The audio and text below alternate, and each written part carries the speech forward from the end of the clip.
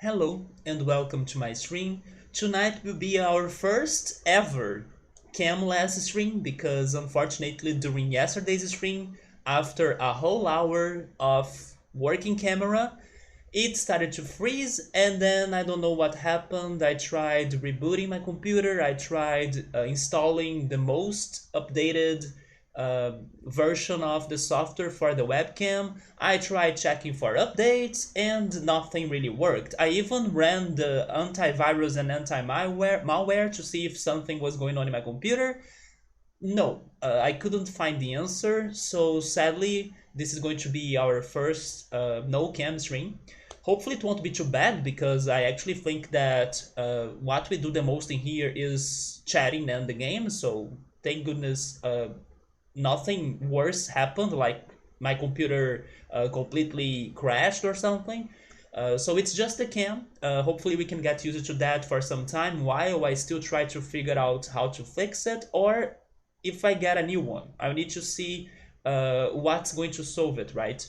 But for now, and probably for some more time, I will be streaming like this because otherwise we'll never finish this game.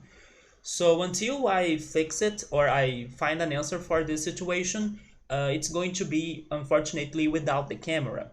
But hopefully we can still continue streaming and also playing this game because I also gotta move on to something else, right? I also gotta start new games.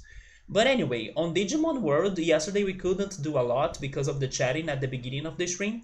So all I have done was pretty much shopping. I bought some new items and I also started training Poyomon because I'm aiming for Kunemon because I still gotta figure or find not find, but like I still gotta understand what the heck is going on in Beetle Land, and for that I need insectoid Digimon. So I'm still working that out, and I'll see if I can finally get a good champion for that today. If not, we go to Monochromon shop or we try learning new attacks.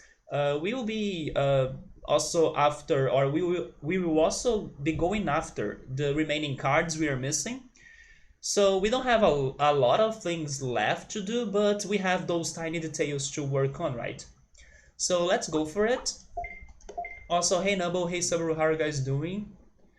Yeah, now I will not be able to be showing off either food or pictures or the paper crafts, but some people send or share those links and pictures on Discord, so even though I cannot show them on the stream, people can still check them out on Discord or something. So we can use Discord more for that purpose, maybe. But yeah, sadly I will not be showing off anything. But like I was telling you, Nubble, I have been super addicted to Pokemon Go, and I have been feeling very lazy to go back to my Pokemon Crystal game, even though it's my favorite game, because Johto is my favorite generation. But Pokemon Go has been getting all of my time, and now that it's been super eventful, like this weekend we had the community day, we are still having it actually, and then tomorrow there is going to be a Shiny Celebi event starting, and then they are bringing back the Regi Trio that I still gotta capture. So it's been crazy. I still also need to do some more Mega Bomba Snow raids because I got a Mega Evolve mine. So Pokemon Go has been getting all of my Pokemon attention, plus the anime. I also have been super addicted to this current season of the anime, although this Friday was the last 2020 episodes they aired. So now it's only back in 2021.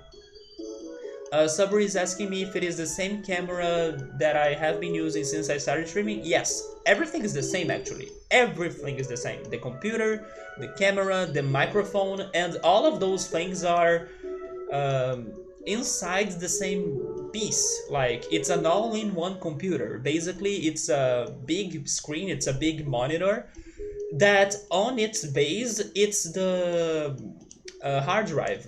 So basically, it's a single piece. I can carry everything that's connected to it. Like the webcam is on it, the microphone is somewhere in it as well, and it's also a TV.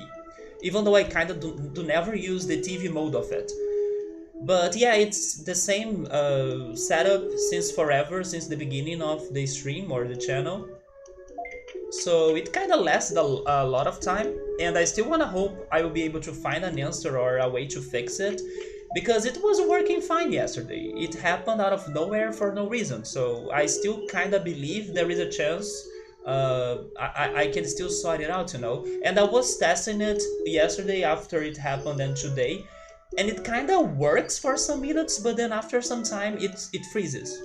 So it's still kind of working, you know, it's just that it's freezing for some reason. And now we have an excuse to drop that Discord link, right? Now I'm glad we have the Discord channel, right? It's going to be more useful for that. And I can still check those pictures or links by checking my phone.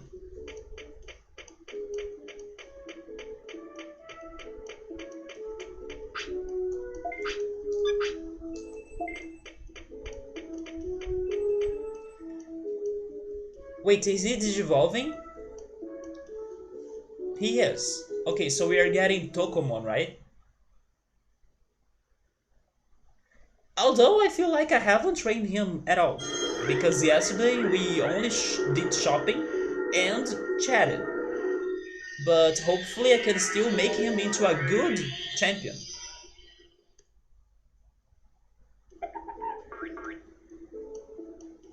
So Numbo, I was watching a video about Pokemon this week, and they were talking about the reasonings of the names of the Pokemon gym leaders, right? And there were a couple names that really surprised me that I never realized their puns, you know. For example, we were talking about uh, Pokemon Crystal. I never noticed that in Claire's name there is the lair for the dragons, you know, and also for Drayden. In black and white, there is the den in there for dragons as well. So I was watching that video, it was freaking crazy to learn those details. And also to learn that in Japanese, it seems that all of the gym leaders are named after plants or flowers or, you know, things like that. Not only the professors, but also the gym leaders' names are all based on plants, which was kind of crazy to learn.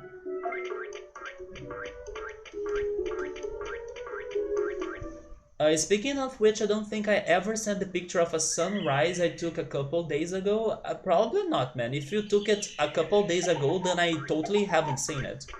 If you want, you can share that on the Discord. There is a beautiful and wholesome channel in there. You can use it for that picture. Let me know when you do it so I can get my phone.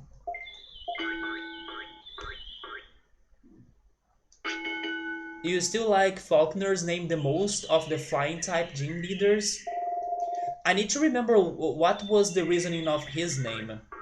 It was like a falcon, maybe? I kind of forgot the explanation.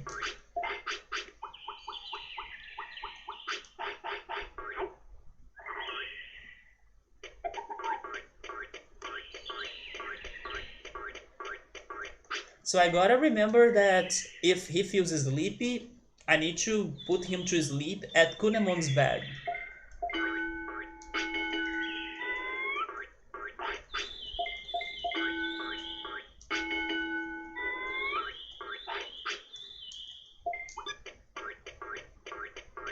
Still speaking about Pokemon, as I said, I'm also super addicted to the anime, and the last episode was really interesting. Really interesting because they are bringing one situation to the anime that I kind of have never seen going on in the anime, but I have seen it happen in the manga. So I wonder what is going to happen regarding that. I kind of wish I could say it, but it's totally going to be a spoiler. But all I'm going to say is that it's regarding Eevee and Eevee's evolutions, you know. So I'm very intrigued to the situation they brought to the anime now with this new Eevee. I was not expecting something like that. It's because he's a falconer. Oh, a falconer? which is somebody that trains birds. I'm more used to a bird catcher thanks to the class, the trainer class in Pokemon games. Or I don't know, bird watching, those other names, you know. There is even a scientific name for that, but I can't remember it right now. Like the person that studies birds. It starts with either O or E, or Ni something, but I can't remember. Might have an extra E in there, can't remember. Oh, Falconeer maybe? Yeah, maybe it is a Falconeer then. But not only Pokemon, the anime has been interesting. I also watched the latest Dragon Quest, The Adventures of Dai episode yesterday. And even though I have watched that anime as a kid, I forgot most of it, and I was really impressed by the character they brought up this week. I was like, man, I didn't remember that this character was that deep or that interesting.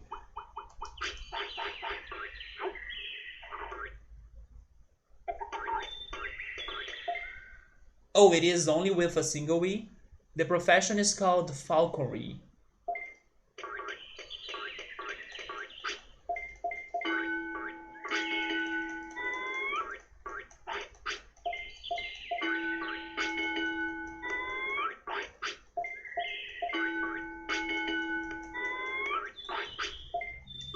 So, which Pokemon are you planning to transfer to your Pokemon Stadium 2?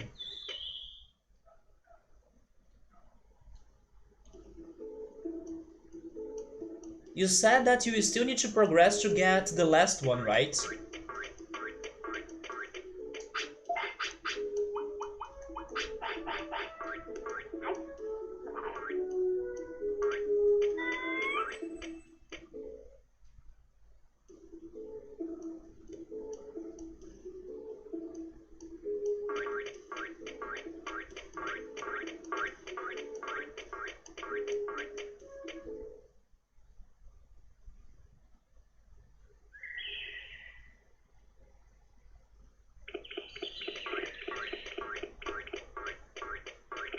So your team right now is Tyranitar. That's the one you need to get. Skarmory, Staryu, Dragonite, Snorlax, and Alakazam. That sounds a lot like Red's team, or either Red or Blue team, with Snorlax and Alakazam.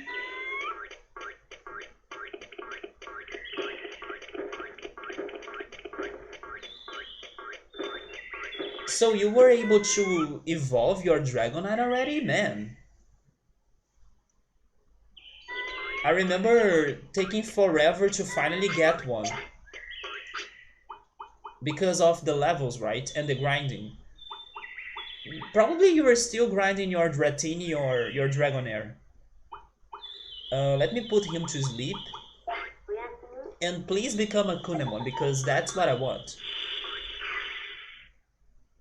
And that's a very uncomfortable way for somebody to sleep.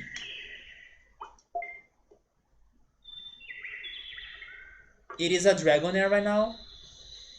And thank goodness this worked. And you still need to catch Staryu and Abra. Oh yeah, Abra is probably only in Cerulean City.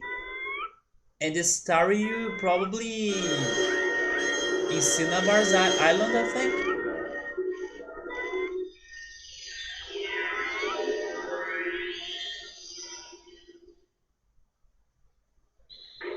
No, never mind. There are Abras in Goldenrod City too. Just next to the... How is that called again? The daycare Pokemon house, right? There are Abras there too. It's just hard to catch. But then Staryu? No, there are Staryus in Johto as well. Probably in the Whirlpool Islands. I'm starting to remember their locations now. Yeah, there we go. So I could remember their locations in Johto.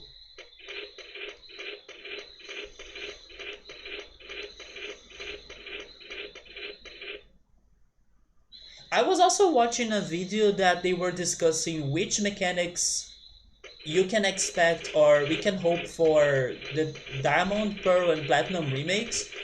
And I totally forgot about this one mechanic that I really got excited to remember about it. The Pokemon contest, right? Do you think they will bring it back, Novo? Because if they don't, I will feel very disappointed.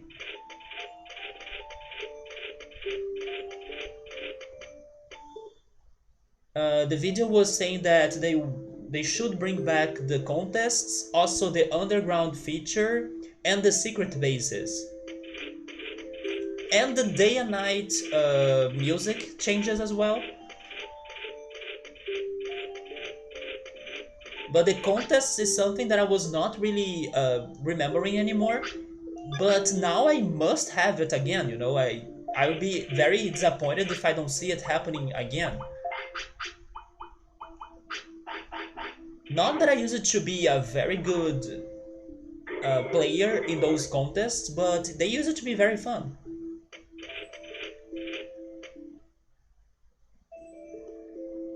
And probably they will be even better now with the Switch's better graphics, right? But you don't care about them, the contests. However, if they don't bring back the underground, you're going to be pissed, as it was the only way to get Spiritomb. I think they will probably use the underground as a way to connect to other people. Probably. Maybe it's going to be the new wild area that they have in the Sword and Shield games. I kind of imagine they are going to use the underground as the multiplayer feature of the game somehow. Maybe like the Festival Plaza of Sun and Moon. But when I played the Pokemon Diamond, Pearl, and Platinum games, I played them thanks to emulation, unfortunately. So I did not use the underground feature, so I have never checked them out. But that's how I imagine it's going to be like.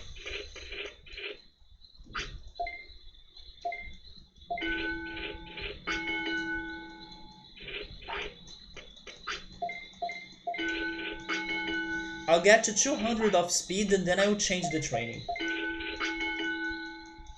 Also, before continuing this, Kunemon, what can you learn?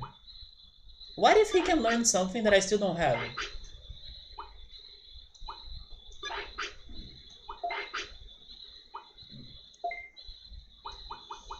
No, he has everything.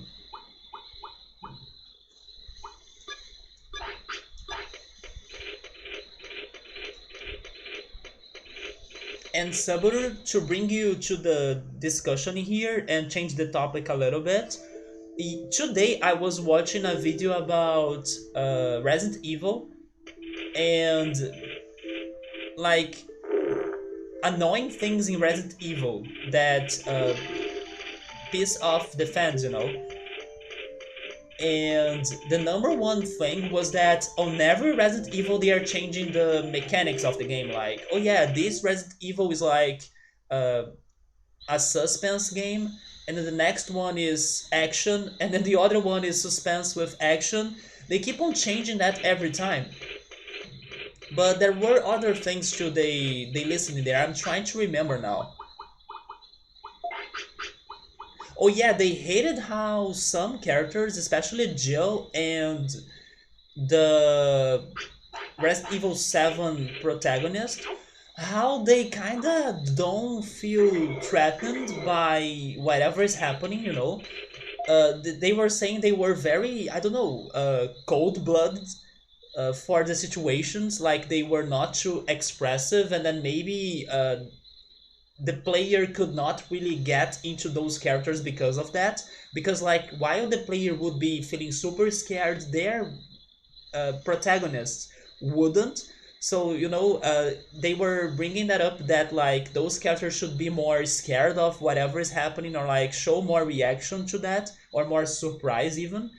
And I never thought about that, and it kind of made some sense to me because when the monsters show up, they kind of say, "Oh shit," and then they fight them. I don't know. I think or I would imagine some people to actually paralyze or like to scream super loud, but they kind of accept reality super fast and then they move on from that. And another thing they said as well was that sometimes there are some plot flaws of some decisions the characters they make. For example, instead of calling, I don't know, Leon or calling somebody, why not call the police? You know, like the first person you want to call for help is like, I don't know, your friend. Why is it not the police? And then they also brought up that how can a police station have so many puzzles on it?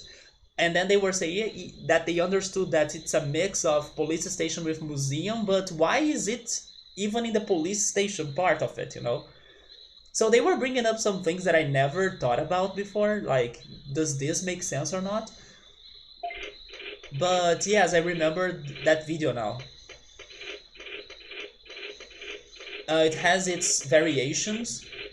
Yeah, it keeps on changing, right? And then today there are fans for each genre of that game or of that franchise. There are people that prefer it being a suspense game, and then people that prefer it being a more puzzle game, and then people that prefer it being just action. And then you also have the changes on the camera, like first person, and on the camera on your shoulder, and then you cannot move the camera by your own in most of the games. They keep on changing the formula a lot, or either that or like returning to the previous things they have done, but only after a long time. You know, they keep alternating what they do to Resident Evil. It's never the same thing, basically. So Sabri is saying that Jill reacts a bit and she has training. That's true. Maybe it's her training that made her more strong to fight those things. But because they are so, I don't know, brave and they have so much courage, it kind of feels hard to relate to them in a way because a regular person would feel super scared out of that, you know? And then somebody saying that Ethan is a civilian and he reacts, but he's so focused on his objective of surviving and finding his wife.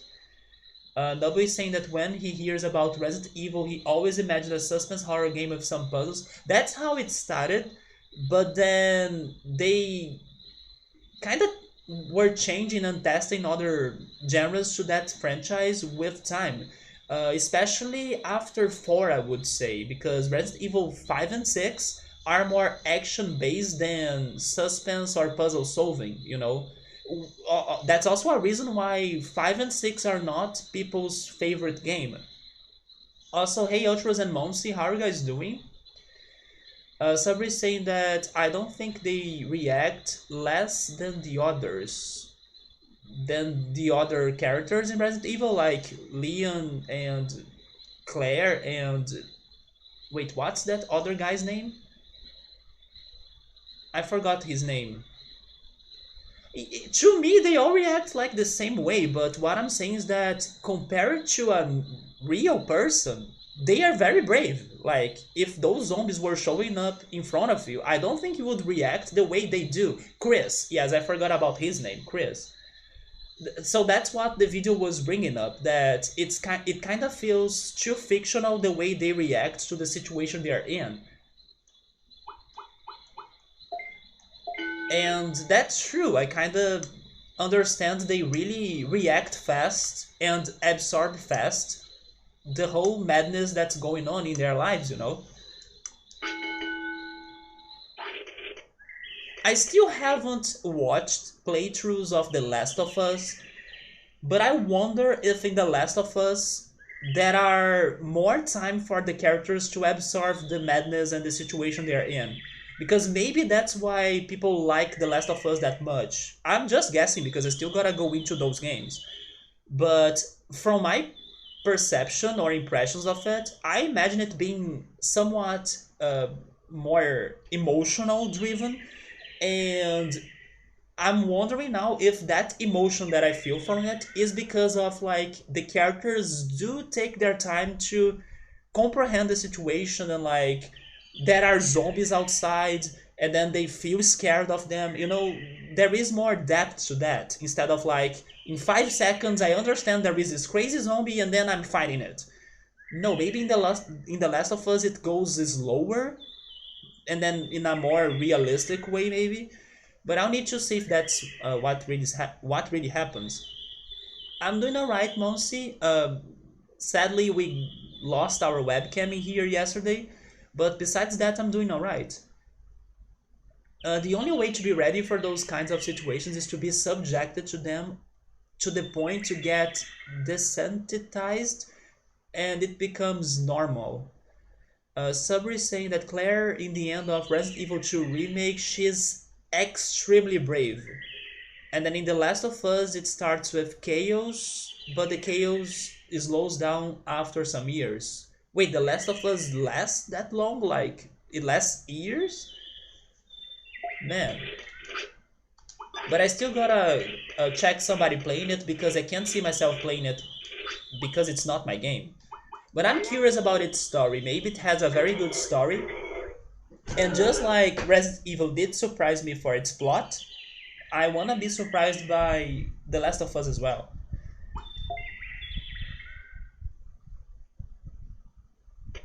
Another thing that I was watching this week, but then it's kind of back to the Pokemon talk, but it's related to this, is an interview that I was watching, and then that interview was with Brazilian Portuguese dub of the Pokemon anime. And in the middle of all of the questionings they were doing to this man, they asked him what was the hardest about dubbing, right, in general. And then he said that dubbing horror movies or series or animes is the worst because not only you feel super tired after you do it because you gotta give it those emotions and those screams and everything, but also because he was very scared of horror movies. So when he was dubbing them, he actually was really feeling it. Like he was really scared and really suffering. But he also had a lot of fun by doing it. But that's funny. I never really stopped to think about how is the process of dubbing horror movies or horror content. Because yeah, it gotta be exhausting. Not only because you need to really give it a very good impression of fear, but also because those movies are long, right? So if they have a very long, what is that called again? That word? If they have a very long uh, pursuit, hopefully that's the word.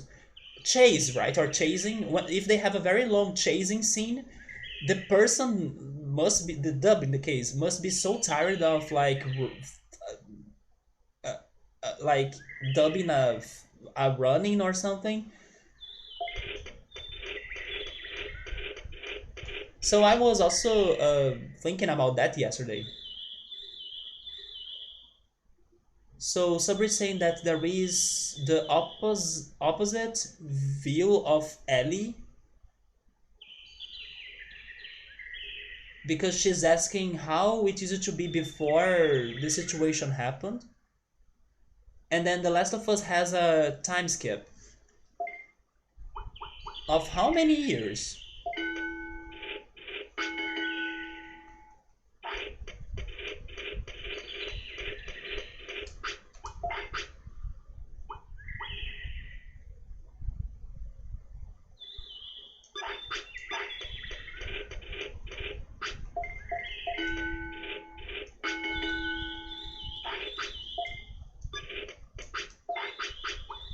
And another thing I learned about people that dub is that they really need to be actors or actresses. You gotta have an actor or actress certificate in order to to dub. It can't be a casual person. I didn't know about that. I thought that you really didn't need to be an actor or something. I mean, if you are an actor, maybe you do have more training skills and preparation for what you're doing. but I didn't know it was necessary for that. Yeah, we are going camless because it didn't work, and I still need to figure what I'm doing about it. If I'm either buying a new one or if I'm going after, uh, I don't know, other suggestions of how to fix it or something. Because the things I have tried, they didn't work.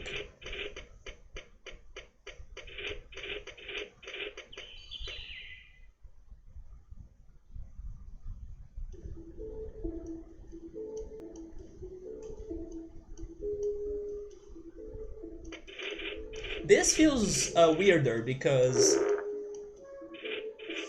it makes no sense to my mind, but I don't know, when I have the cam working, I do feel that I'm really talking to somebody. And now that I don't have the cam working, it's kind of more distant, you know? I don't know, I'm still getting used to this.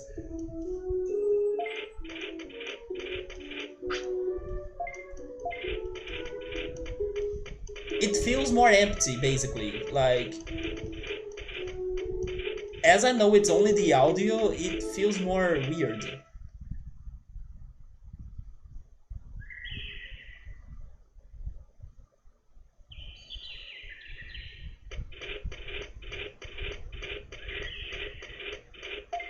You didn't notice for a while? I mean, this channel is a big podcast in the end, but I don't know. It's a bit weird for me, at least. Because, for example, now I don't really need to look at the camera. So I'm actually looking more to the game. But I'm also speaking a lot while I'm looking at the game. So I'm getting used to this. You're eating some chicken and rice. I ate some black beans, rice, sausage, farofa, vinaigrette sauce, and mashed potatoes for lunch. You made a piri piri sauce? What's that? Sounds like a hot sauce? Hey Yoda, what's up, man?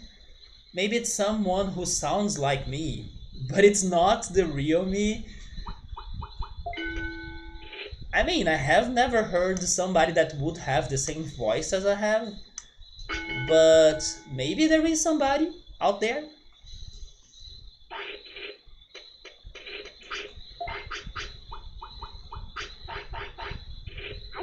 But you know, one of the craziest feelings, it's when you meet a person in real life that you have only heard their voice, or especially the voice on this talk.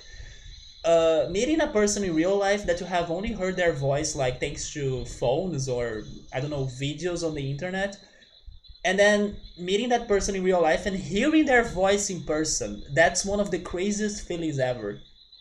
I still remember the day that this Brazilian YouTuber that I really like, that she was having a meeting in my city, and how magical it felt when I was hearing her voice in person. It was like I cannot believe that this is really her voice and like that I'm here hearing it. It was such a, crazy feeling. It was super great. Oh, piri piri is a Portuguese sauce, and it's usually used for barbecue and chicken. By the way, Ultros, speaking about food now, do you think that spinach has a taste? Because these past weeks I was trying some new things.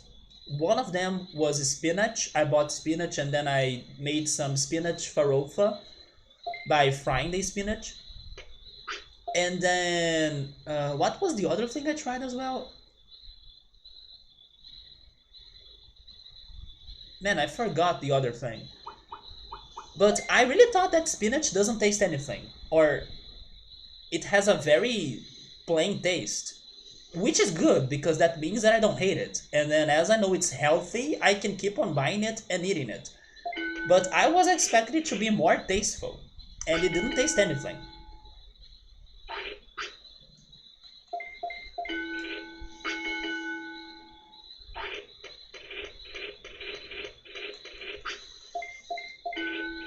There are so many memes or like cartoons and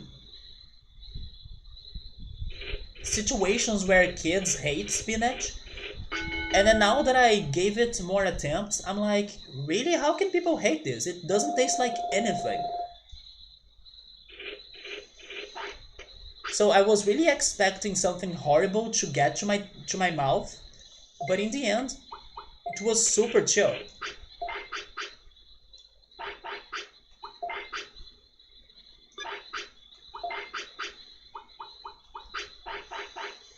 So it is an olive oil, peppers, hot peppers, lemon, garlic, paprika, everything blended together. So it is a hot sauce or a spicy sauce. Spinach is one of Yoda's favorite veggies, but do you think it has a taste, Yoda? Because it was so plain to me. But I'm not saying it on a bad way.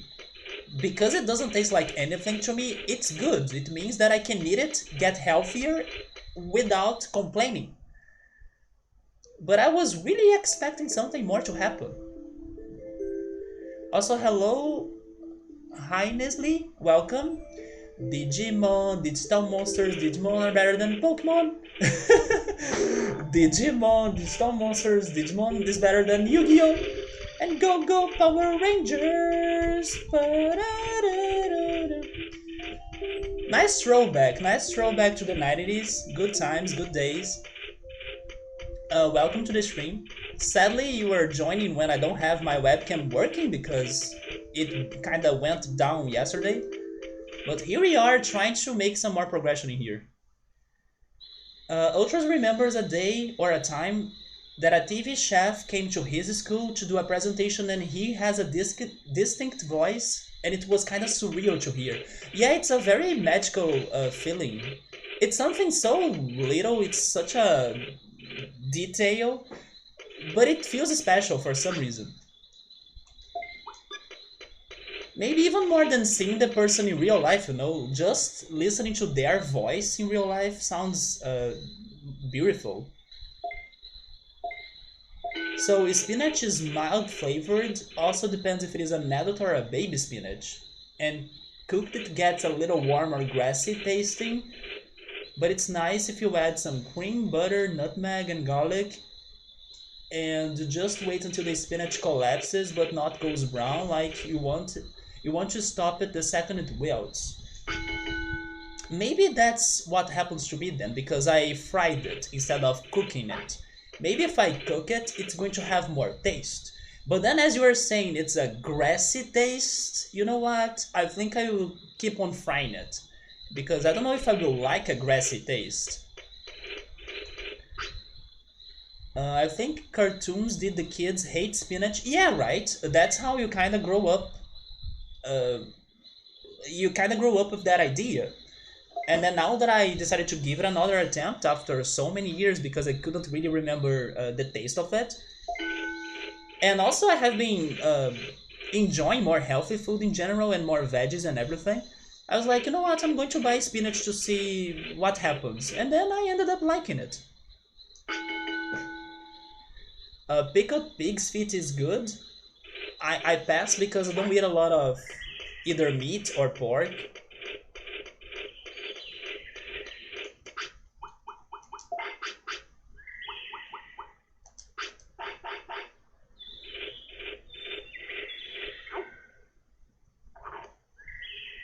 The next thing I still need to try is chickpeas.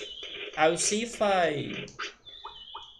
I cook it either this week or next week. But I still need to get rid, or not really get rid, but I still need to eat the black beans I cooked. But I cooked so much black beans that I still have like 3 or 4 containers, frozen containers, for me to eat. So what am I doing on this day? I need more offense, defense. I need more of everything to be honest, but let me just complete the speed. Okay, then I will also complete the brains.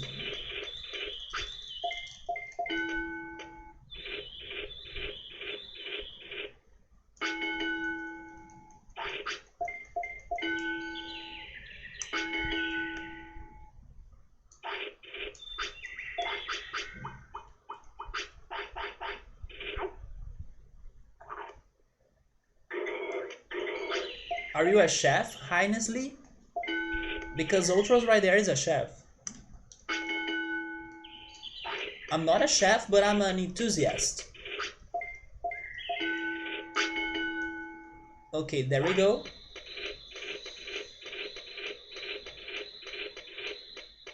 Oh, you're just kidding? I don't know. There are lots of people that love food that joins this channel, and some of them work at it, like Ultros and Dr. Meowser, for example. Maybe you are not joking.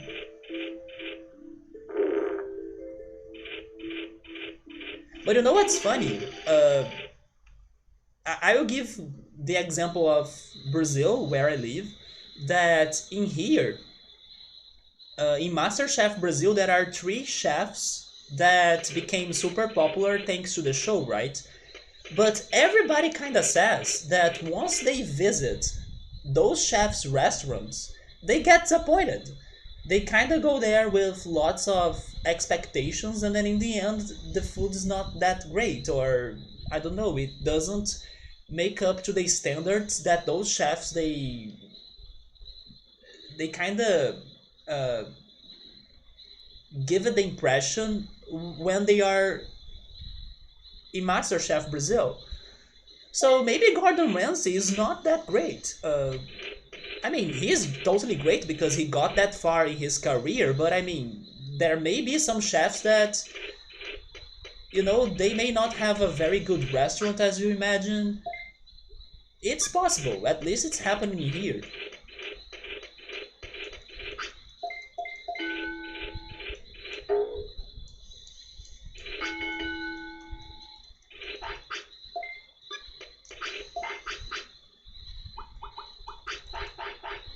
Yeah, cooking is very fun, and I did learn how to cook a lot of things this year, especially ice cream. I also baked my first bread.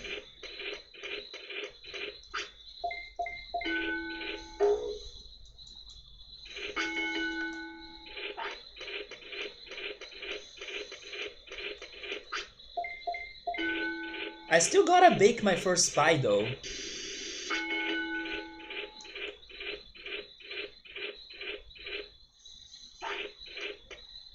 Yeah, Gordon Ramsay has a lot of popularity and, I don't know, certificates. Sometimes you do watch his recipes and you are not getting what he's doing. Yeah, maybe there are some chefs out there that, even though they are well known, respected, and everything, maybe they are not like that perfect, or their restaurants cannot be what you imagine. I'm not saying they will be bad, but maybe they won't be the best thing you have ever had in your life.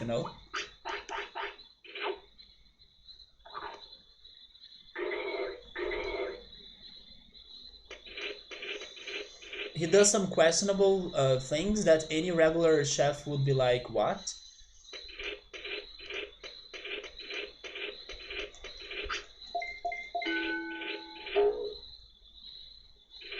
He doesn't run or operate at some god tier, like being a chef is running a place as well. Sometimes they don't touch a pan.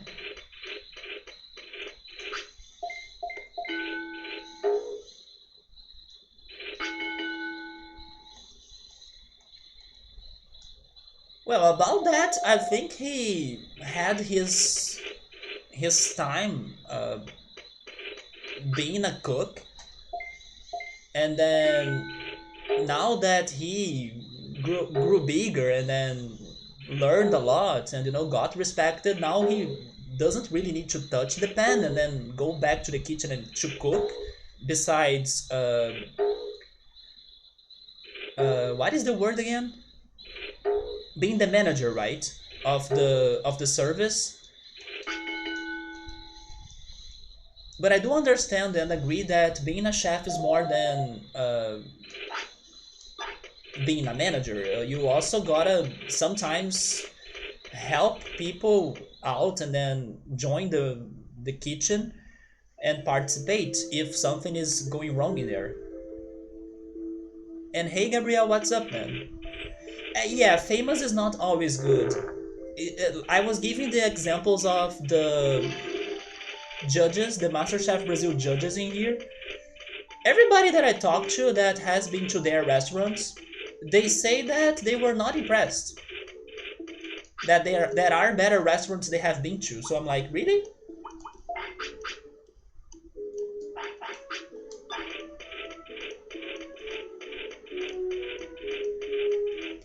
They could end up, after reaching famous status, getting lazy and not trying to get better. That could be it as well.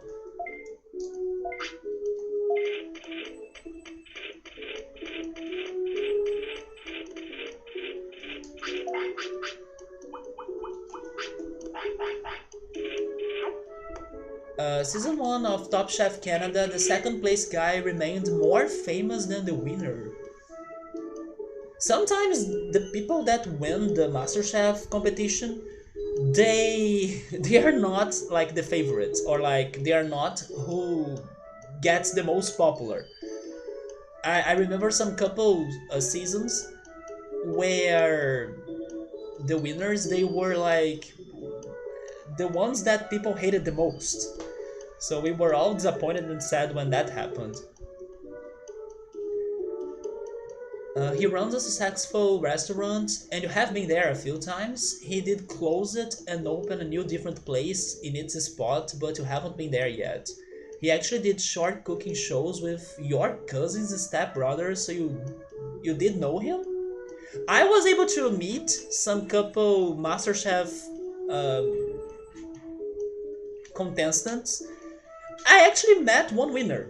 That's true, I did meet one winner when I was visiting a shopping mall in Rio that was having a food truck festival.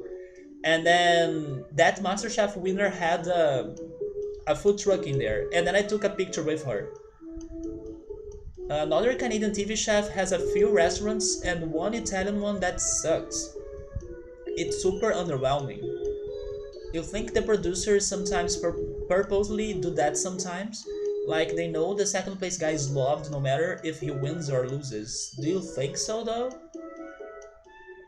I mean, maybe it depends on how people react about that in Canada, because here in Brazil people hate, people go to Twitter and they kind of criticize everything about the show, the people, the people that organize the show, everything. They go there to really roast MasterChef if somebody that we hate wins, you know? So I don't know, maybe people react about it differently.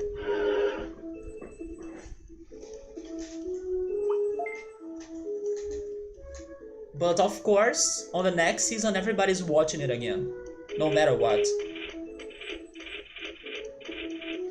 Okay, so let me check everything in here.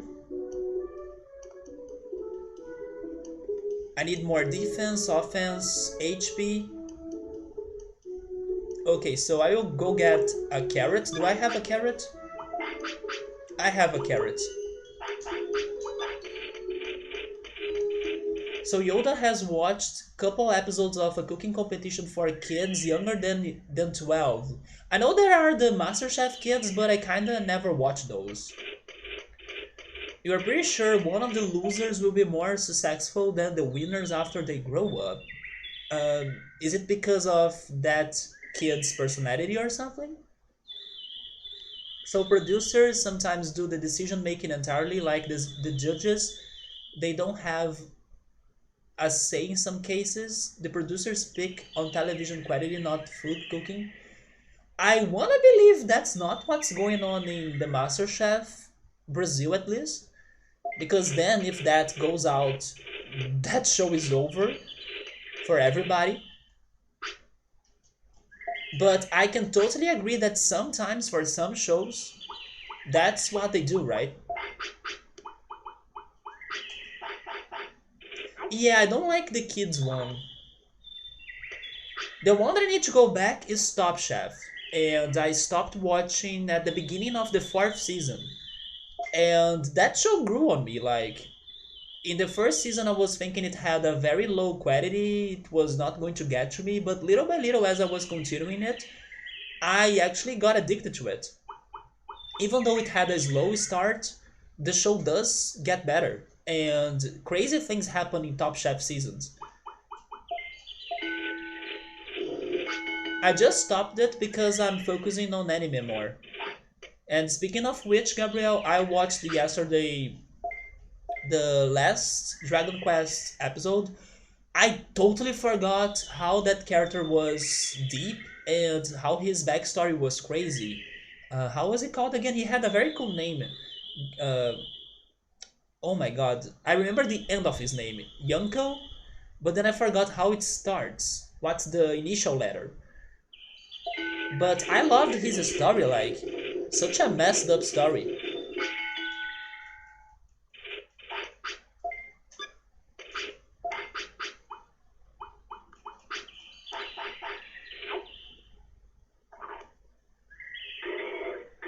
There's always one kid who is like in the mind of a 30 years old that, and you vote for them.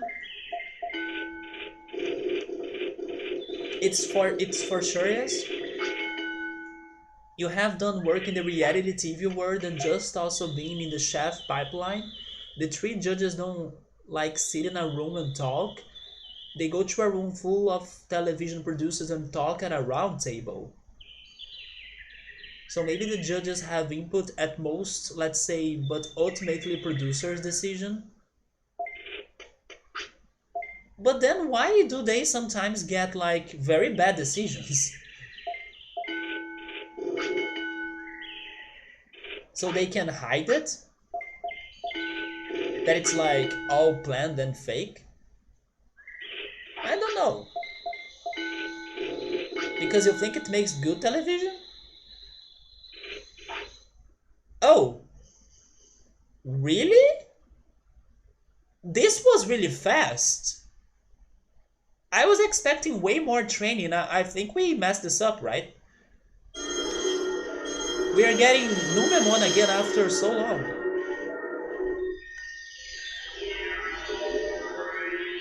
Ah! Yes! Oh my god! Freaking finally! Now we have a beautiful butterfly. It's the insect bug catching time. Dude, that was so fast. And we have all of his attacks. He has fire, electric, and earth.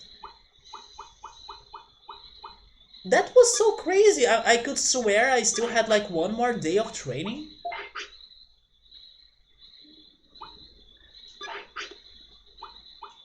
But there we go, one more Digimon to this freaking chart. And he can Digivolve 2 times or for 2 different things. One must be the Hercules Kabuterimon or how he's called, I can never remember. And the other one, I don't know. Controversial stuff sells as well. It kinda makes people to talk about it, that's for sure. The biggest discussions about TV shows is when sometime or someone goes against what everyone wants and it's like throwing for content almost. I'm saying butterfly because of like the transformation into a the metamorphosis, right? Into another insectoid. It's finally happening because we were not getting metamorphosis happening in this Digivolution stage. So finally that's the butterfly we have gotten. It's clearly a Heracross with a high horn head. I totally can see that. And we can finally go to Beetle Land to check that championship. But of course I gotta get ready for it, because I don't think this Kabuterimon will have a chance. So let's continue the training. But look at that, he's only 3 years old. That was so insane fast. And it seems that I was somewhat right about training his speed and brains this time. Because yeah, when I focused on offense, he turned into Bakemon. So okay, speed and brains for this one. Also, hey Scap, what's up? Who broke my camera? I don't know, dude. It happened on yesterday's stream. I will kill him. Well, If you investigate yesterday's VOD, maybe you can see it because it happened during yesterday's stream. So you don't want any more streams? Wait, any more streams? No, I did not break my camera if that's what you are saying, Noble.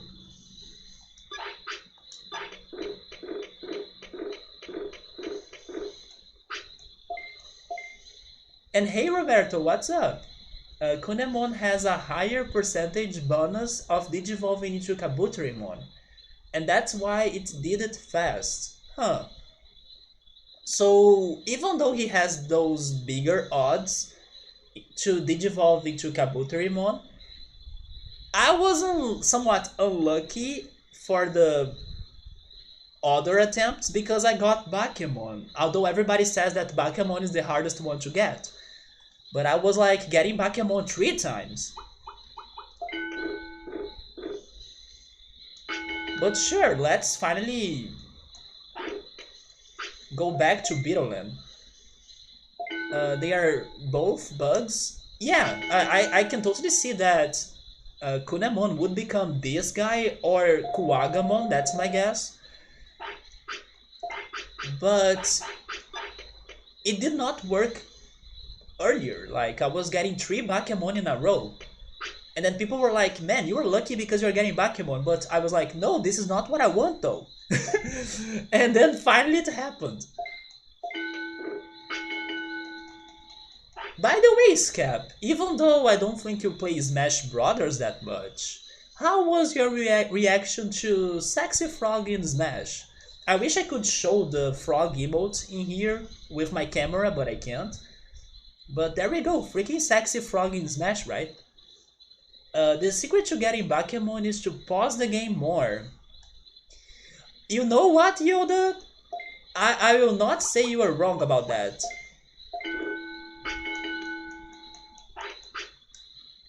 And to be honest, if somebody says, but it's really right, I will not doubt it, because this game has so many crazy complexity on its core that anything can work in here for changing the Digivolution results. So if pausing is a mechanic, I don't doubt it. Bakemon is the best one for speedruns. Because maybe he gets those electric attacks, those are very powerful. Everybody was expecting Sora and man, Gino, right? Yeah, I was saying that yesterday to Nubble, because we got another Square Enix character. Gino, Sora, and Chrono are probably not going to happen. But I don't know, I still feel great about Sephiroth. Like, I kind of feel that they fooled everybody. Uh, we got to a stage that nobody was still expecting that to happen, you know? So it was a big shock to see they were actually doing that. Yeah, totally, right? Sephiroth is a fantastic character. Noble is actually glad it wasn't Sora. Out of those 3 that I said, Gino, Sora, and Chrono, I kind of think Sora still has the greatest chances of those 3, you know? They have that mysterious 6th character for this pack. I wouldn't doubt it if it is Sora, even though it's another Square Enix character. But then Gino and Chrono, I'm losing my hopes now. Unfortunately.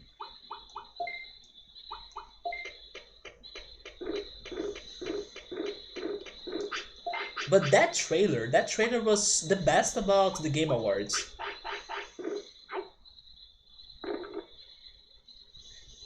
Tomorrow, when I have more time, I'll keep on checking to reactions on YouTube of people reacting to his announcement.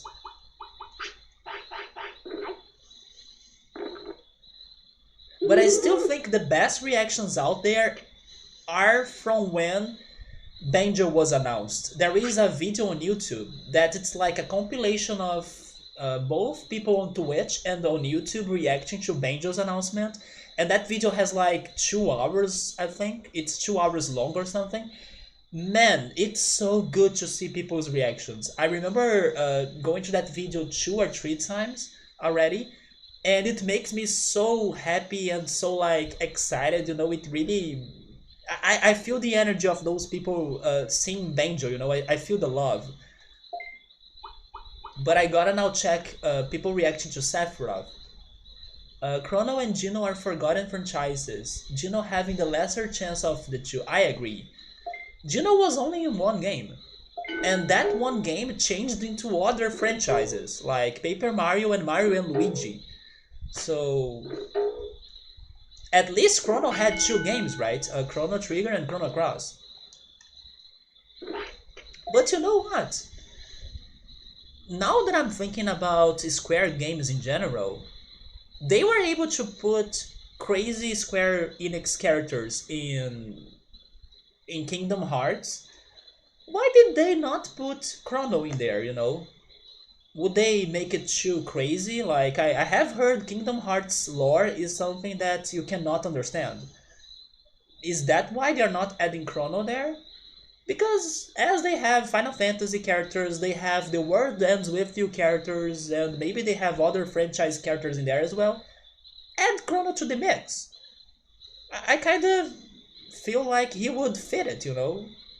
I know Subaru and Gabriel are probably saying that thank goodness Chrono is not in there because I don't think they are big fans of Kingdom Hearts, if I remember it right. But now that I'm thinking about it, I'm kind of surprised or somewhat surprised that Chrono is not in Kingdom Hearts. He was stabbing Zelda, yeah. Kingdom Hearts is Disney's Dark. It kinda is. I do think it kinda is. I still gotta play it, but I feel like you were right.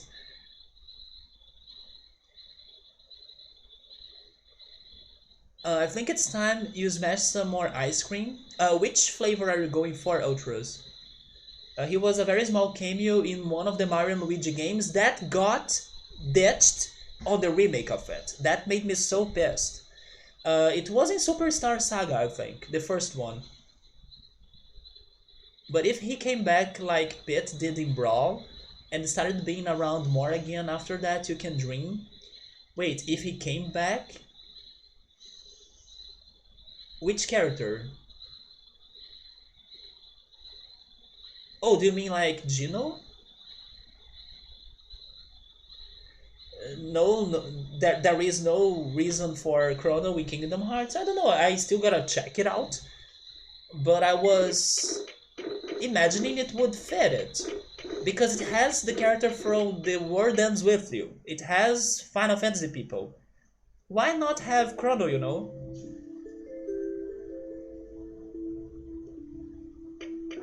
Maybe if it had Chrono on it, it could increase the odds of getting Chrono on Smash.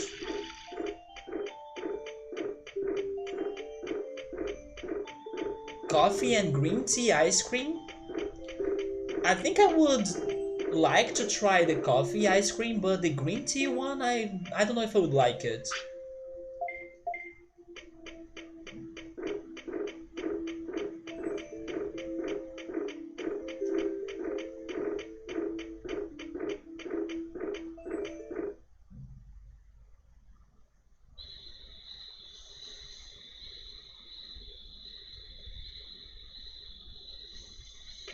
It tastes like condensed milk and matcha powder.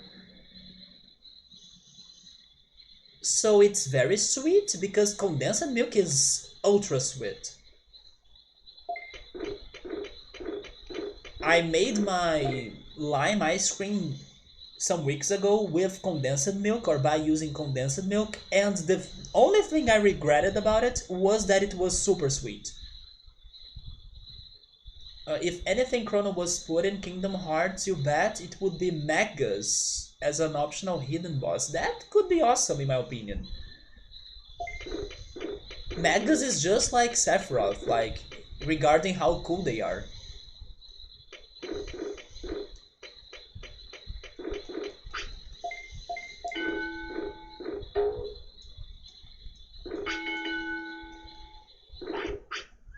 No! No, not the powdered cheese, right? Or the powdered pasta. Not that nightmare again. Somebody is saying that Luca, Robo, or Magus they have greater odds of joining Smash? Or Frog even? Have they returned to any other game? But not Chrono? Out of those, I would love to see Luca, because it would be another female character. Nubba wouldn't mind Frog, me neither, but I would rather have Luca.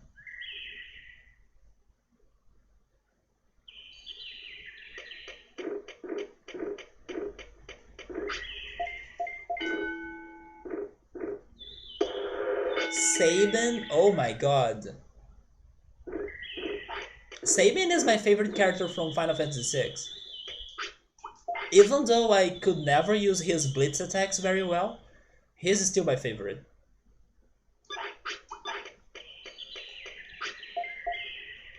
Yeah, I just wish I could use those attacks though. You can see Luca as a scientist working in the Tron world. That's a crazy connection in there.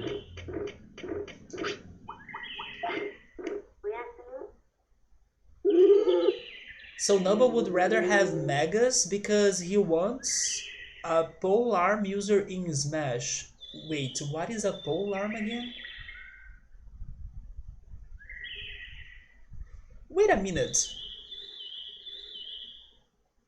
No, I'm mixing up my memories right now. What is a pole arm again? Isn't it like a... Man, what is the word? I will Google it. Let me get my phone. Oh yeah, so I was not wrong then. I was kind of thinking like on something that's like an X. Oh yes, the word I was going for, I think it's a cleave. Hopefully that's the word. But I was in between a cleave or an X. And yeah, it's like an X, right? But it's more like a scythe. Yes, I remember it now. It's like a different X, basically. Reeds or Megas? I don't know who is Reeds, being the two prominent ones. People complain of so many characters that wield a sword, and then Square has two sword users. Yeah, that's true. But I also have seen from the reactions I was able to watch so far that people have been alright about Sephiroth. Like, oh yeah, as another sword user, but I take it because it's Sephiroth, you know. Even people that are not Final Fantasy fans, they were like, yeah, I can understand that I have never played this game, but this is a freaking epic character. It's like a... You know, this character has made his mark on history of gaming, so he deserves it. So in general, people are not upset because it's another sword user. Magus is still looking for Shala in the Kingdom Hearts universe. You see, there are ways of adding Chrono to that madness. And I kinda wish it happens because it will resurrect the franchise somehow. I mean, not that every time a franchise resurrects. And by the way, Scap, are you happy for Perfect Dark coming back? Because in my opinion, even though once again, it's not one of my games, I was very happy to see they are bringing that back, right? Out of nowhere. But I was saying that it doesn't mean that every time they resurrect something, it means it's going to be good. But I would like to see Chrono being resurrected somehow. And I wanna hope it's going to be for something good. So why not put them in Kingdom Hearts or in any other crossover game to resurrect it? Even if they don't make new games, at least port Chrono Trigger and Cross for the Switch. Some people were thinking of Goku in Smash. Regarding Goku, I think Waluigi has way more chances than Goku. Goku will not make it. I actually do think Waluigi will join Smash, because if they were able to put Sephiroth, Steve, and freaking Banjo-Kazooie, what is Waluigi for them, right? Like, oh, Waluigi, sure, why not? That's easy. So now I do believe Waluigi will make it.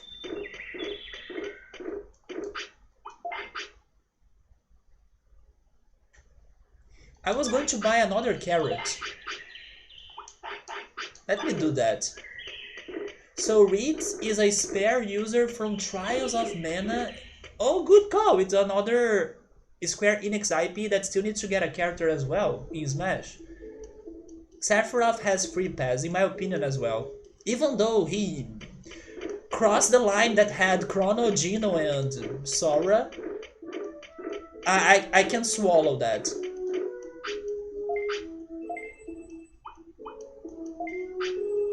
I'm still surprised to this day that Final Fantasy VII was my favorite, because before playing it by myself I was like, man, this game is so overhyped, it won't be as great as everybody says.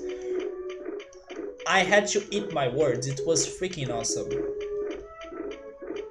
Sephiroth can be more than just a swordie as well. He does have some magic skills plus the mysterious wing, right? That people still don't know what it's going to be for.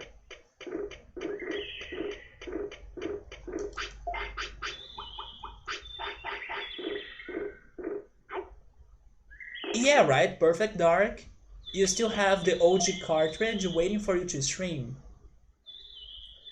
Sephiroth is not a surprise, more like it took more than anyone expected. Yeah, but because it took longer than everybody was expecting, it was a surprise in my opinion. It's not like people have never theorized about it. They did. But yeah, I was like already thinking on other possibilities and then boom, Sephiroth. The lack of movesets, even though the fans can think of plenty of moves for Waluigi, yeah, I don't know what Waluigi would be able to do though. I can only imagine him using his tennis racket to fight. Maybe the golf club, but then Peach and Daisy already do that. So Scap has only played Trials of Mana once. He hasn't used Ritz yet. Hopefully I'm saying that guy's name correctly, because I'm guessing it's called Ritz. But maybe it's Reitz because it's German? I don't know. And then there is Angela's Booty Shake. Was it the OG or the remastered? It sounds like the OG. There are levels of surprise with Steve and Minecraft versus Sephiroth not being even close. Wait, you were saying that people were not surprised for Sephiroth? In my opinion, although I still gotta check more reactions like I was saying, but I don't know, Steve was more recently discussed about to be joining Smash than Sephiroth. So in my opinion, people were less shocked to see Steve than Sephiroth. But then, both were crazy announcements in my opinion. A tennis racket, the bob bombs. Oh yeah, the bob bombs. Or the water attacks due to his affinity to water in the tennis games. You think so? They're surprised for Sep? No. I don't. What I can say is that it was somewhat fast to know it was Sephiroth, or maybe faster to know it was Sephiroth than Steve, because of the music triggering earlier than he showing up. And then Steve, you kind of had to see Steve for it to like, oh, it's Steve, you know. So maybe the one-winged angel playing beforehand kind of lowered the surprise, but I still thought it was freaking crazy. And you know what else helped it, Gabrielle? That they started the Game Awards with that. Like, usually they save the Smash character for like mid part or the end of the ceremony. No, it was like, yeah, everybody's in here, right? But we're still missing one more. Let's see who it is, then Smash reveal. So there was like a lot of excitement on that beginning of the Game Awards. It's more due to the fact. You know what I also think, Gabriel? I think you are saying those things because I know you are not a big fan of Sephiroth. I think there is some salt in there, you know. That Sephiroth is the character that you always expect to be already in Smash. He's probably in one of those fake Smash games, right? Those fan-made games. Final Fantasy VII will go first to cause impact. And it's funny because Final Fantasy VII Remake is was big and it's still big on this year because it was released this year. But yeah, I feel kind of dumb to not imagine they would be bringing Sephiroth right now. You know, the connections were there. It's the Game Awards. It's the relationship between all of the companies, and then Final Fantasy VII Remake is it is competing for it. So you know, I kind of didn't connect the dots.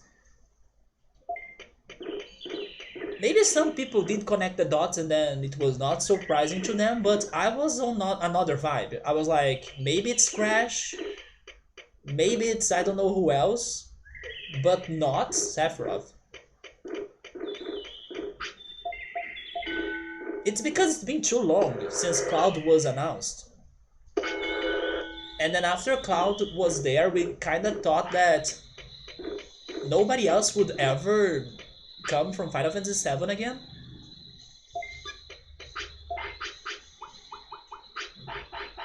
Not even Super Smash Flash had Sephiroth or Gino in it, but it had a freaking Black Mage. Vivi, right?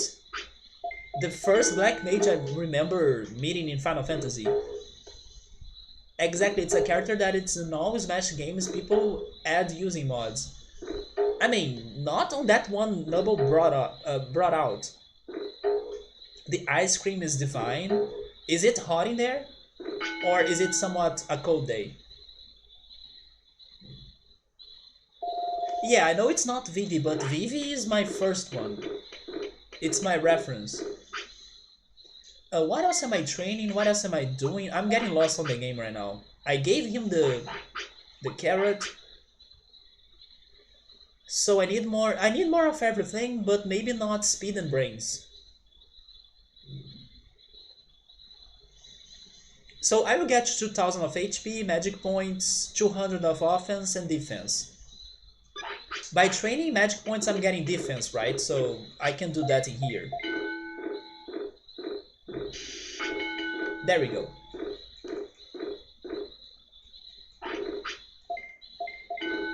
Black Mage would be cool as a Smash fighter. I kind of think they would probably include the Black Mage more as a Mii custom.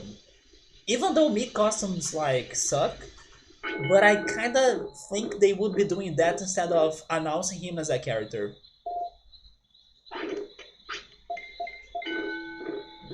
Which, by the way, may happen, because we are going to have Sephiroth's presentation with Sakurai in December 17th, and then it's probably going to have a Mii custom bundle with it in there.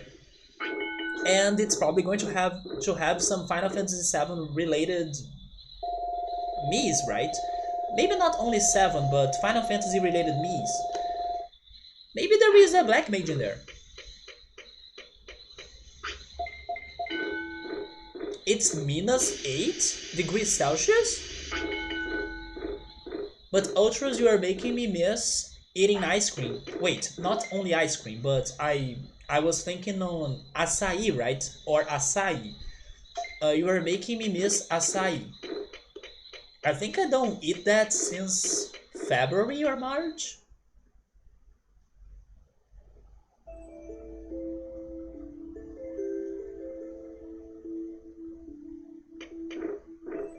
Man, it's cold then. In here it's alright. It was a somewhat cloudy day, but it's not either cold or hot. But some days ago it was raining a lot.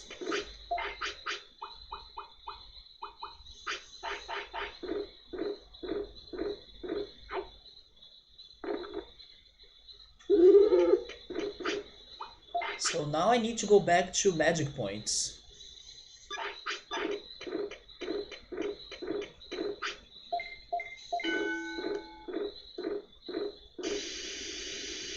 That niche ice cream joint in your mall is gone? Oh my god, guava ice cream, dude.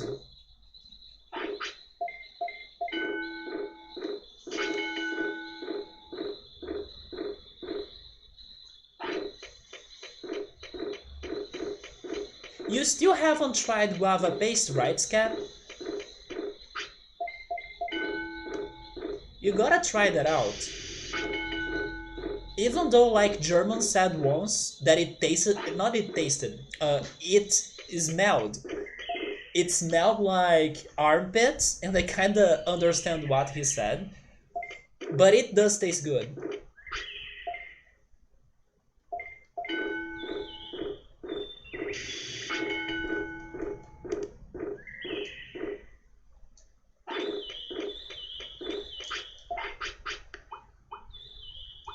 Why am I so low on sirloins?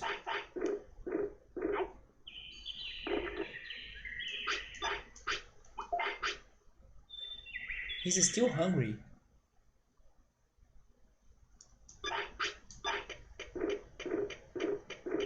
You wanna try a durian? I think I have.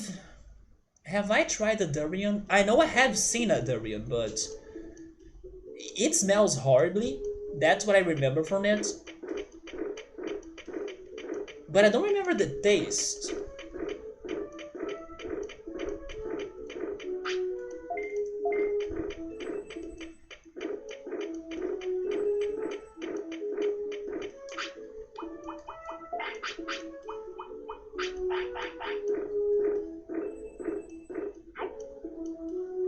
That fruit was a misery for Ultras for so long, like years, because of Mario Sunshine. There is one fruit here that I don't know if classifies as a durian, but I will put its name on the chat. It's called Graviola. If you guys Google that, you'll see it. I remember the taste of that one and I don't like it. But there is another one that may be in the durian family, I think. That's called Jaca. That one is the one that I don't remember the taste, and I kind of imagine I will also not like it. But Graviola is like, nope. I really don't like it. I could buy the Graviola pulp because they sell it frozen in here. My mother likes it a lot, but I couldn't. It tastes bad in my opinion. That's where you first learned of them too. That's actually very correct. But there is also Animal Crossing, right? They have the durians in Animal Crossing, if I'm not mistaken. When I think about remembering where you have seen that before in games, Animal Crossing is the one that comes to my mind first.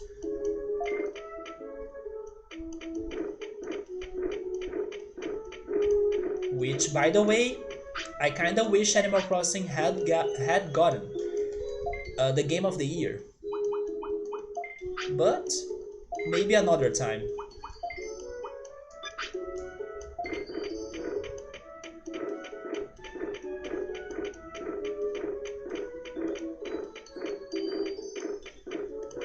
Oh yeah, Scap, I don't know if you have seen the news regarding Persona, but Persona 5 Scramble, which is going to be the sequel to Persona 5, even though it's a different genre, it's one of those warrior games like Hyrule Warriors and Fire Emblem Warriors. I don't know how are those genres called anymore.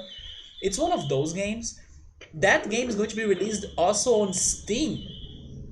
So yeah, not only for the Switch or PS5, but also on Steam. So who knows, maybe I have a chance to play it. And they said it's going to be released in February. February. I don't remember the day anymore, but I think it's around the 20s. Like to wait, how can I say this? Close to the 20th, right? Wait, is it 20th or 20th? 20th, isn't it? Around the 20th of February 2021. There we go. So Yoda has searched for Graviola on Google, and one of the top results is, can Graviola cure cancer? No, it won't do it, and I don't know why is that on the search.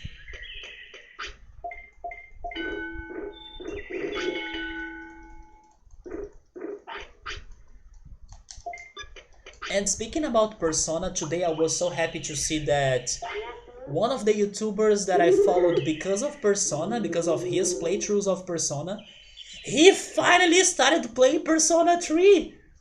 And I'm so happy because he like really gets into the game, and then he freaking cried in Persona 4. So I'm super excited to see his reactions to Persona 3, which is my favorite Persona game. And it's going to be like a long playthrough as well because all of those Persona games are super long. So yeah, out of nowhere he started playing Persona 3. So it's time to feel nostalgic by watching him. You still want to go through the Hyrule Warriors games? I only hear great things about them, especially from Draco. Draco is a big fan of those Hyrule Warrior games. DW games don't always get to your interest. DW. I don't know what's the D, but the W is warrior, right?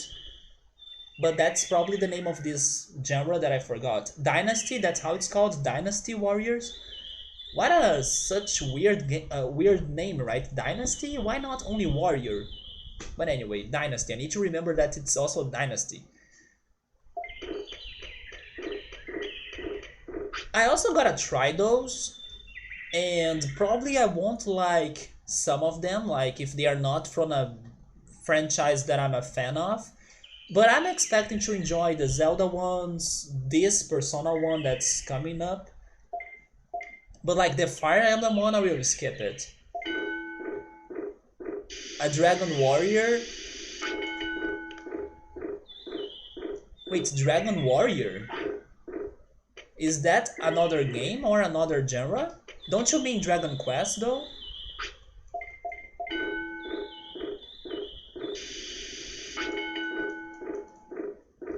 And by the way, I'm on the wrong training.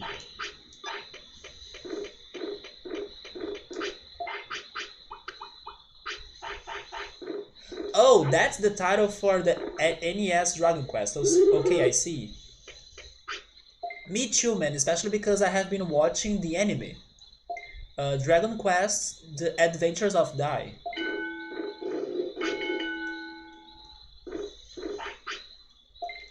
Oh, I finally remember the name of the character of the last episode, Hyanko.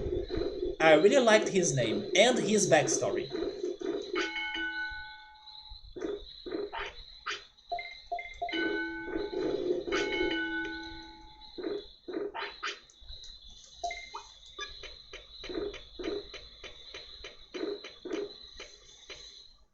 But the thing is that I don't know if there is a remake of that NES Dragon Quest games cap. Do you know if there is a remake? Because maybe I would go for the remake instead of playing the original.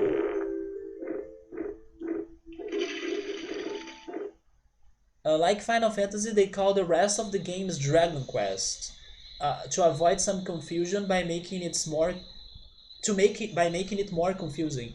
So is it still named Dragon Warrior in Japan or something? If you translate its names in there? Or is it only Dragon Quest now? Oh, there was a remake? Okay, so probably I will go for that one. I don't know how grindy or how badly has the first one aged. So probably I would go for the remake. It's only Quest now, there we go.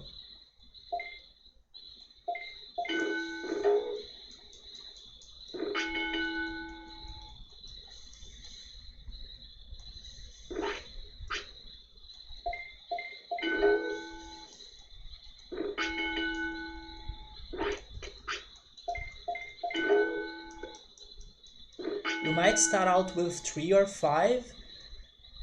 I don't know which one was the one that I watched somebody playing it once, but I think it was one for the PlayStation 2, and I would guess it's 4 or 5. But that game had fantastic looking graphics, and the streamer was really recommending it to me. But why would you start with 3 or 5? What are your reasons for going for those two? Is it because they are the I don't know, the easiest to get ones, like if you are a first timer player, like they have good tutorials or they don't complicate things that much.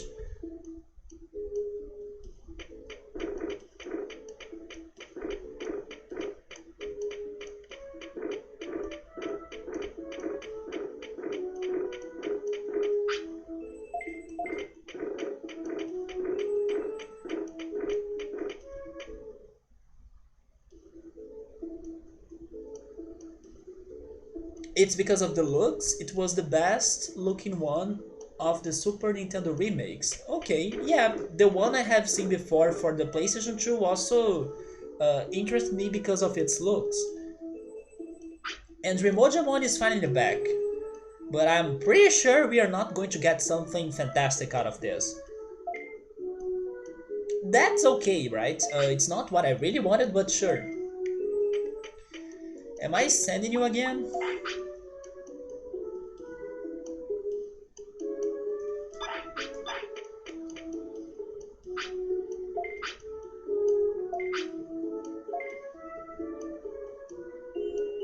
I will send him again.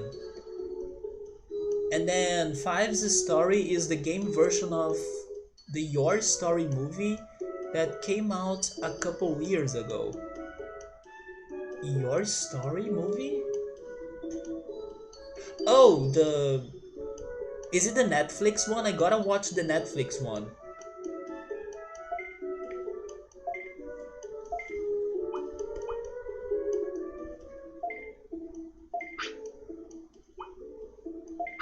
The Netflix one? I also heard people saying good things about it.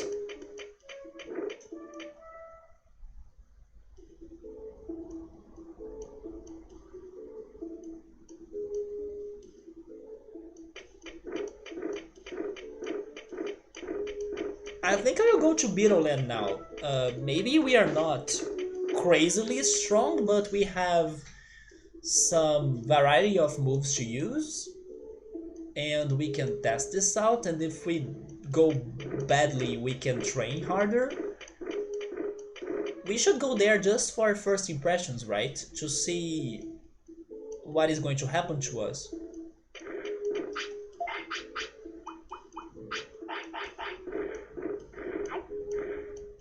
Oh yeah, I gotta go to the clinic.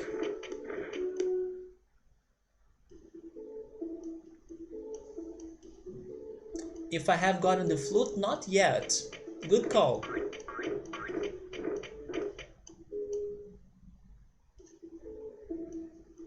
Berry time for Ultras?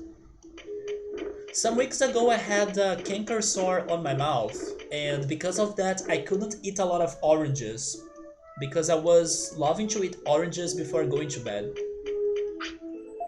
That canker sore took forever to leave my mouth.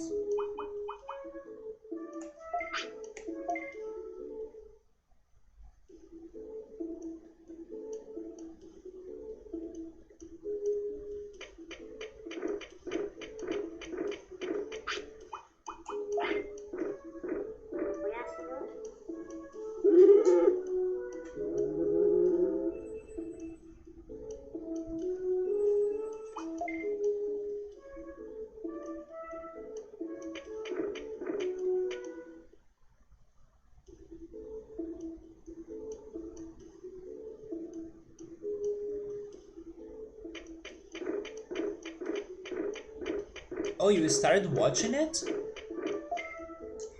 Oh, and then you gave up about continuing it because you wanted to play the game first.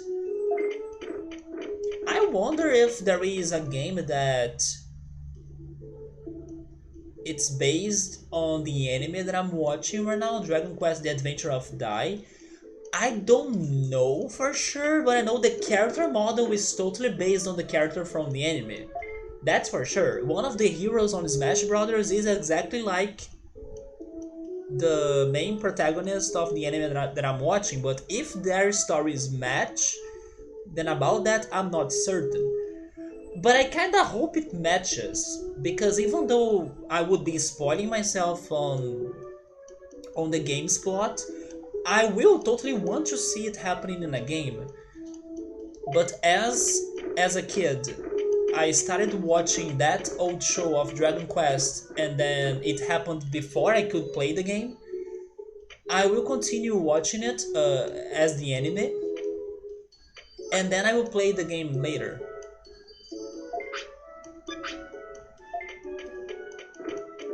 But I still think it doesn't match. Like, I think the plot of the anime is different than the plot of the game, even though they have the same looks.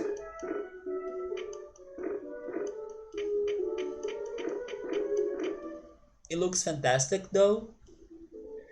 What was the. Oh, yeah! I was now trying to remember some news that. Yes, we did finally get Kabuterimon, right? And I'm going there. I'm going to Beetle Land to try the tournament.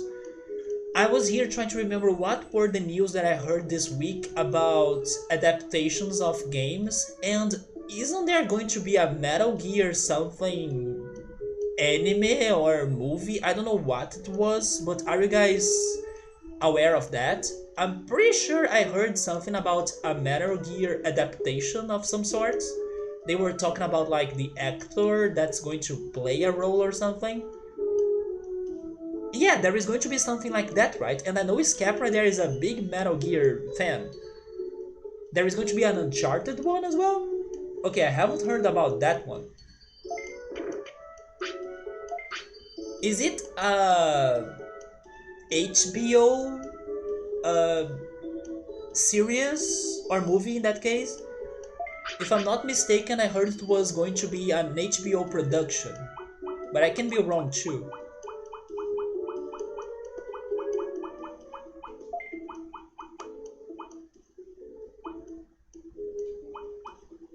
Why do I have so many autopilots? Oh, because I bought them thanks to the sale, right?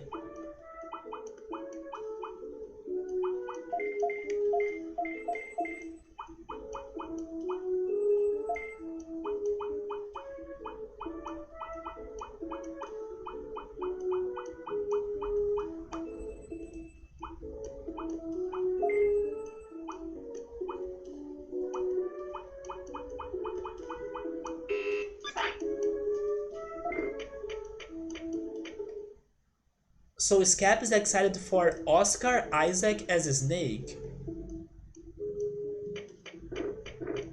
Also, hello Under the Skin, welcome. I don't know, I only saw that people didn't like that the actor is not the original dubber who had been working out to get fit or buffed for the role.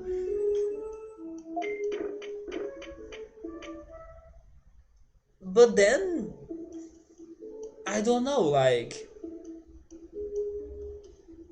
I think people are exaggerating a little bit, like... It's somewhat hard. This is funny because then we are going back to the dubbing talk we had when I was starting the stream, right? But I think it's hard for somebody to be skilled in both acting and dubbing, even though to dub you gotta be an actor. I don't know if that makes sense to you, but it's, I don't know, the same idea I think when I compare, for example, people that uh, know how to dance and then also need to know how to sing. Normally, it's either you either sing or you either dance, you know. So I don't know if this original dubber for Solid Snake would be a good actor for that role. That's what I mean. Even though he's the original voice of him, and even though he's trying hard to like fit for the role.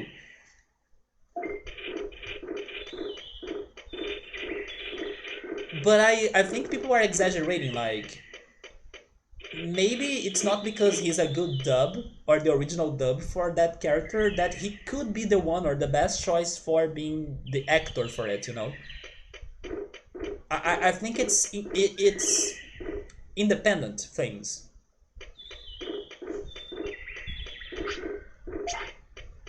But Oscar Isaac is not a bad pick.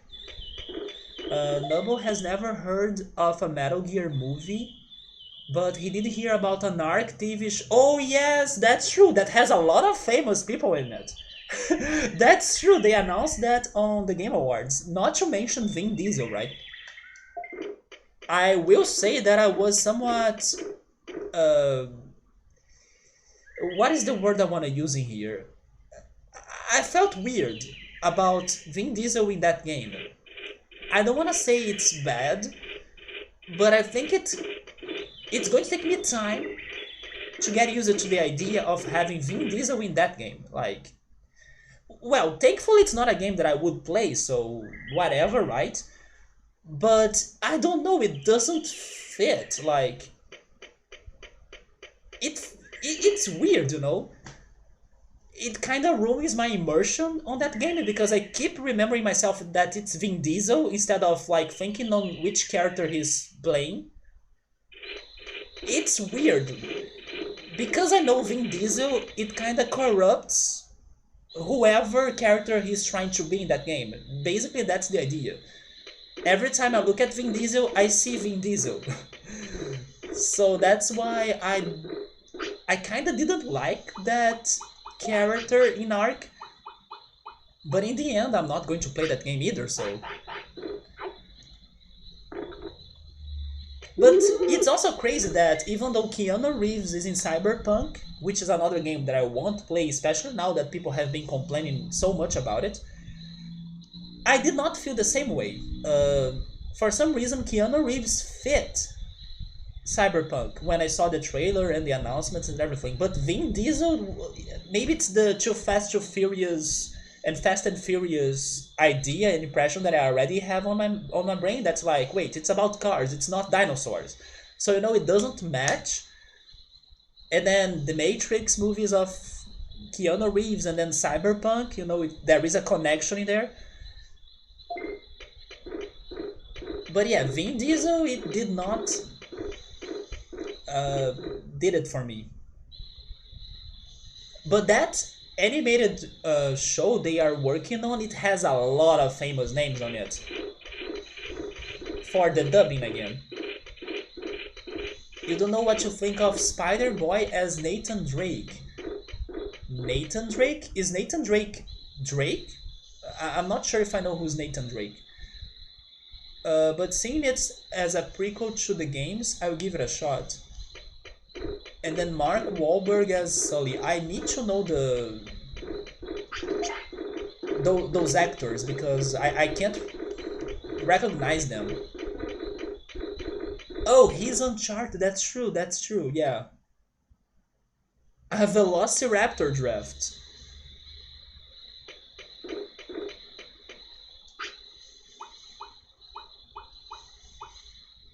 He is himself. Ark is about being your own survivor. Oh my god, Vin Diesel as himself in Ark?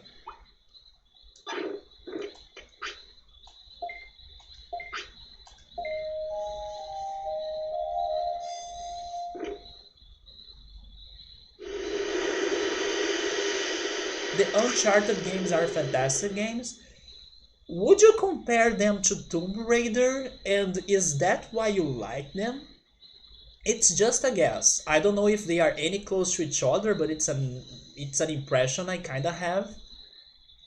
Maybe it doesn't make too much sense, but I know they both are kind of investigating old things like archaeology, and I know they both have action, but then I don't know if I don't know Uncharted will have the same amount of puzzles that Tomb Raider, or if it's more action than puzzling.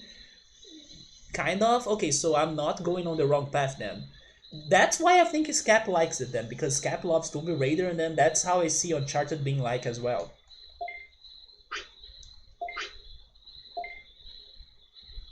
But you would say that Uncharted is more actiony. Yeah, and then I think Tomb Raider is more puzzling, you know? But it depends, like the most recent Tomb Raider games, they look very actiony in my opinion.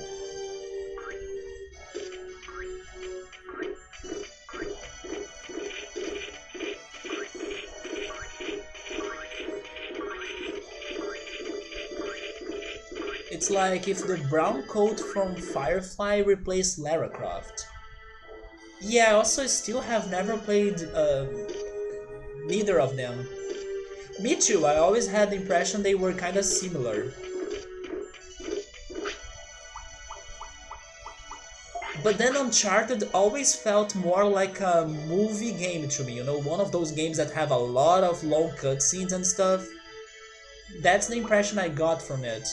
Not saying it on a bad way, but it's one of those uh, very cinematographical maybe cinematographical movies cinematographical games. There we go. That's what I get when I'm trying to say a hard word. Of course I will commit a mistake. We are between tournaments, I don't have anything to do. Okay, let me check my contestant in here. Prominence being for sure. I'm not even thinking twice about it. Prominence being is in. Then Spitfire, Red Inferno, Wind Cutter, no Hurricane. Prominence being is better than Hurricane.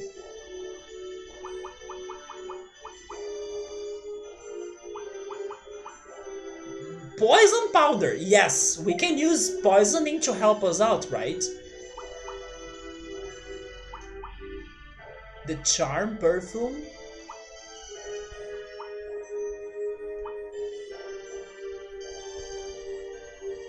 Man, this green trap is not bad.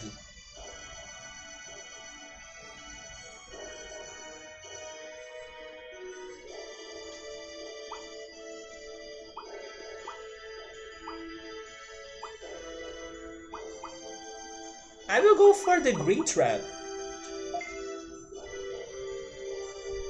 It is very cinematographical, right? What can also affect the difference are the characters, so it kind of depends on your personality. Wait, why is that? Like, regarding Lara Croft and the Nathan Drake, I kind of feel like they are very like each other in my opinion. But maybe they are not. Maybe Nathan Drake has a way different backstory to him that I'm not aware of. But regarding, I don't know, doing a lot of action stunts, going after archaeology things, I kind of see them both on the same way. Maybe Nathan Drake doesn't use like guns or pistols, but I can see them both like using ropes to get you somewhere. I don't know, I kind of see them both being very close.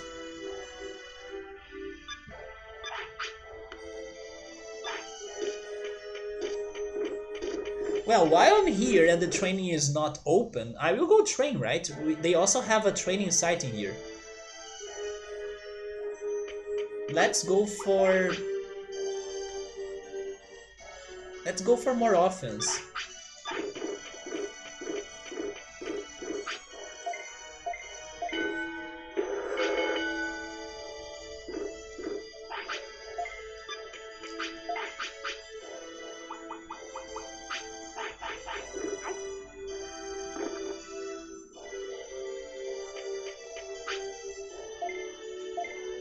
Oh, Nathan wasn't from an inherent pompously rich family, and Lara was? I did not know that.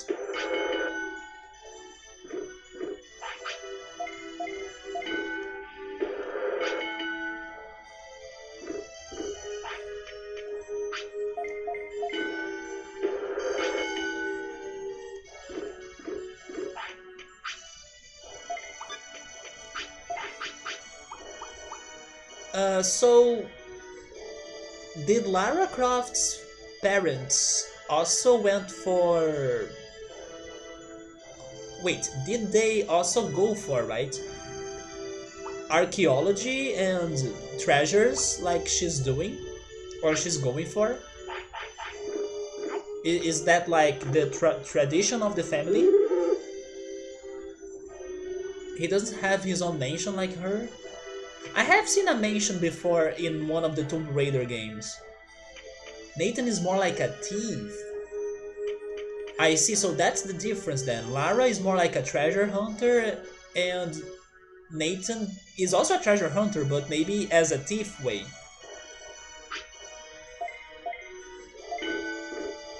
They both are like that, and he's more of a thief.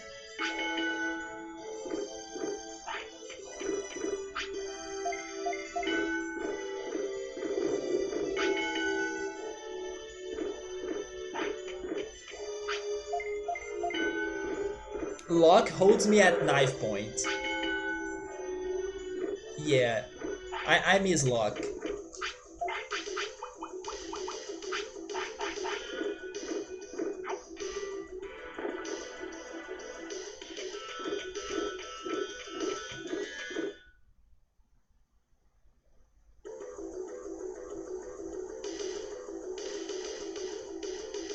So it's morning, let's see if we can join the tournament.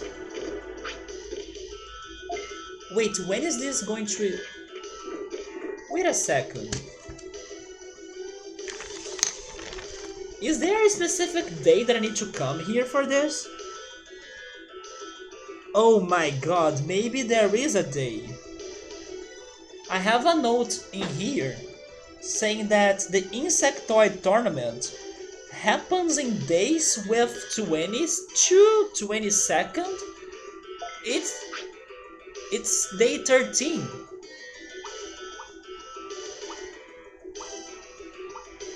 So I cannot join the tournament until this day, which is like 9 days from now. Am I going to survive for more 9 days? I won't. I'll die.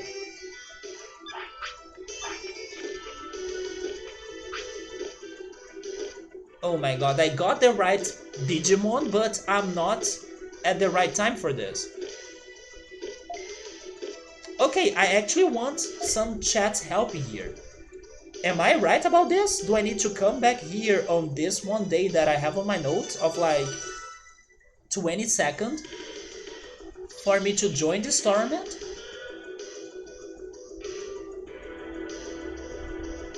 Is that the only way I can make it?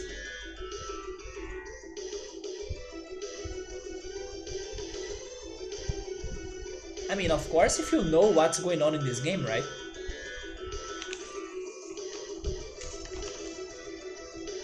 Because otherwise I will leave this place and go work for Monochromon. So Subaru is saying yes, it gotta be at day 22nd.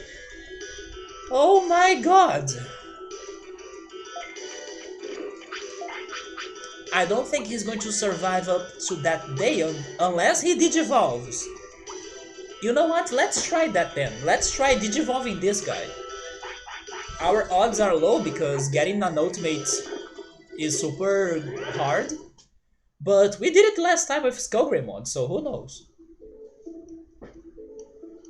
I could either go for that attempt or go work for Monochromon, so maybe it's worth trying digivolving him.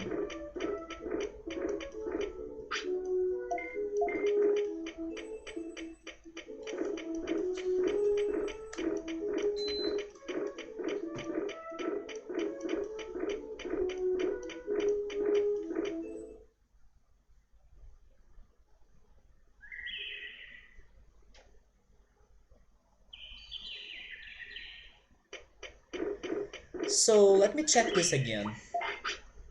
We will go for...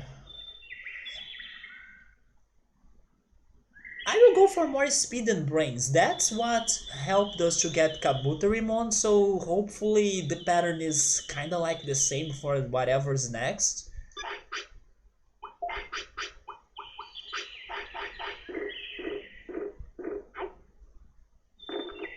Not to mention that in case we can join the tournament, if we have a lot of brains, that's going to be helpful for us to strategize. Although he's not going to learn anything new. But sure, oh wait, no. Don't forget about the training manual. Can't believe I remembered it.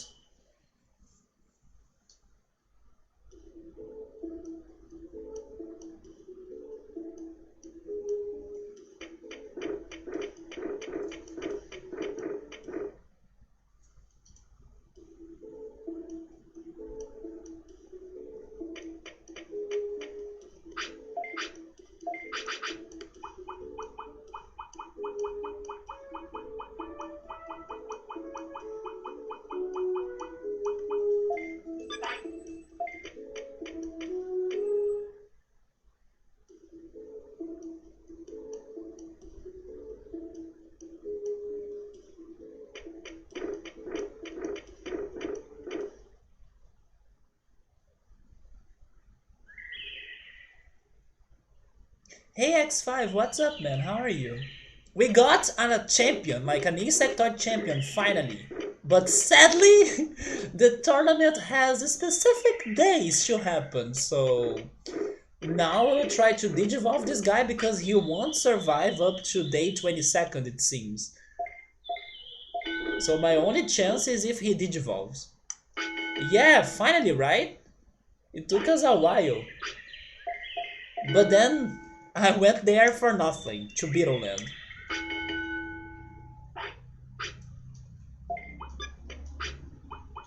But that's okay, at least we can see it's doable, getting a Kabuterimon is possible. Yeah, right. I should have planned that better, but I kinda forgot there was a day for it.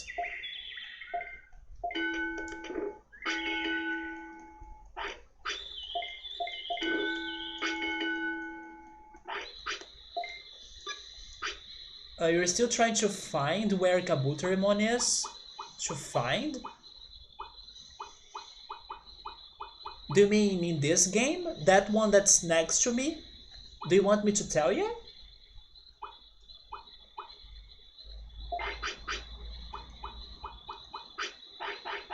Although it's kinda obvious, right?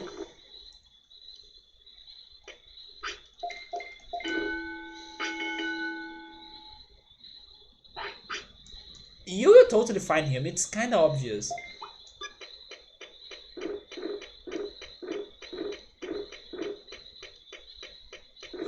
I mean, it is obvious if you remember the game, but it's not an easy location.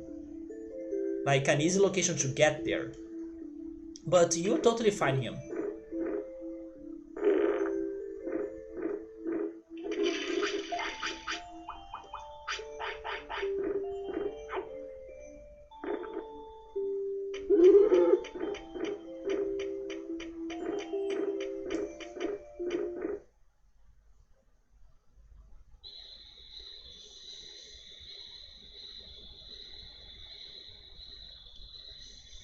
Now, will he survive until that day? I don't think so. That's why I'm hoping for him to digivolve again. That's why I'm training right now. I'm trying to achieve the same miracle that happened to Greymon and Skullgreymon. If he digivolves, maybe he has a chance of surviving.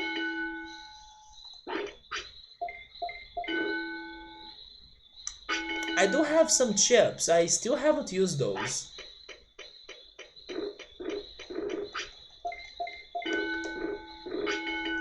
But I can also use the carrot, right? Oh, I already used it. Let me go get more carrots and more sirloins.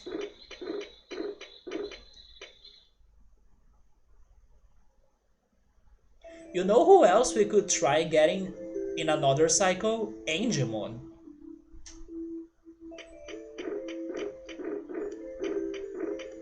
Yeah, everything adds up and help.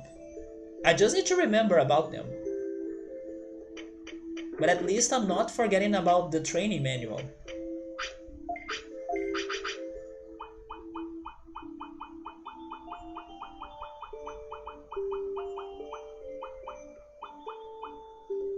Let me get some more of those too.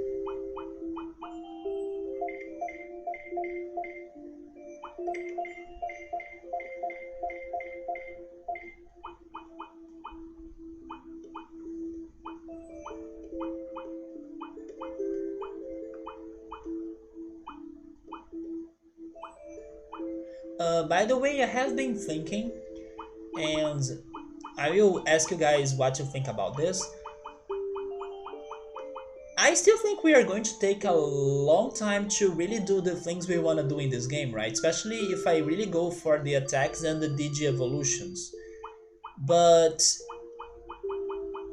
as it's like taking forever for us to also get those things done, I have been thinking if it isn't a good idea for me to split my streams into two different games, just like we used to do before, because this game is not ending anytime soon.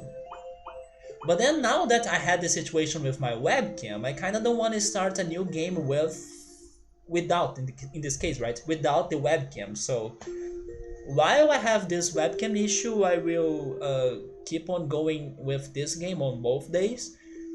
But don't you think it's a good idea for us to split the streams? Like, we keep on playing Digimon in one day and then we can start something else on another one? I don't know. It's just because I can still see myself playing this for a long time because things take long to happen. And it's... For example, the last time we played this game, I couldn't really do all I wanted. So it means I would need to go over another cycle just to get those attacks again. I was thinking about that. Or we can just stay playing Digimon World until the end of the days, of course. So I also wanted to get the training manual. Did I get it?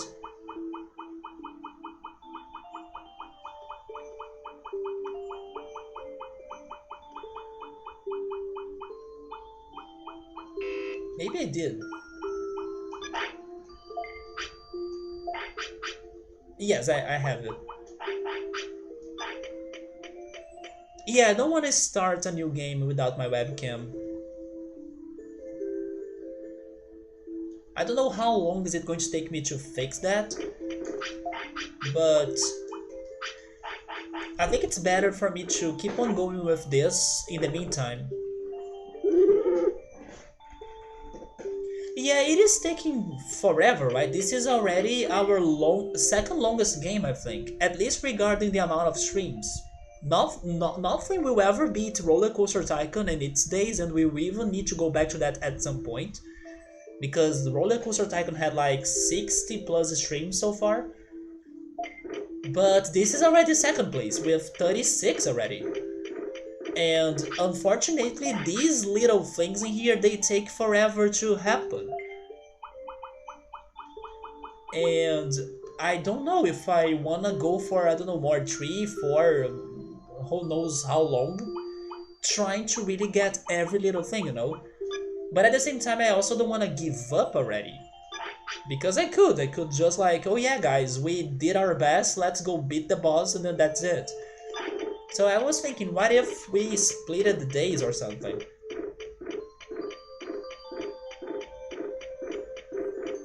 Whichever choice I make, everyone will support me, you think? Roller Coaster Tycoon, we have 60 plus streams, yes. We even had a day just for it. I used to stream it in Fridays.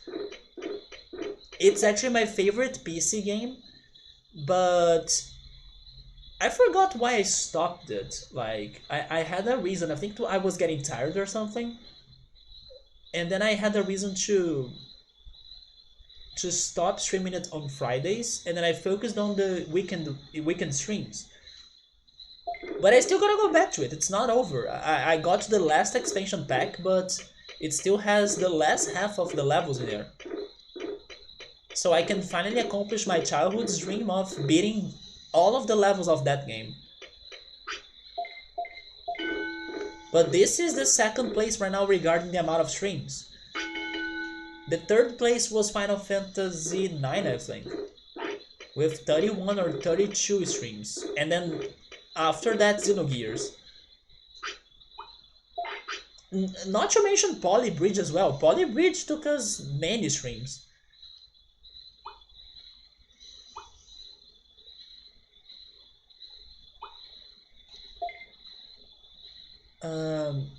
What else am I training here? I will go buy the carrots. Oh, that's why I stopped the... Yeah, maybe that's why. I stopped the Friday streams, right? And then today the Honor Awards is kinda dead. Not only because it was too demanding, but also because I lost some of its art. I have no idea what happened to some art I have worked on.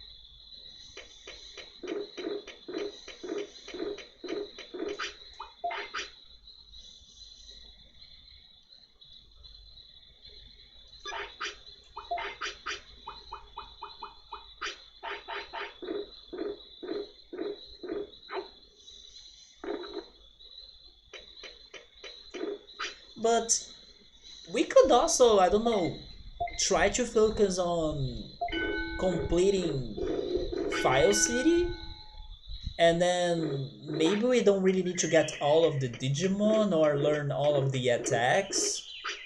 Because at first I was thinking that would not be this demanding or like take this long. But File City 100% I totally want to go for. But then the rest, it is something that I wouldn't mind that much if I end up skipping it.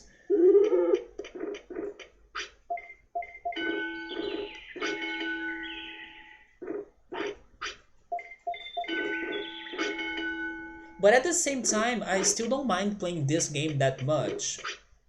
Of course, there are days that I get super frustrated, for example, the Skullgreimon's day.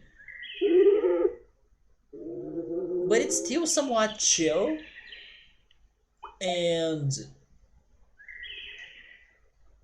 surprising at times when I get something new happening.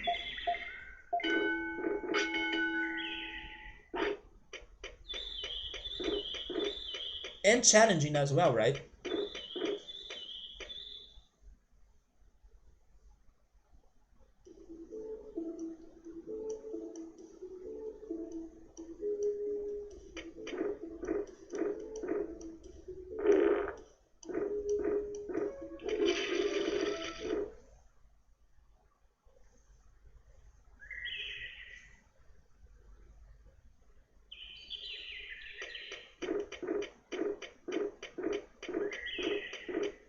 Gotta love the Numemon run. It's been forever since the Numemon run.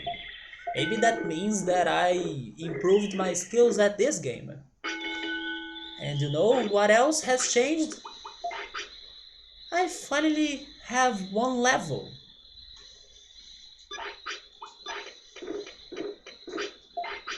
I didn't used to have levels when I went for Numemon runs.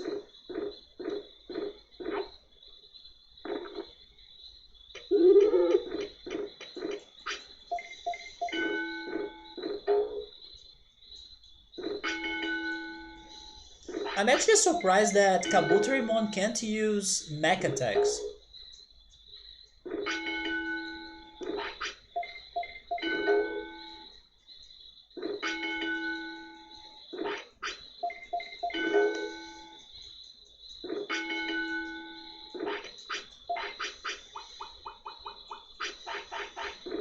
No, he cannot. I was surprised that he can't learn them. He's kinda electrical as well. He's not only a bug.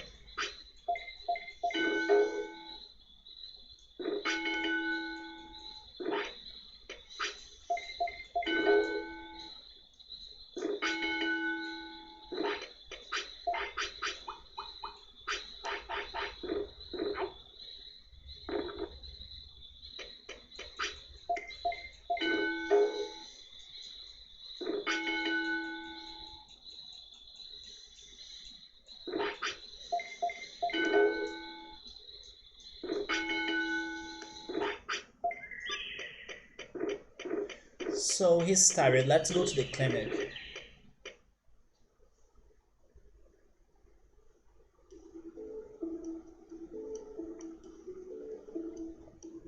Pikachu is electric. He's not steel or a robot or robotic.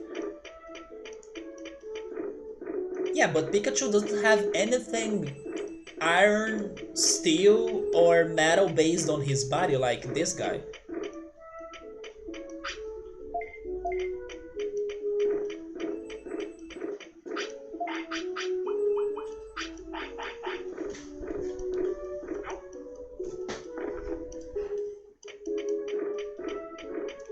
I'm only bringing up excuses for like, game, give me more mech attacks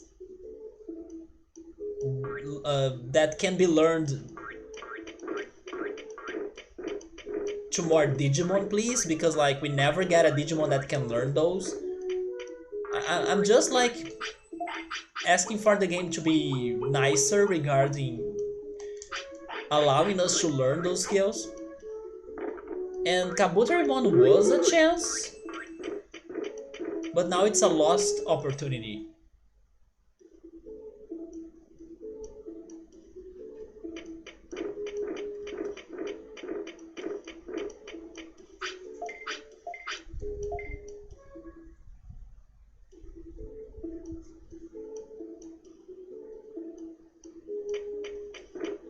Will I be able to get there?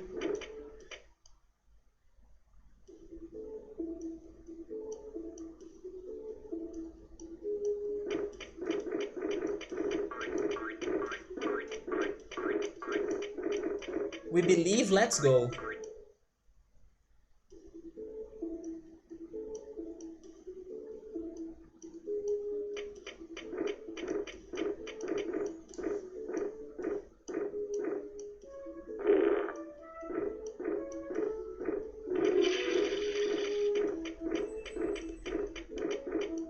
If your Monzaimon can get injured without getting hit a single time, then you can do it. Wait, what? How did that happen?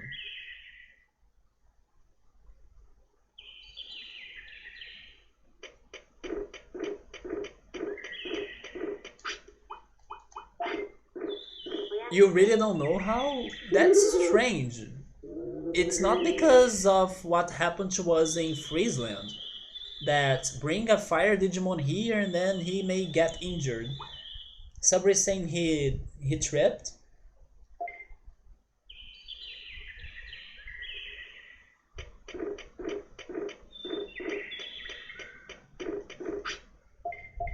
He fighted a Shima Unimon and it was like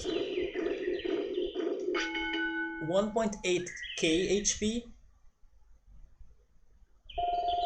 Oh, the fight made him to get injured, but he didn't get hit. I see.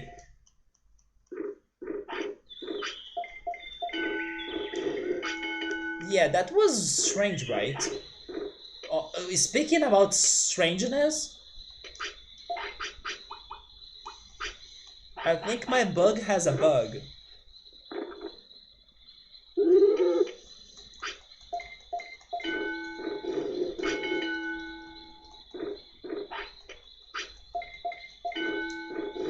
Bugmon.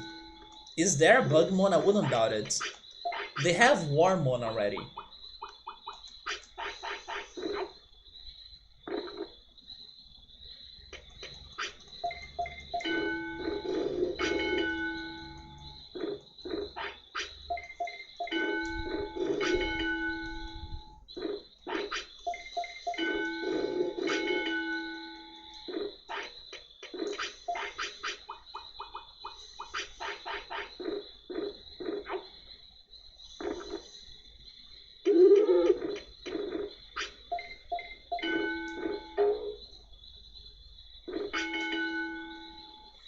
Wait, now I need more speed and offense.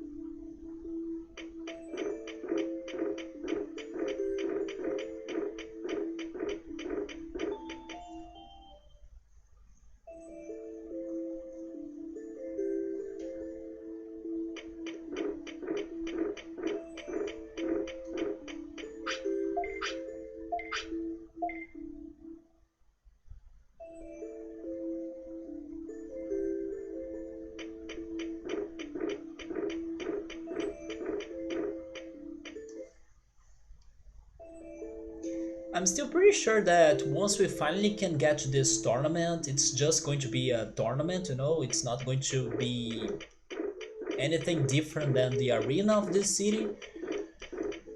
But for the reasoning of giving it a shot, we'll give it a shot. But deeply inside of me, I believe that what I should be really doing is going for Monochromon.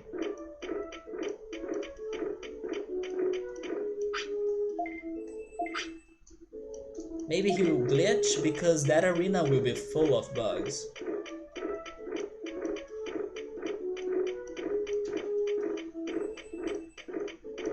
Which reminds me of another thing as well, like there is the Gardramon in Factorial City and his deal about recycling a Digimon, I imagine.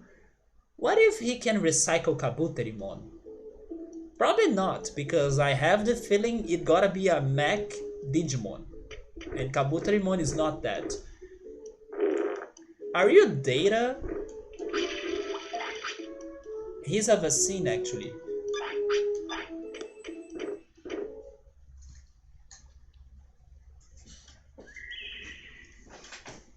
He is fire as well. Fire, electric, and earth. Yeah, it's a crazy mix.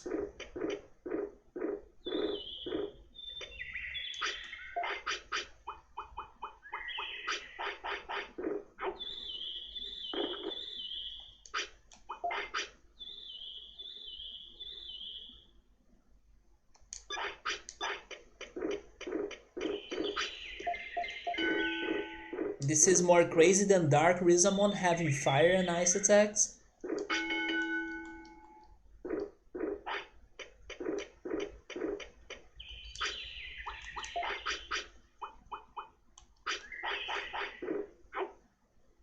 I can still see him having fire, but I would rather have him having mech attacks.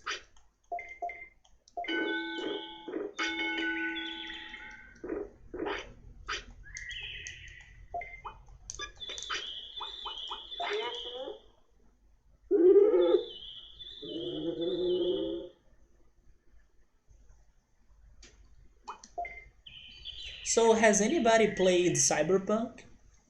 And if you have, are you as upset as everybody is?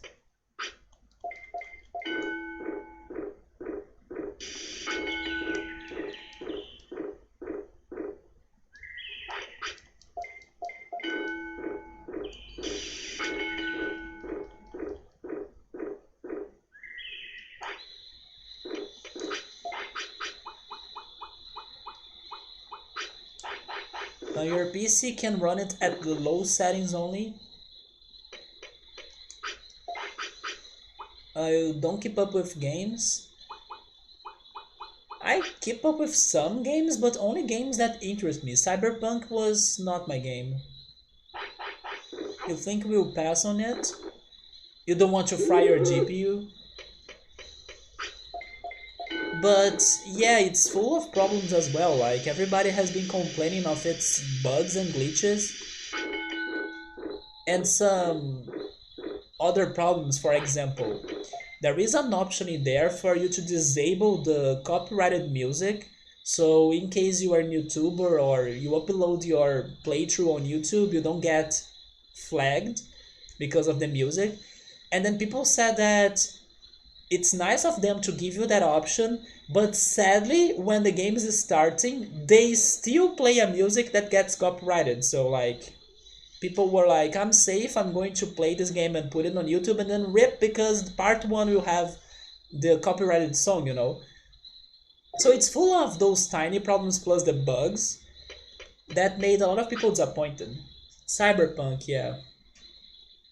Xbox One S can't run it even at stable 20 FPS.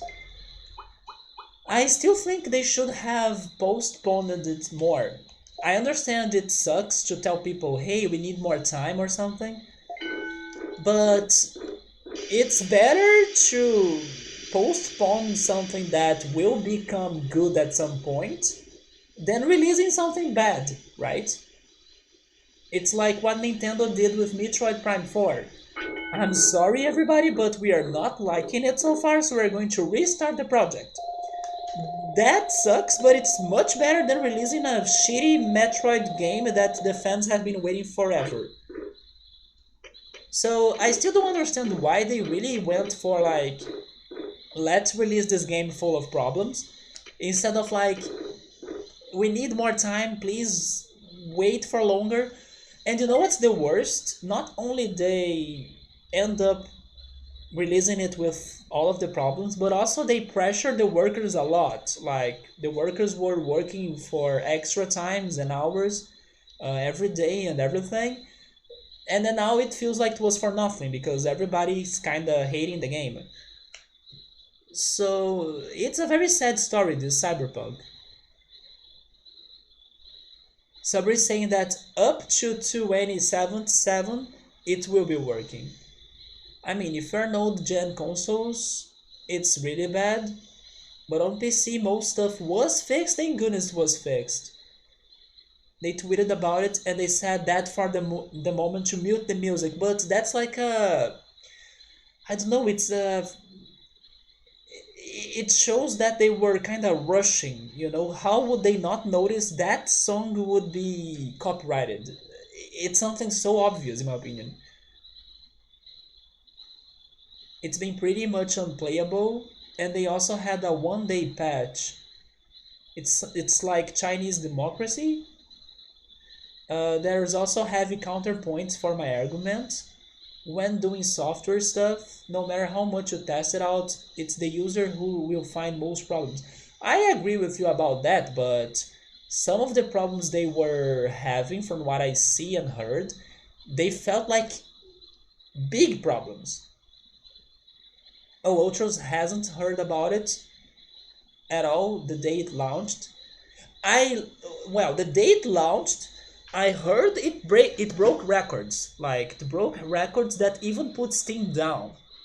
People were not able to download the game at Steam anymore because the servers were all crowded. So it broke records. But then on the other days after it released, or after its release, it was only bad news. But on day one, it broke records. Everybody was freaking getting that game, and Steam went down. But of course, what I'm saying will have counterpoints. Everything in life has counterpoints. Most big AA games will always have problems on launch. I do hope they can fix them, just like what happened to No Man's Sky, right? Now, people have been saying that No Man's Sky is amazing, and it's such a huge and enormous game. But at its release, it was shitty. It did not did what people expected it to be or to have. So if they can fix it, I take it. Like I won't think it's a big deal. But at the same time, I think they could have worked for longer before releasing it, and also work at it with somewhat less pressure to release it instead of what happened right now. You know.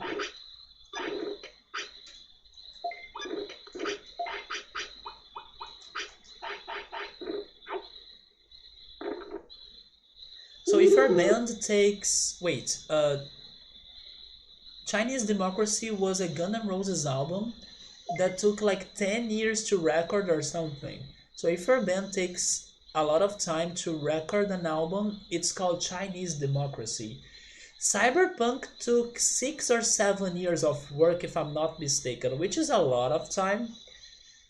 But I don't know, I still think they should have continued working on it before releasing it like that. Sabri is saying that big problems in games or on PC games or mobile, it makes sense because of different parts or models. Yeah, for example, Pokemon Go on an old phone, it won't run it very well. But on console, it must be playable. So, about its performance on consoles, I'm not certain. I heard more problems going on PC. How has it been on console? Are people still having trouble? by playing it on console, or is it okay? Maybe I heard some couple people saying about problems on playing it on console, but definitely not the most people. Like most people have been complaining about it on PC. Even Witcher 3, the game of the year when released, had a horrible first week or bugs. Okay, so if they are working them out, then fine. It's understandable for sure. Even Smash Brothers, like Smash Brothers DLCs, they always have a glitch that needs to be patched and stuff like that. But because of the amount of glitches or like the rage that happened as well, I imagine that that game needed more time to be developed or something.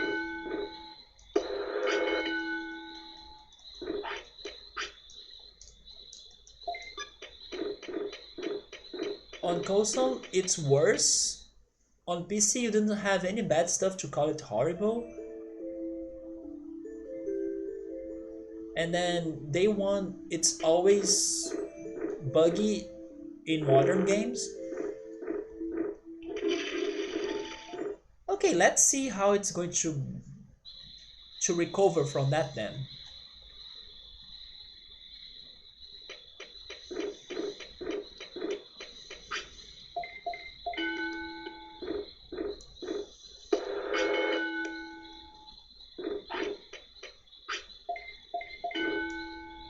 But a lot of people have already given up on it. Like a lot of people have uh, asked for their money back.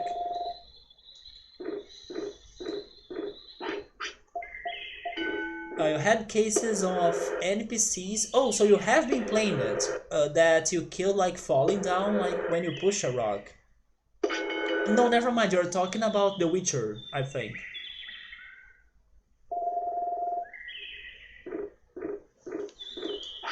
Or are you talking about Cyberpunk? Cyberpunk? So you have started it.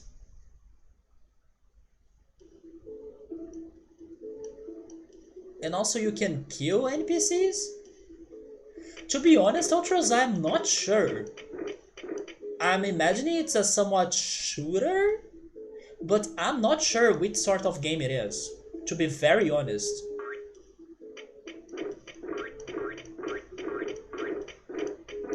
I'm expecting it to be a shooter, but maybe it's not. It's an RPG, but an action RPG, it's not like a turn-based, right? If you buy a product, you expect it to be working properly, correct. And sadly, this has been the standard for a long time.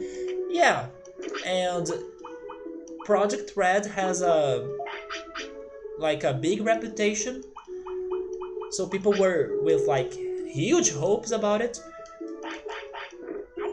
That sadly kind of backfired them, right? So it's based on an old tabletop RPG, but how is the game like? Is it only about interacting and then I don't know, it has maybe stealth parts?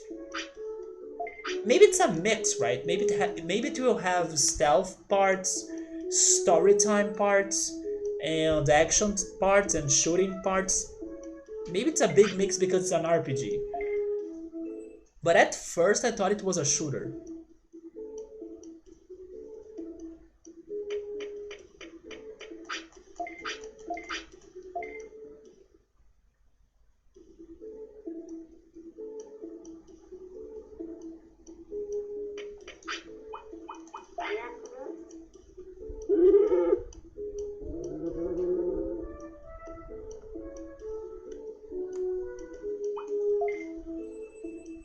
And this is very depressing that I got my champion bug that can't join the tournament. If only he could survive for 5 more days.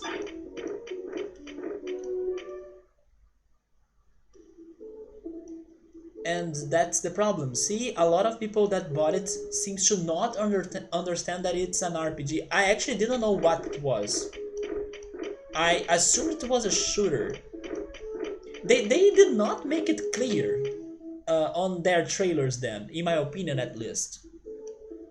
I noticed it was an epic game, like it looked cool, it had this crazy cyberpunk idea, but it was not clear to me which game it would be like. Subaru thought it would be an action. Yeah, I would say an action slash adventure slash shooter, but not an RPG.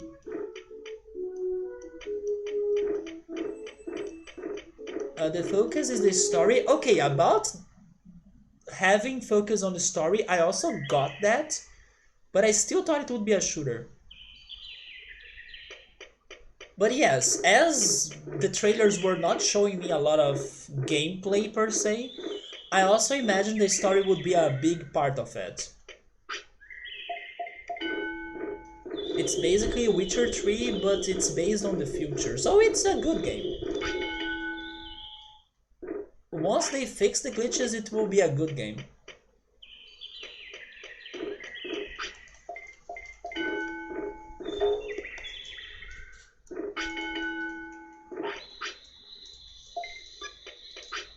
Shouldn't they have released betas or demos to like test the game before releasing it?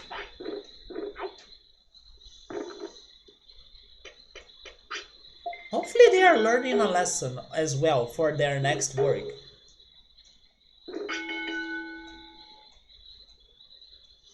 And once again, I'm going for the wrong training, because the one that I should be going for is this one.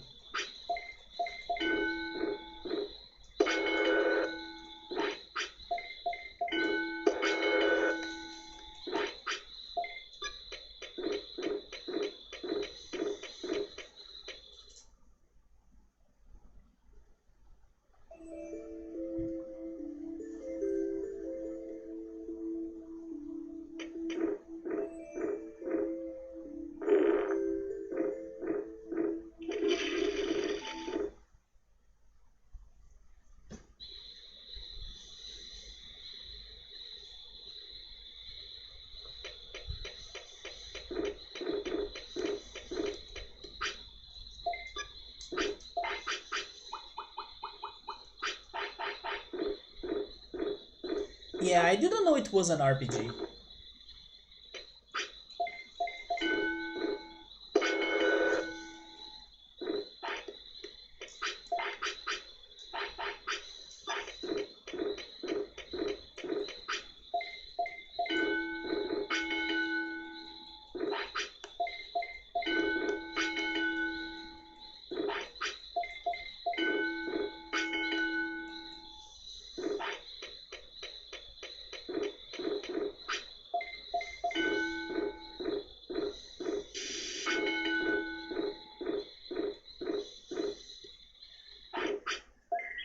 Hopefully we can make this Digivolution, although I don't know. Skullgreymon really needed to have a lot of points on a certain specific one, while I'm like giving variety of stats to this Kabuterimon, right? That may not be it.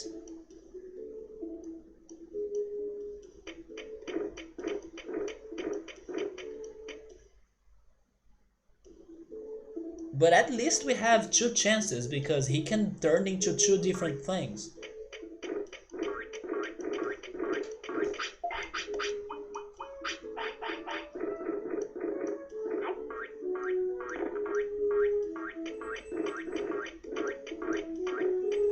But in case he dies, you know what? I think I will go for Monochromon on the next cycle. We still gotta finish that. And it's funny to say this, but we have only been getting good Digimon, so it makes no sense for me to save it for when I have a bad Digimon.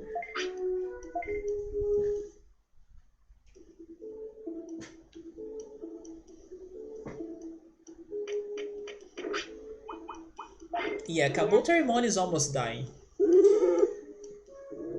If not today, maybe tomorrow.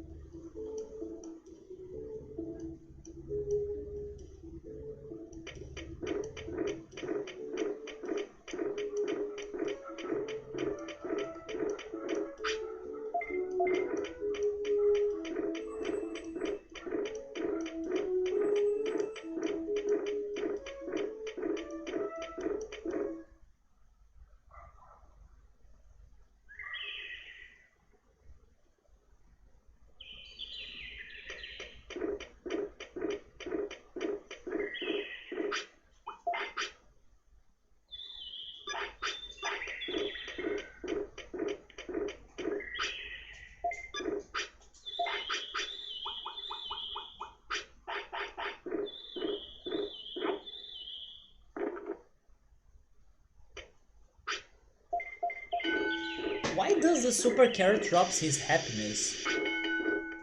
Is it because I'm feeding him when he doesn't want to be fed?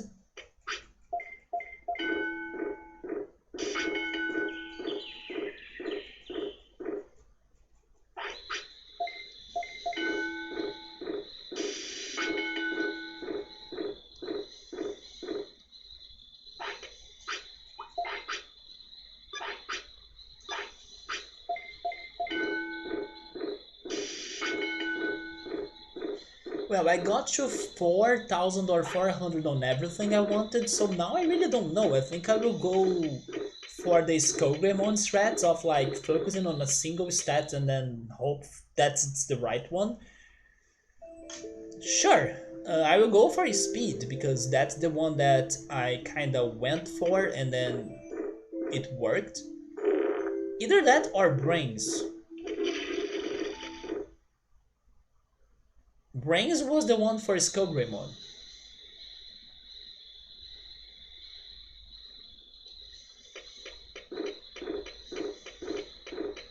But I feel like going for speed for you.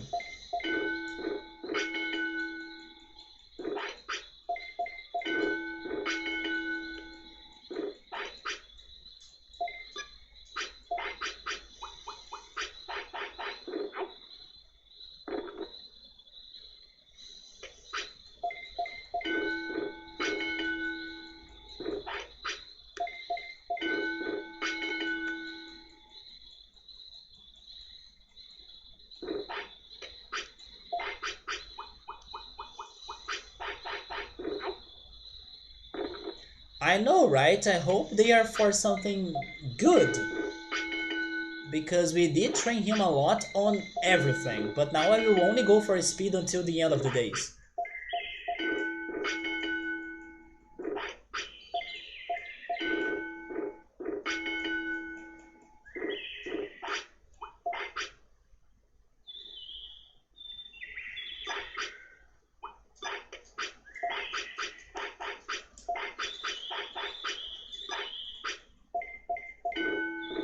No, he will not survive up to day 22 or 22nd. I don't think so. He needs to survive 3 more days. He's old. He's going to die tonight, probably.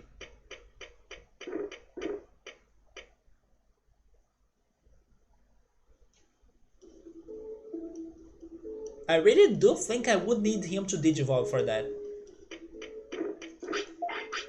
But I will try. Making him a little bit more happy.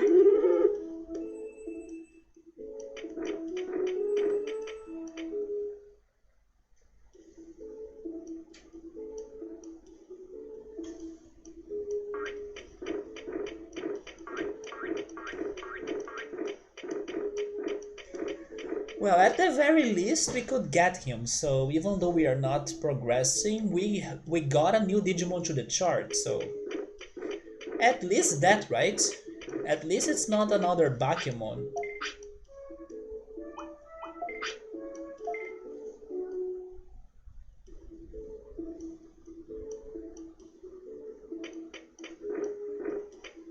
Wait, you're okay. He still wants to sleep.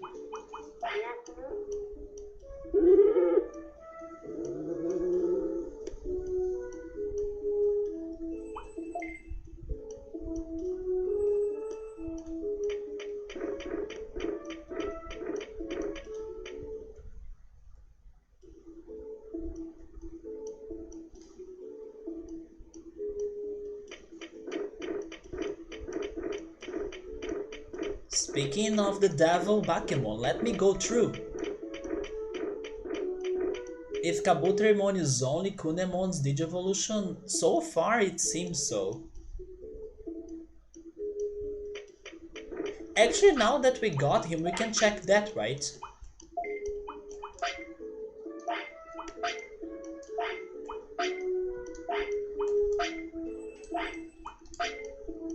Oh, never mind, it's in there. For Biomon.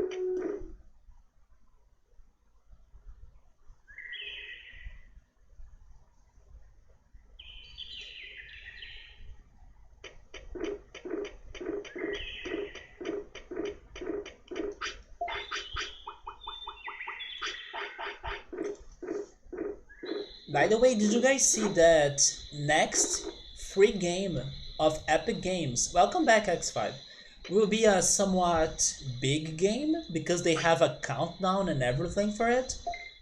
I'm curious to see what they are going to give away next week. Yeah, did you see that? It's a secret game. The last time they had it was GTA 5, right? You know something else I need to check as well? If Ubisoft is doing something for Christmas, because normally they have a giveaway during Christmas as well.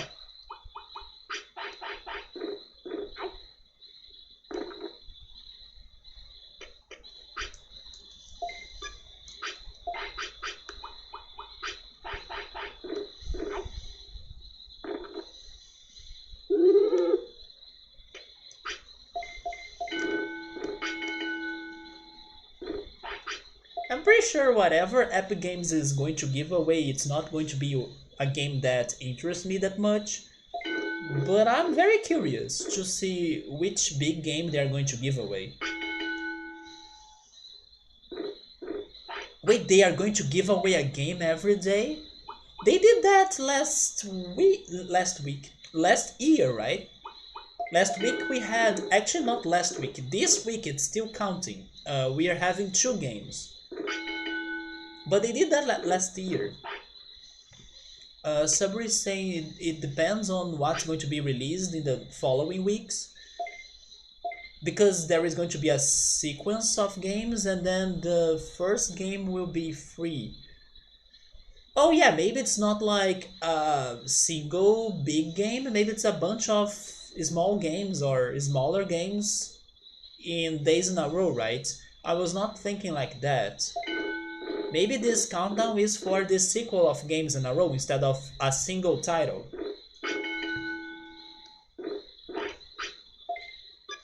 You didn't pay attention to Epic Store last year. I actually have been paying attention since their release. So I was able to get all of their games or all of their giveaway games.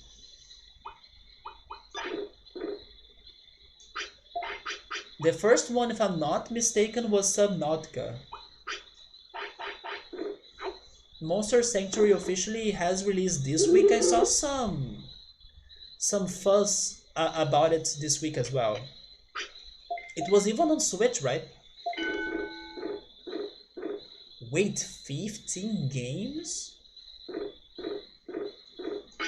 Man, if they're giving away 15 games, probably they are going to be repeated games. Yeah, it's totally going to be repeated games. Some games they're going to give away I probably already have. But still, it's a big number. That sounds really great, actually. You got Subnautica. I believe that was their first giveaway game. Oh! We dead. Yep. I'm not surprised. This is like Shelmon's second cycle because we trained Shelmon forever for nothing. Yeah. At least I know there is a specific day for the tournament. So I gotta like program myself for that. Gabriel wants yellow. Here's the thing though, I kinda wanna go for Monochromon. So maybe I can get a new champion, but after I have a champion, it's Monochromon. I mean, unless he can learn new attacks, but I hardly think so.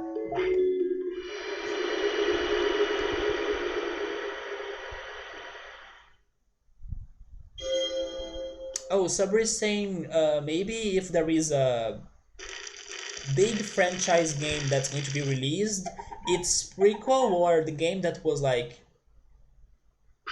that was released before it will be for free, and then the newest game will be available for purchase. Maybe that can happen too, but I don't know if there are big games coming up soon. At least not games that I'm excited for. Besides the Persona one.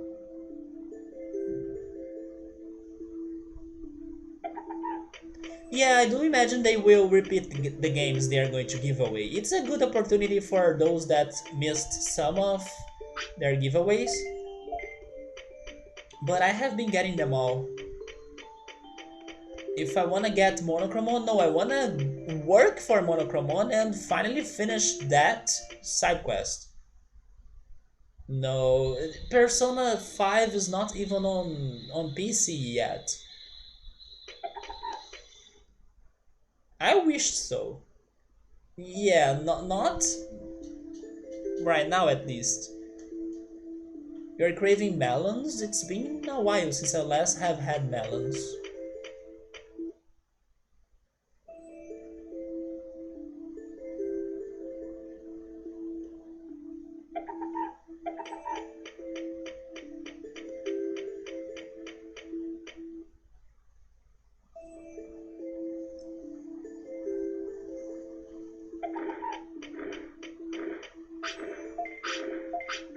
I'm forgetting to go check the card store.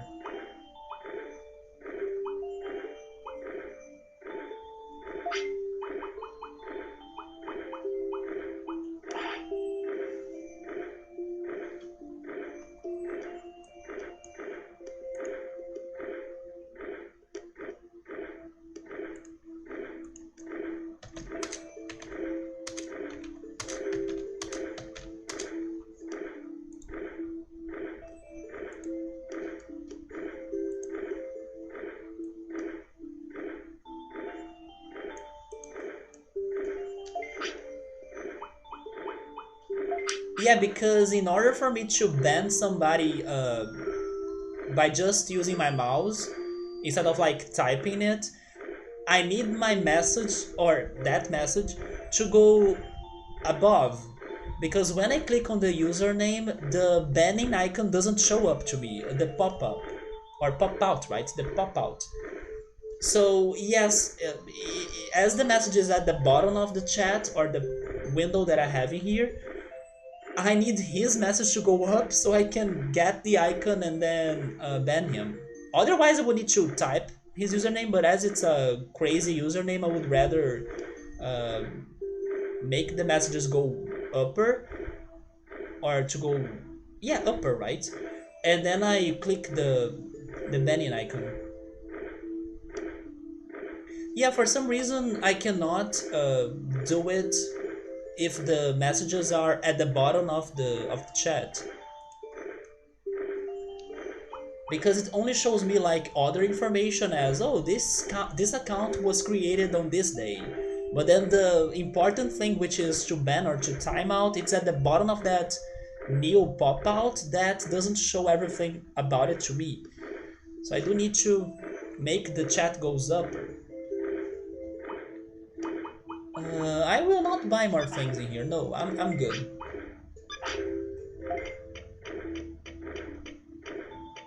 So you like canary melons? They are really sweet. Are those the orange ones?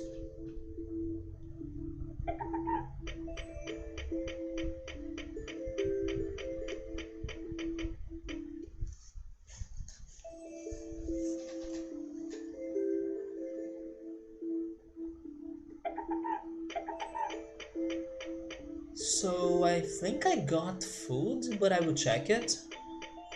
A yellow outer skin and a white flesh. No, maybe it is the... Okay, it's yellow. Okay, now I get it. It's canary because it's yellow, right? It's the most common one in here. But there is a smaller orange one as well that people say it's very sweet.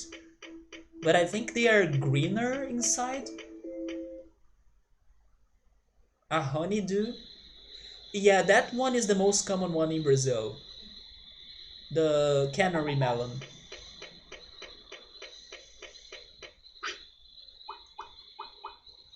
Yeah, I'm pretty sure it's the yellow one.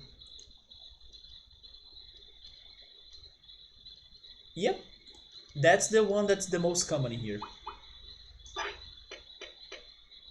I will go for magic because if you can become Angemon, maybe magic is what matters the most for you, right?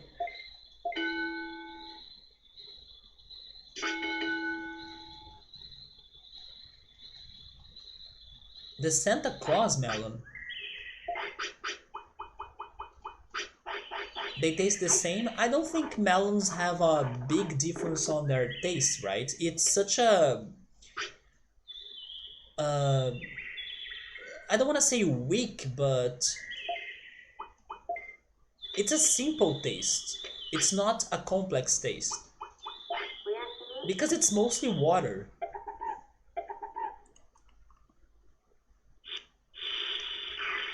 Yeah, those are greener, but I have never seen those. The Santa Claus melon. You would much prefer honeydew or canary? It's very light tasting, yeah. I'm most used to the yellow one, the canary melon, so that's the one I would go for.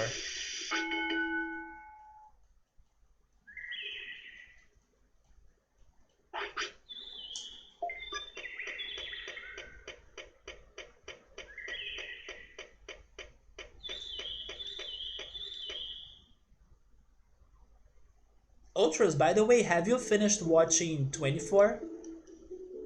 Or are you still watching it?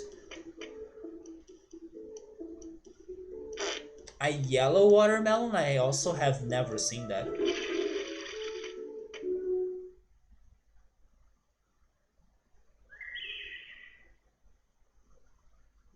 You are done with it? There we go.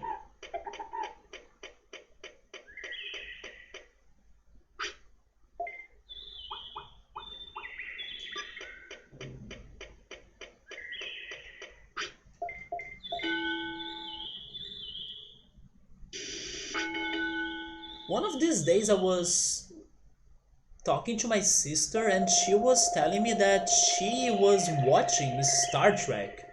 She freaking surprised me on that one. I would never imagine my sister watching Star Trek.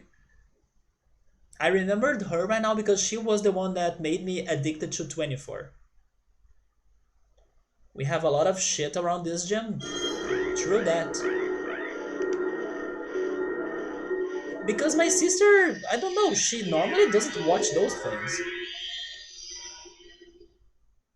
I would expect, I wouldn't because I know myself, but I think the odds would be higher for me to start watching Star Trek than she. But no, she was like, oh yeah, I was watching Star Trek, and then, wait, what? I would never imagine her watching it. I would imagine her, oh my god, look at this watermelon. This looks very Brazilian as well because of its colors. But yeah, she surprised me a lot. I'm thankful she decided to give Dark a try, which is another show that I wouldn't imagine she watching either. My sister normally watches, or at least the impression I have from her is that she goes for, I don't know, action series. She used to love those witch and vampire shows like Buffy and Angel and Charmed. And also this more recent one, how is it called?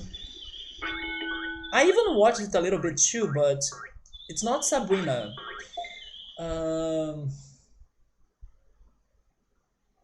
it's kind of famous, but I forgot its name. I know it's by Cassandra Clare. That's the creator, writer of this series. But it's about monsters, witches, vampires, and stuff as well. But I forgot its name. Is it something instruments? The Dark Instruments? I don't know. She was watching that as well. But then is Star Trek, I was freaking surprised by that. Yeah, 24 is really good. It may get some predictable at times, but it's super good. I kind of need to rewatch it.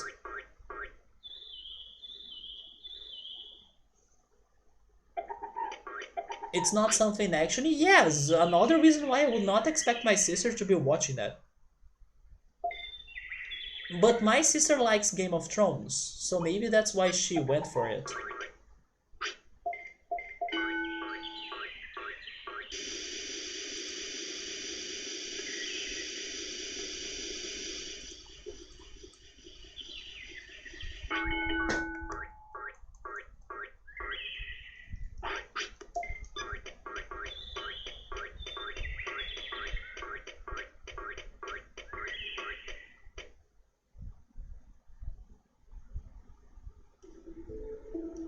You can also get a lot from what's going to happen from those last seconds of the episode, right? Even though they are good cliffhangers for you to keep on watching the show, they also tell you a lot about what will happen.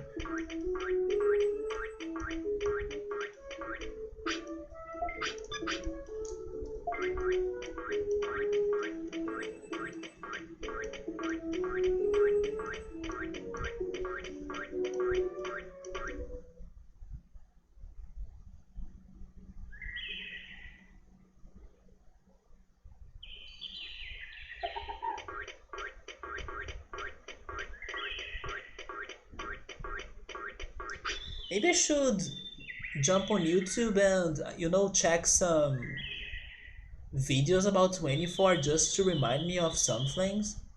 Like the characters in particular, too.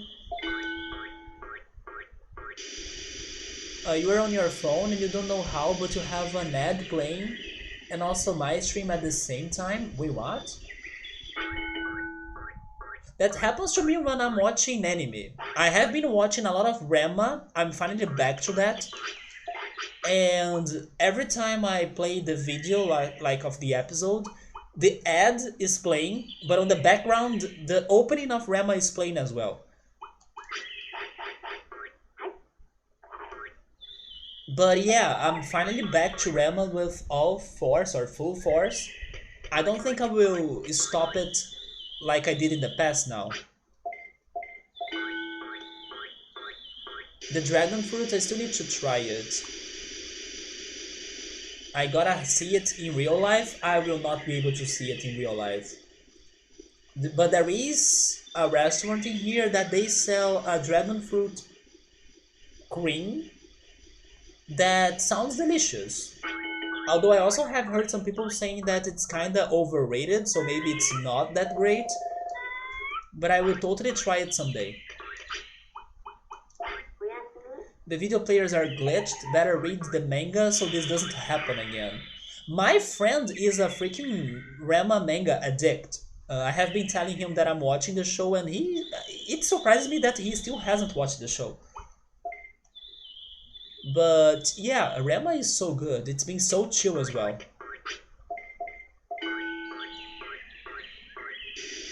It reminds you of a watermelon.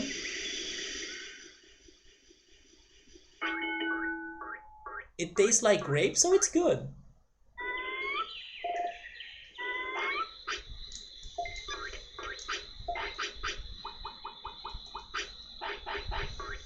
I'm saying this about Rema that I won't stop watching it this time, but I still haven't gotten to the part that made me stop it last time in the past.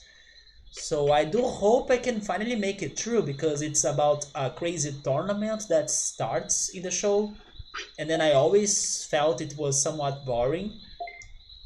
But this time I'm more, um, I don't know, I'm feeling the anime more,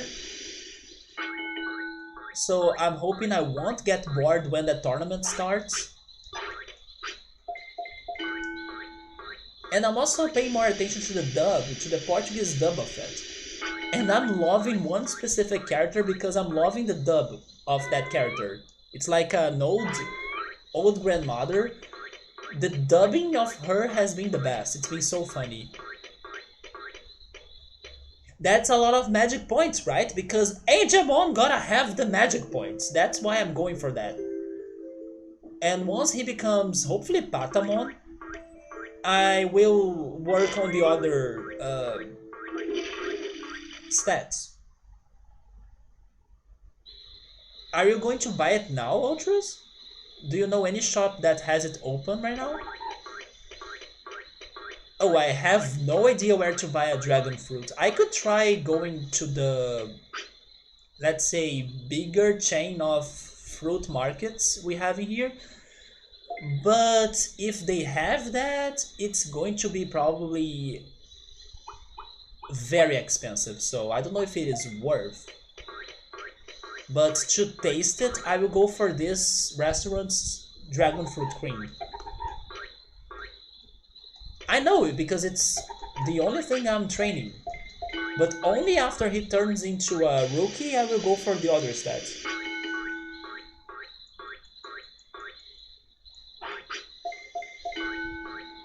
Stuff will be closed on a Sunday by this time. Oh yeah, right, today's Sunday, that's true.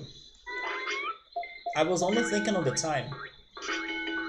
It's easy to find them on supermarkets around there, really? Maybe it's because I never look for them. It's the same idea of like, if you don't need something, you kind of skip it, and then you never realize it's in there. But once you seek it, you see how close to you it was, right? Maybe it's because I'm never looking for it, so I kind of skip it. If I have tried Spy Party, I have never heard of that. Is that a game?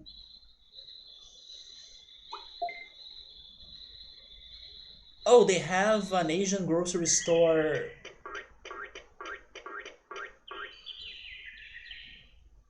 And they have their own website or something? And they have dragon fruit?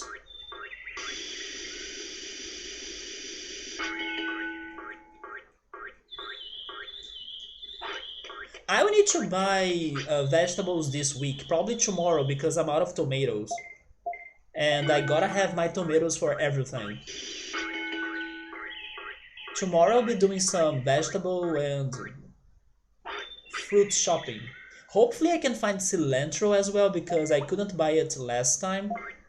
Another reason why I bought spinach instead But I gotta have my cilantro as well. Actually, I'm pronouncing it somewhat wrong, right? It's cilantro. It has that un in that word. It's not cilan, it's cilan. Cilantro. I will get used to that. Weird words. They have the red ones and they are $12 a pound. It's like 6 times the price of an apple. You gotta really like it then for you to buy it. I was surprised that the last time I did the fruit vegetable grocery, I liked the price for the passion fruit. In the past months, I have only been finding it for a somewhat high price, but I bought it. I bought it because I thought the price was good. I can't remember what was the price anymore right now, but then I made some passion fruit, honey, ginger, lime juice thanks to that buying. But what I really wanna buy is cilantro. It's a two-player game. One is a spy in a party, he needs to do certain missions to win. And the other player is a sniper, a person who wasn't invited and he's mad because of it. Why does this sound like that fairy tale? There is a witch that's all about not getting invited to parties. I forgot how she is named though. I know her name in Portuguese, but I don't know how she's called in English.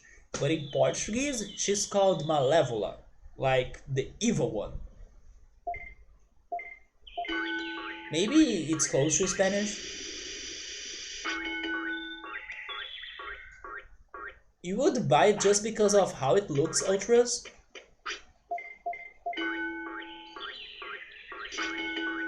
Is it? I'm guessing it's close to Spanish, I don't know. Okay, we are getting Patamon, right?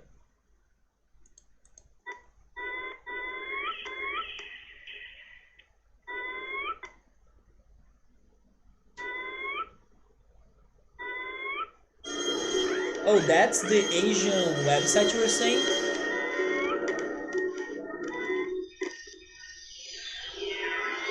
I also have never seen a pomegranate in real life. Or a lychee. Wait, that didn't sound like a Patamon. Is that Biomon? It is Biomon. There goes my Angemon's dream, right? I mean, maybe not. Can you become Angemon somehow? Maybe?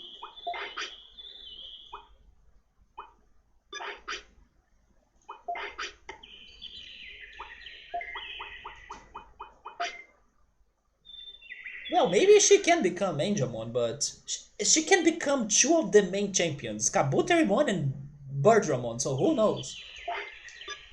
So let's not give up yet. Let's train the other things now. Yeah, that's the one X5. There is a movie, right, with Angelina Jolie? She's a bird, not an angel.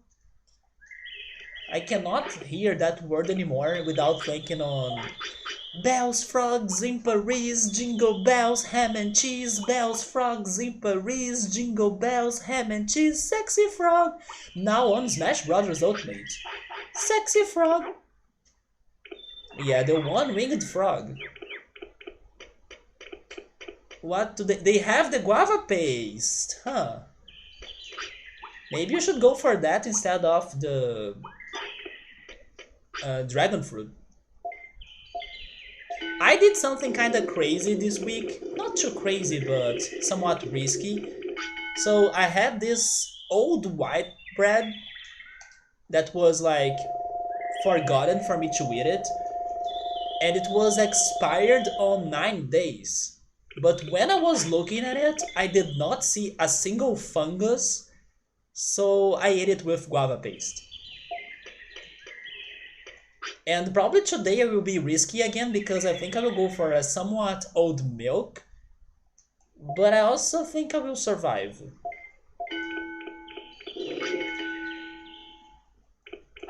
But yeah, I ate a 9 days expired white bread because it was not looking bad. And ironically, the white bread brand was called Plus Vita, which means like more life. So it did really made it to its name because I didn't think that white bread was bad, even though it expired 9 days later, you know. So yeah, I ate it with guava paste. If I know that brand, I will check it, but I probably don't. It's called Leif? No, I have never heard of it. It's because that guava paste is not from a Brazilian source. It's probably from another South American country source. Yeah, I have never heard of it.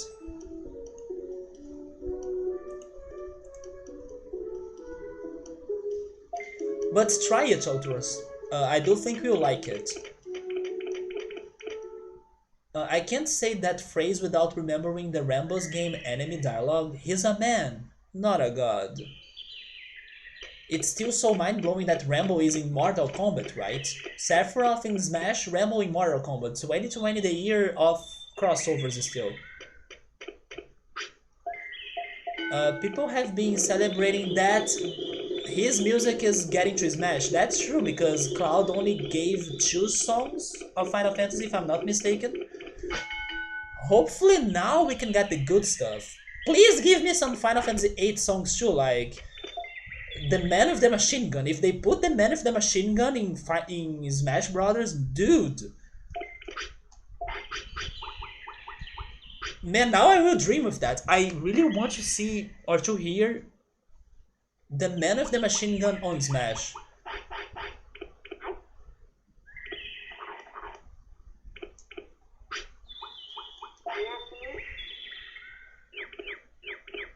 That Biomon has way more magic points than my Meramon.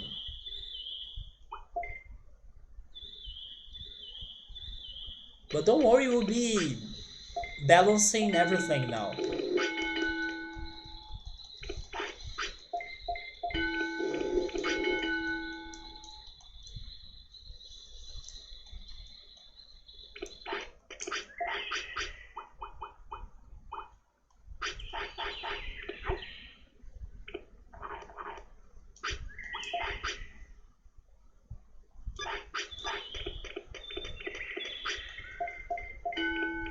But once I reach the champion, I will not go for an ultimate, I will go work for Monochromon.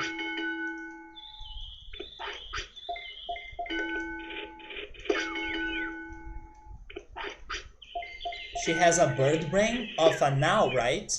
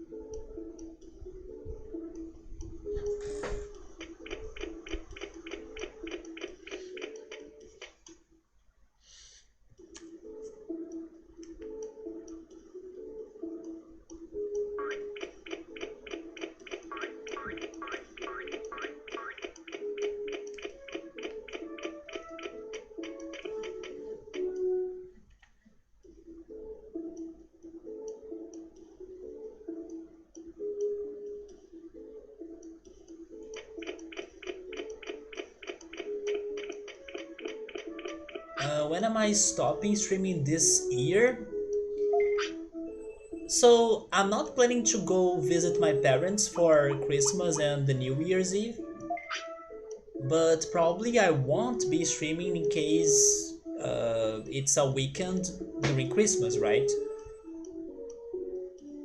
So probably I will be streaming more during this uh, holidays break than like in the past years.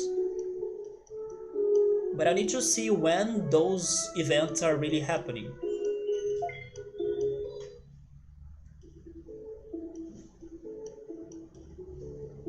Like I won't travel, so maybe I will be streaming more. But or maybe not. I don't know. I will see how it goes.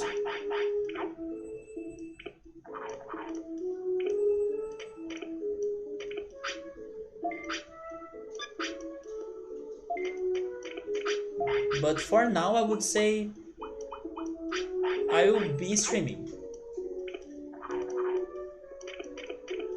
They have some fancy Chinese vegetables. Well, give them a shot. No, I don't think we are finishing this game this year.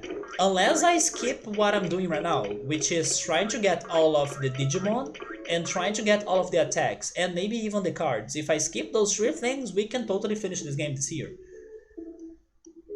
Because then the only thing that will still be there for me to be doing is getting File City to 100%.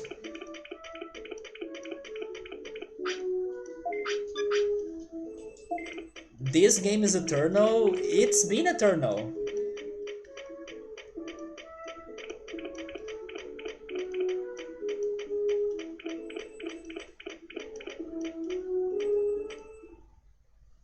No, wait, I don't want to go there.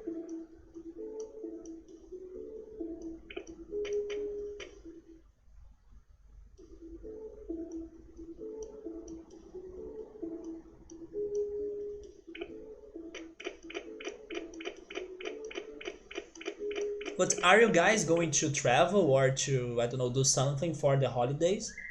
Do you have holiday plans?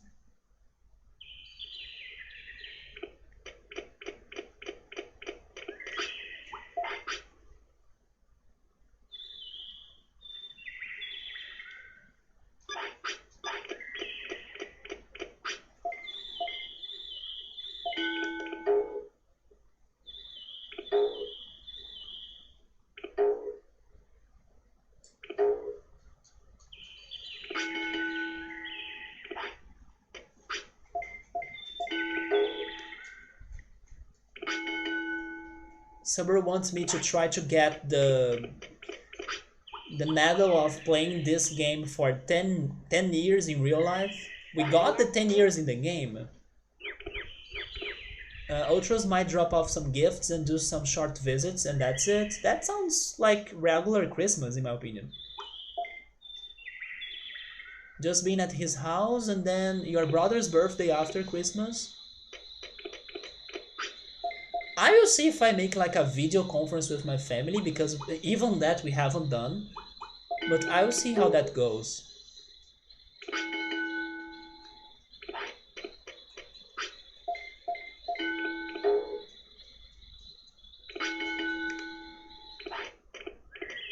Wait, off?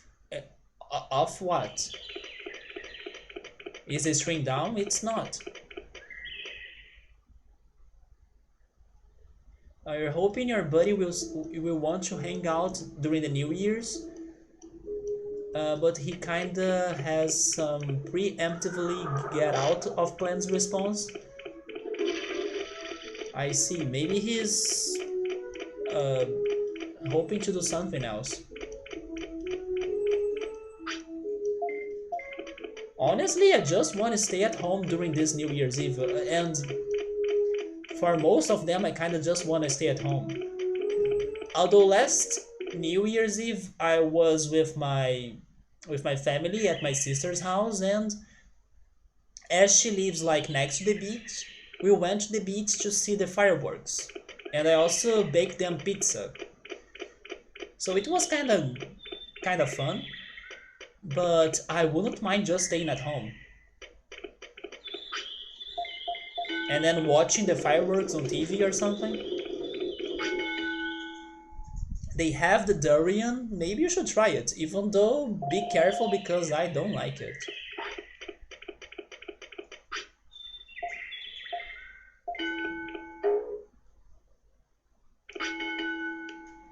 Oh, he's saying that he's kind of down for it, but maybe work can get to him, right? He can't control work. That's his answer. Okay, so maybe he can do it. If there is no chance that the work will demand his work.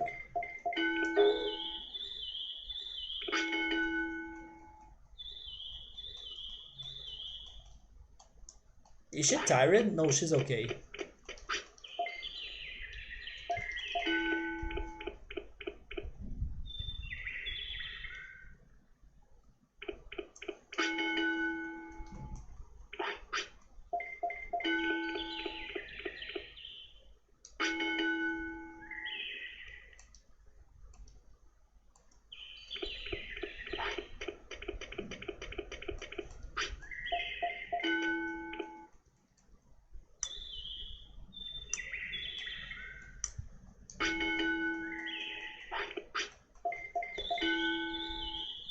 But then where would you want to go, Ultras? Would you go watch the fireworks somewhere?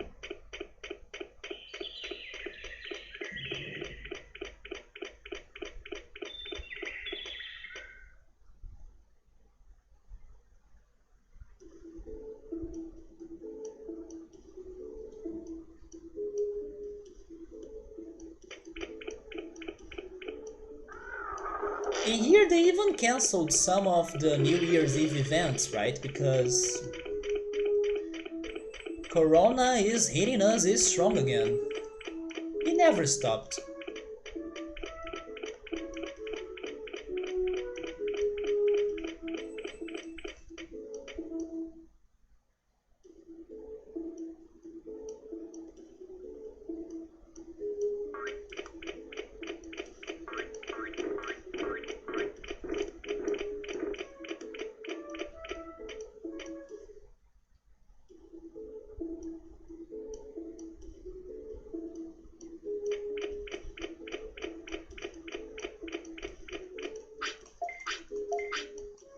Yeah, Corona has been horrible. At least most of my friends and my family are alright, even though there were some couple situations, like a friend of mine, a close friend of mine got infected, and another friend of mine, he lost his uncle because of Corona. But like, it could have been much worse in general, so everybody gotta still take care of themselves, right? There is definitely isn't anything going on. It would feel like $1 million for you just to not be alone.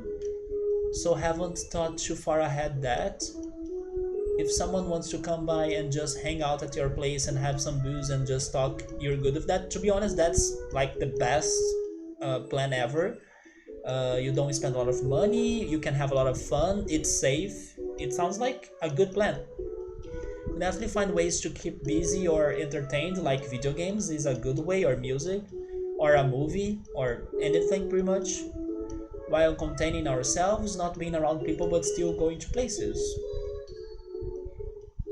You're going to kick Corona's ass for keeping you from seeing a friend of yours for 10 months. But hopefully you have been in touch with that friend like every day or sending messages.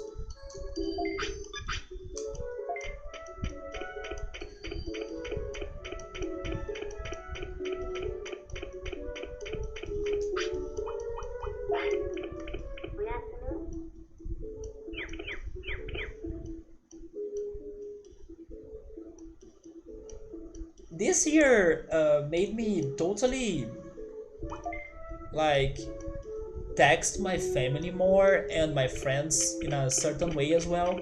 But especially my family, I have been calling my family a lot. I didn't used to do that. But it's not only because of being uh, separated from them. Like, I was already separated from them uh, before Corona.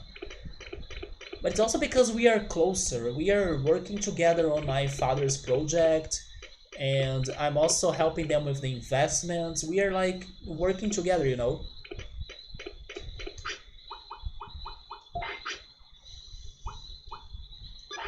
So I do think that this year helped me to communicate more with my family in particular, but also with some friends as well. I will go, I don't know what I'm going for. A little bit more of speed and then brains.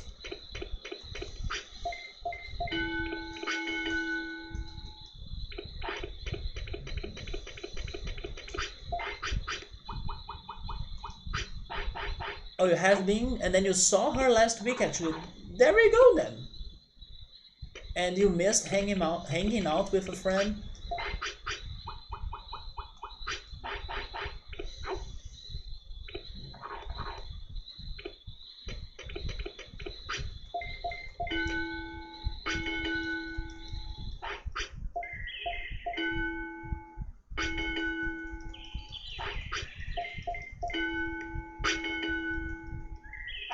Okay, so now I got to the standards that I was planning.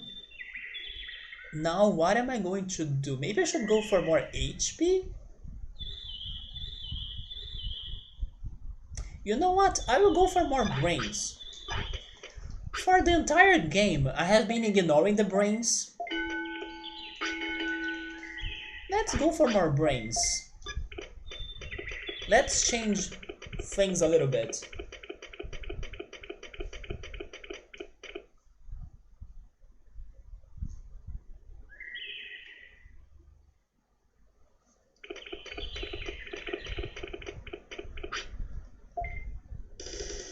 Well, there goes my chance of using the toilet.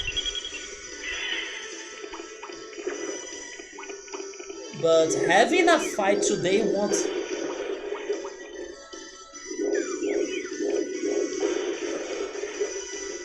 be too bad, right?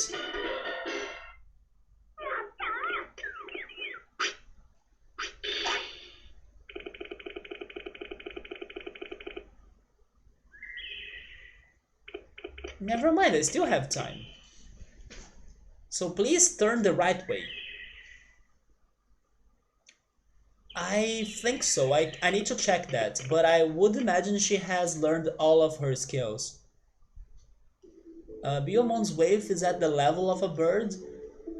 Is she that thin?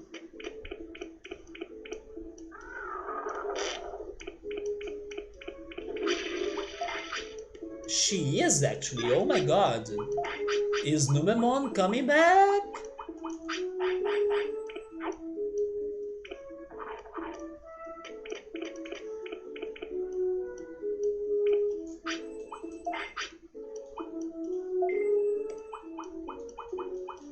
Oh, she can learn something. The last electric attack? I guess that's another reason for me to go for brains.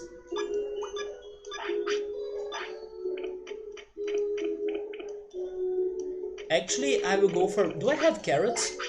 I do. I will go for brains with the super carrot.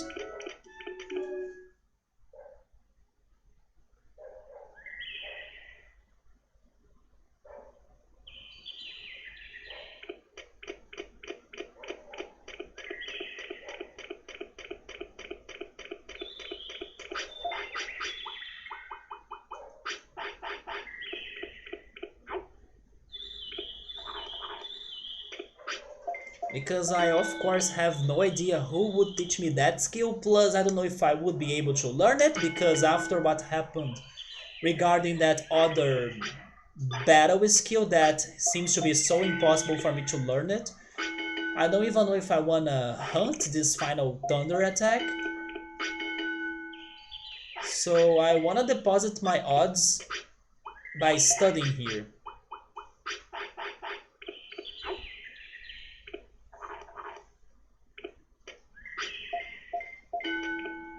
You think you have that one? Would you say it's an easy one to learn? Or would you say it's a very specific one? Oh, she's digivolving. And she's hungry, so I'm getting Numemon, right? Which is all good. I also gotta learn more filth attacks, and I gotta go work for Monochromon, so... Why is the game silent? Oh!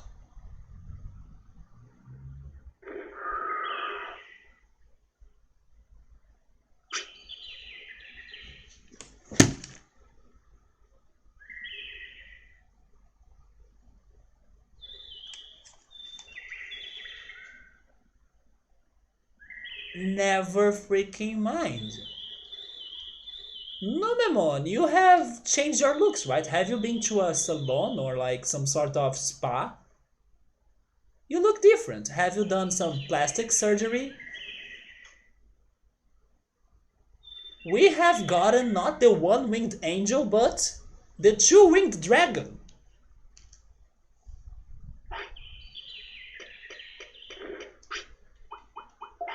Even though I love that jump of wave, like, oh yes, Biomon is so skinny and then suddenly 30 of wave.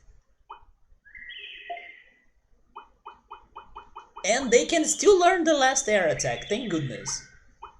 So this is Air Dramon, right?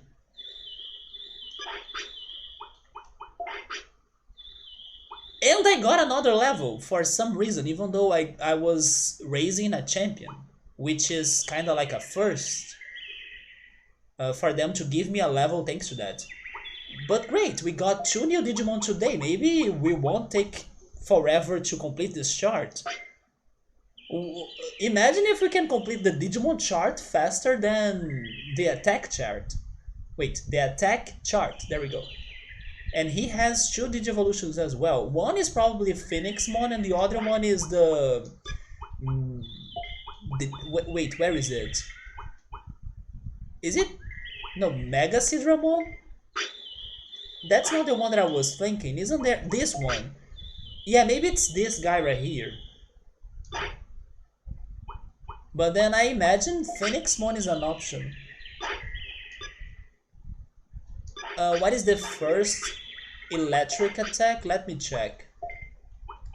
Wait, it's not there. I always get confused on those charts. Here. Thunder Justice. We have Thunder Justice, we have Spinning Shot, Electric Cloud, Megalo Spark, Static Electric, Wind Cutter, Mystery, and Hurricane. Megadramon. Megadramon is alright. He's like a... He should be a stage before Metagreymon in my opinion. So that attack. I will try learning it by studying. But if I can't, then maybe I can make some questions about it. Oh, you don't have that missing one? Okay, so it makes me want to believe that it's a very hard one to get. Because I even have no idea of where to look for it, so... Let's hope the brains can do it.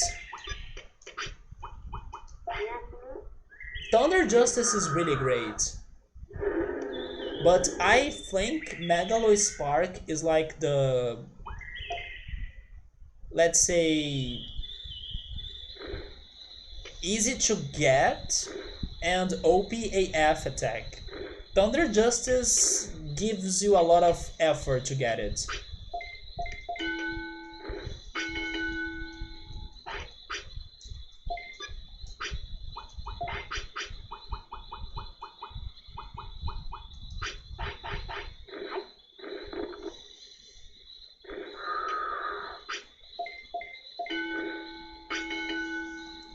Subaru, do you know where or what is this last attack?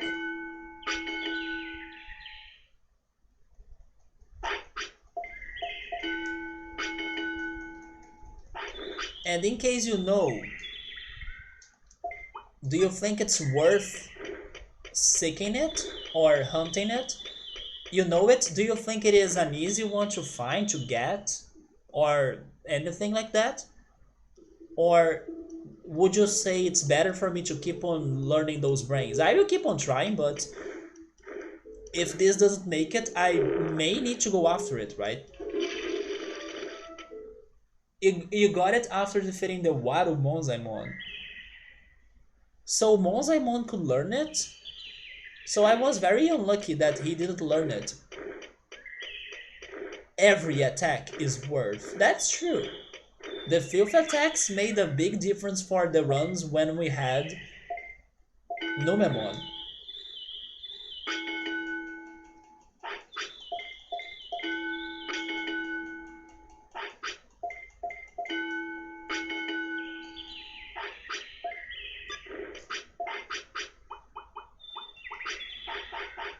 Subber would say it's so-so because there is only one? Wait.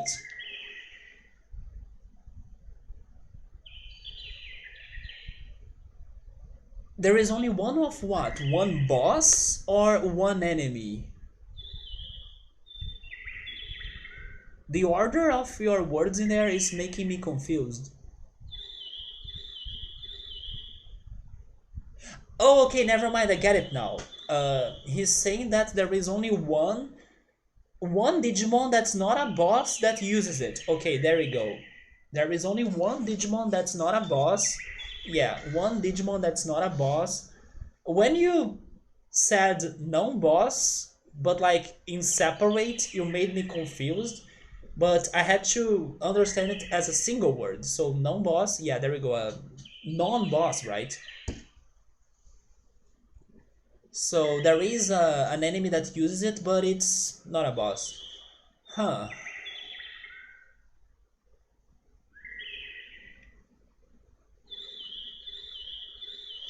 Let me keep on doing this for now.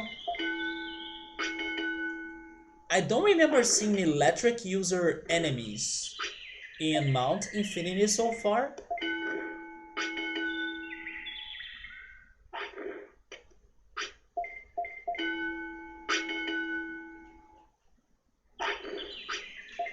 But what about enemies in Factorial City?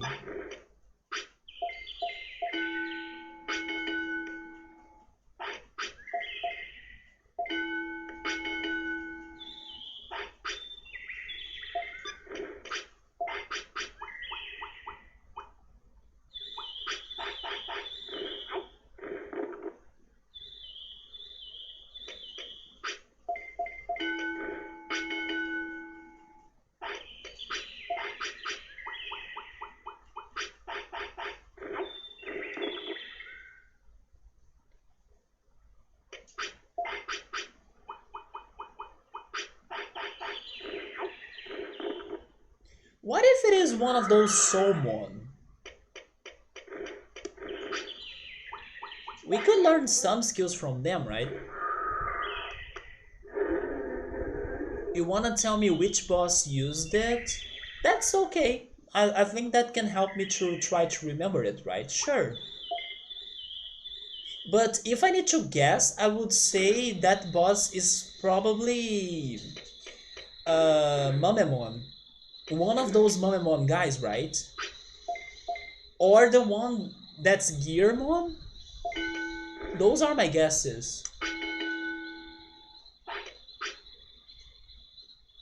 Piximon and Nerdramon. Oh my god. Oh, I know exactly which attack we are going to learn then. The attack that I'm missing is Rainbow Road. That's true, the electric in there can be air as well, right? I was not thinking about air attacks. I need to seek Rainbow Road.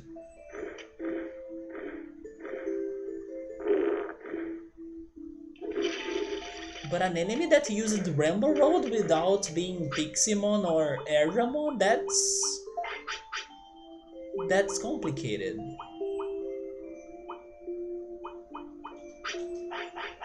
It's totally Rainbow Road. It cannot be that. Or it cannot be another thing. Cards. Show me the way, cards. Show me the way. Who can I still fight that could have Rainbow Road?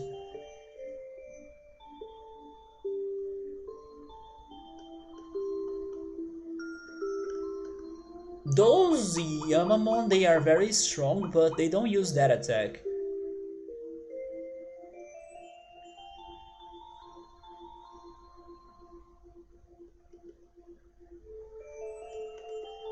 Nobody here actually.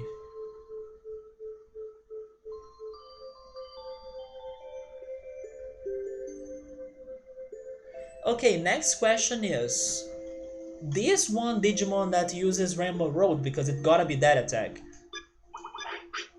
Does that attack fit him or that Digimon? Or would you say it's a very unexpected Digimon to use it? Is it like a Digimon that makes sense to be using it or not? Because I cannot remember it like that. So maybe it is an unexpected Digimon that can use it.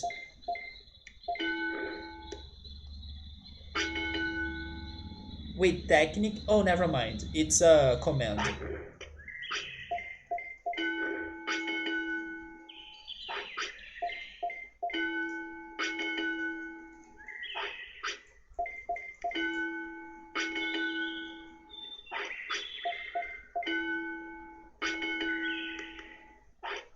Yeah, nobody really uses the Rainbow Road attack. If I think that when Piximon or Airdramon use them or use it, if it combines to them, I think so. Especially Piximon.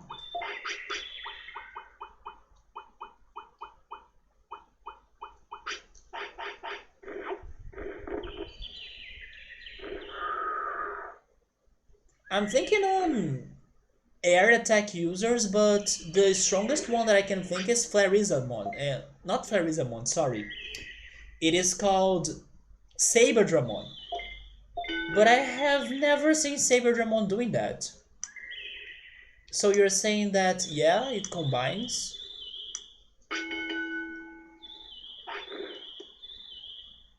Yeah, I'm thinking on Saberdramon, but they never use it. They use the other air attacks.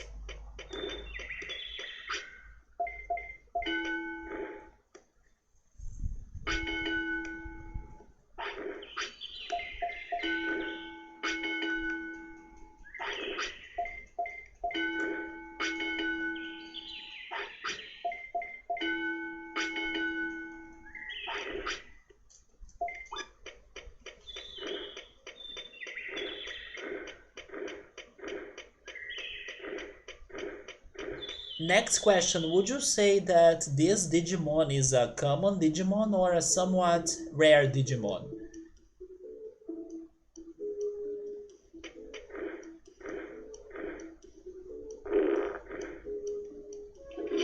It's going to be the brainiest. Or now it should stop and rest though. It's a rare Digimon, so it's probably not Saberdramon. A rare Digimon.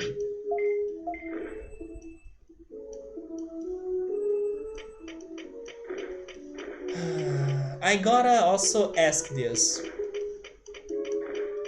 to save me time, right? Is it in Mount Infinity? Because maybe it's in there and that's why I haven't met it. And it's an OP attack too. So I do suspect it is in Mount Infinity. You see? Thank goodness I made the right questioning here, because then I'm saving time. So this annoying Digimon is in Mount Infinity. Guess what? We are going deeper in Mount Infinity then. Wish me luck. Are you ready to go there though, big brain? Because you only have magic points, you don't have anything else.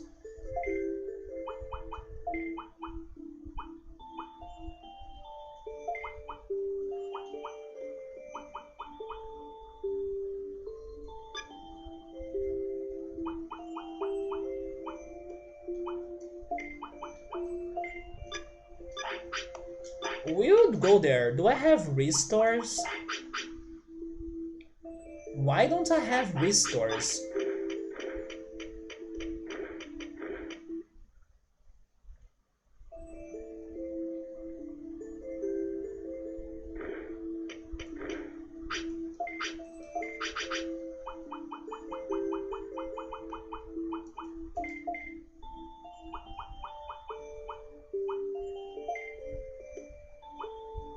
Imagine if I die and then I lose all of those MP floppies right there. Airdramon will destroy them with his brain cells because he's flying and psychic. To be honest, he does have some very trippy colors, so he could be a very good psychic Pokemon. Just like Sigilev.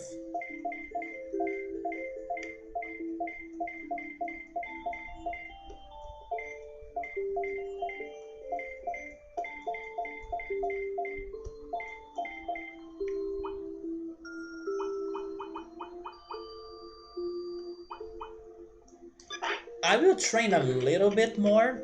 Also Lugia. Well, I don't think Lugia has crazy trippy colors though. Maybe the shiny Lugia that's pink. I mean, he's white, but he has the pink details. But Airdramon, he's super colorful. If you Google the uniform for the psychic trainers in Pokemon Sword and Shield, you'll see it fits Airdramon correctly. It's just like that.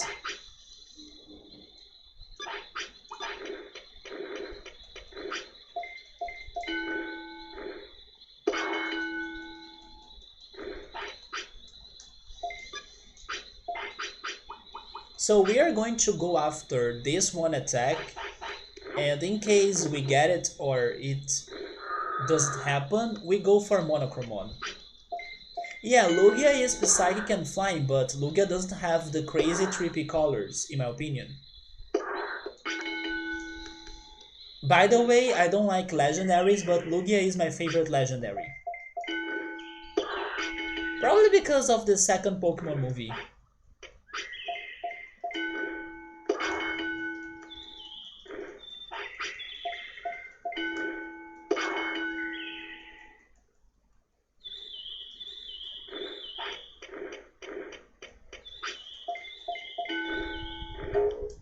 But I still think Lugia should have been water type.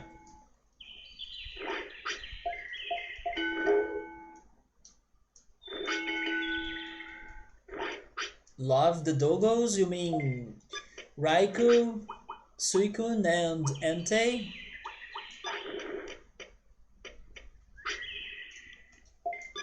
You meant them. Also, hey Emily, what's up? You're sad about the camera not working? It's okay. I will see if I can either get a new one or figure what the heck is going on about it. But it's fine.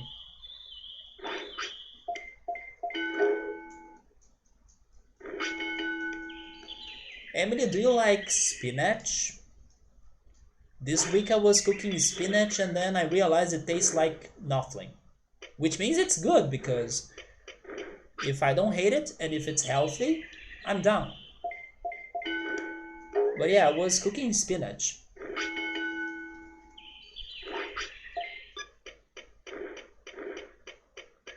Also, Emily, you sent me some pictures of some different panettones you have found, but I'm guessing you have not bought them, have you? I'm doing alright. I'm not hungry today, surprisingly, because I have a delicious lunch. and I did get a very, or maybe I should say, I have done great progress on Pokemon Go this weekend because of the community day that was happening. The only down thing that happened was really this camera or webcam stopping from work yesterday, which was bizarre because we were having a whole hour of streaming and then suddenly it froze.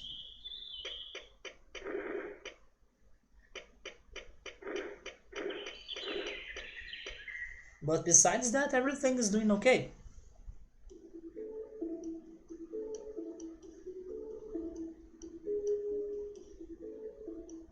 They were in an Asian farmers market. It seems that you guys are finding a lot of very interesting and different products, but like that are somewhat common in Latin American countries, but in Asian markets. For example, Ultras was here earlier saying that he found guava paste in an Asian market or on an online Asian website, like for grocery shopping.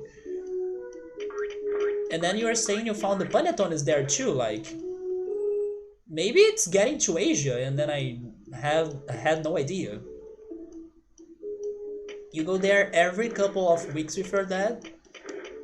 Those looked very good, but I'm guessing they were also more expensive, right? I still gotta try either tasting or trying those different chocotones or panetones, or baking them myself because I still haven't done my second panettone. Especially now that I have gotten the trays for cooking them. Although the panettone tray that I got was smaller than what I thought, so I will need to be baking cute little small panettones instead of making a big one, which is okay. But I was hoping for something bigger. So the Asian grocery stores usually feature some other country stuff too, that are nowhere near Asia, which is very handy in my opinion. They have a lot of Latino products. That's very good to know because if I ever head to an Asian grocery store, I would never expect to find Latino or South American products in there. Maybe they just should change their names to like, I don't know, imported products or something like that. International products, maybe. I think they would have a more suiting name and maybe hit more people. Like, oh, they have that in there too. Like, I would never imagine that. And I would never had to one shop like that before because I don't eat or I don't like most of Asian food.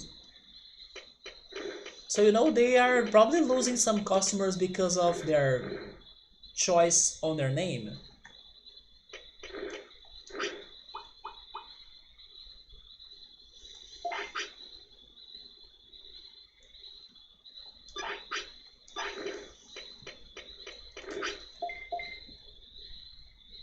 But it's like 90% Chinese though. Okay, so maybe it's only an extra, right? It's not like 50-50. So then it makes sense they are an Asian grocery store.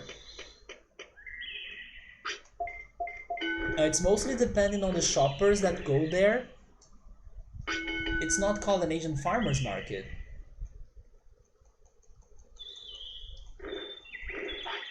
Ultras was saying that they also have a lot of different fruits as well, like dragon fruit and some melons and pomegranates. And a durian as well, right? I don't think some of those are Asian.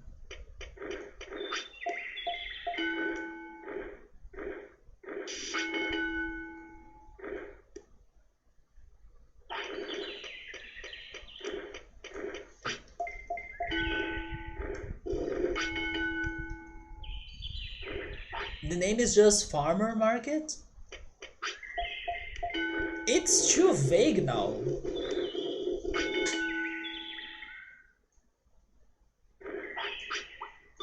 Yeah, that one, the berry central food.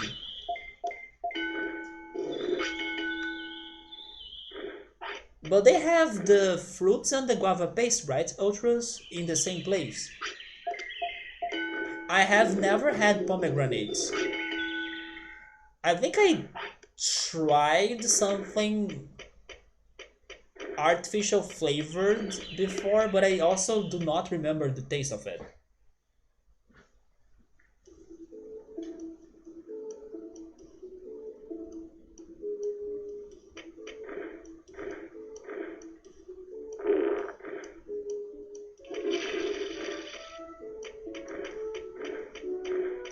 They are very sweet. That sounds good.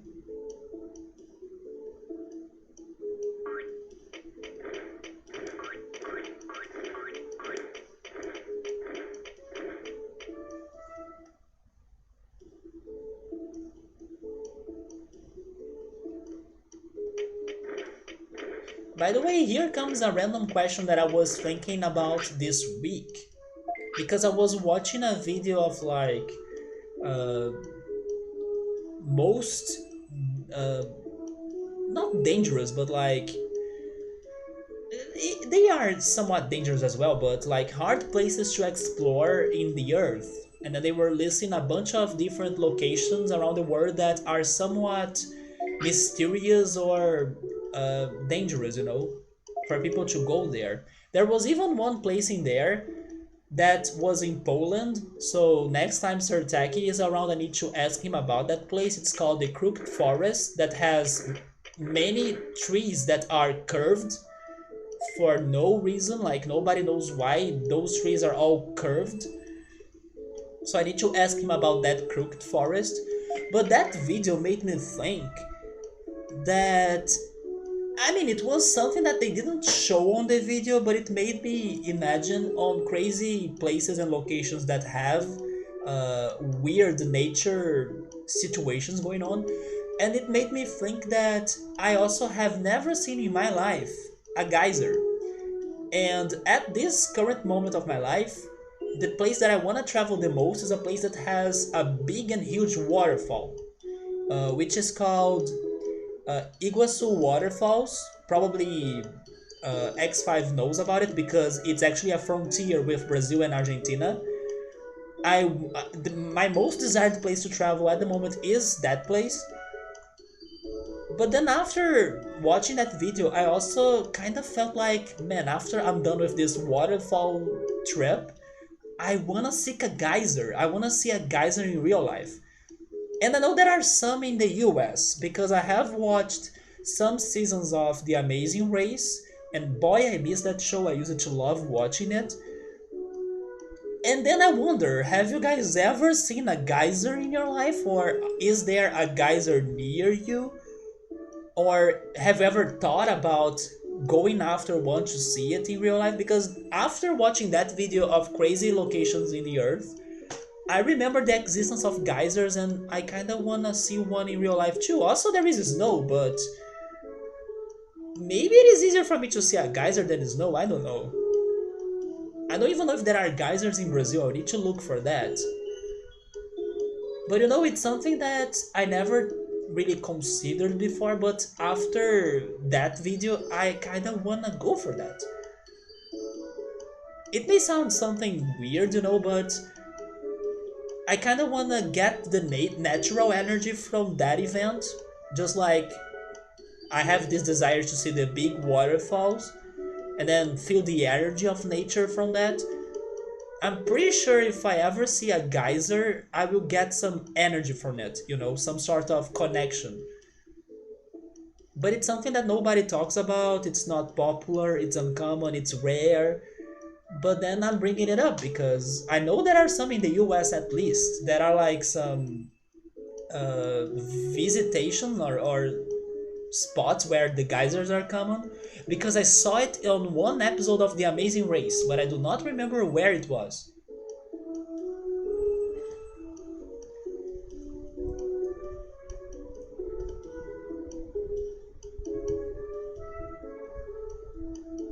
we got those really good Korean dumplings from there. And then Ultros thinks it's fun to eat the pomegranates. What gets him is like people who scuba dive into narrow caves.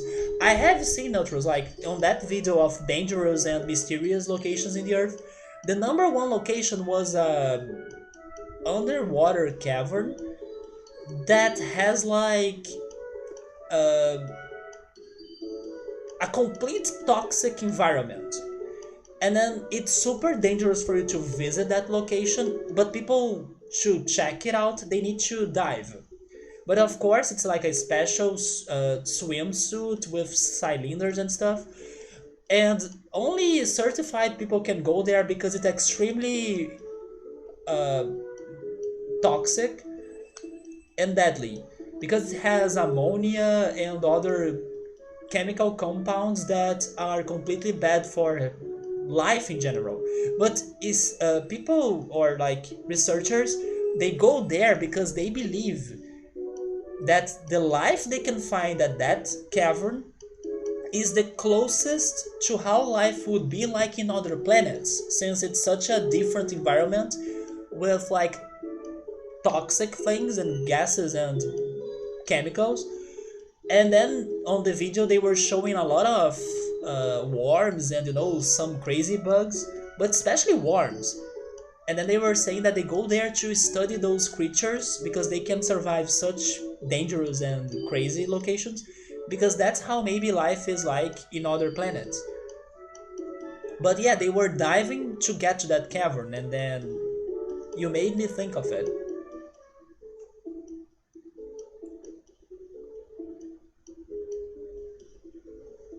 You see zero attraction to that, like people that dive into narrow caves. If it is too dangerous, I think it's not worth it, but if it is not dangerous and if it is a large cave and then if it is beautiful, I don't know what's the issue. Yeah, the curved trees that I was talking about, it's a location in Poland called Crooked Forest. Yeah, Crooked Forest. It seems that every tree in there is curved for some reason.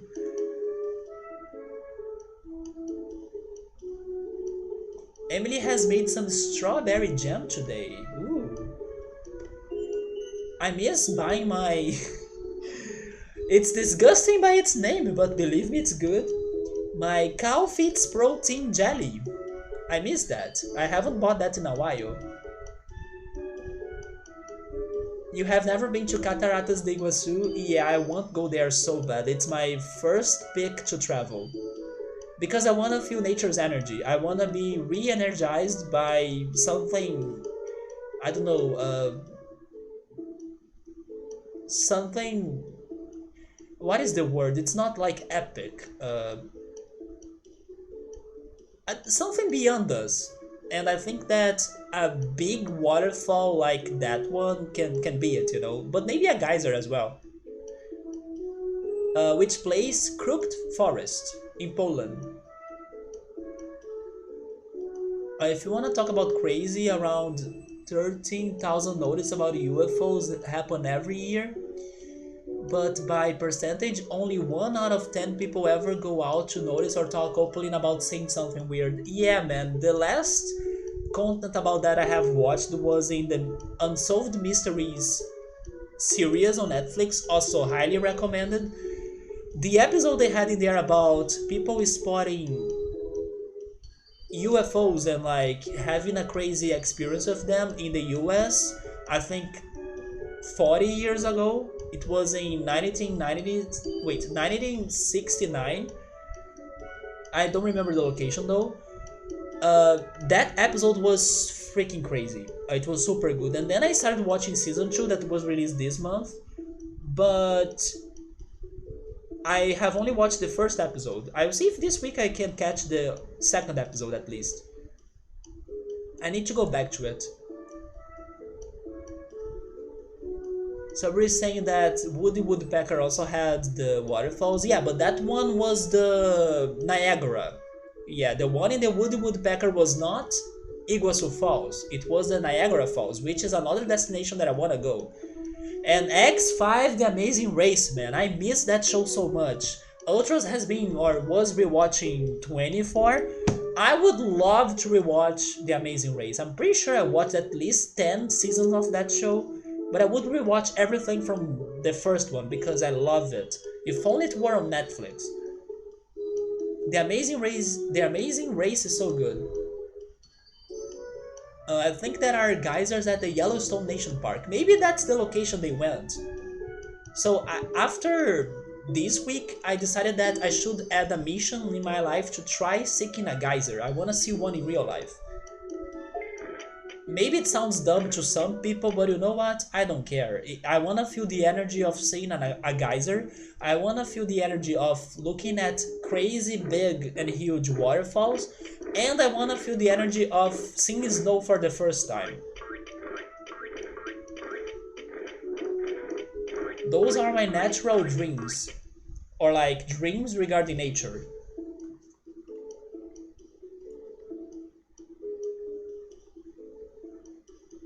One of Ultra's favorite mysteries on Earth is some hole in a waterfall.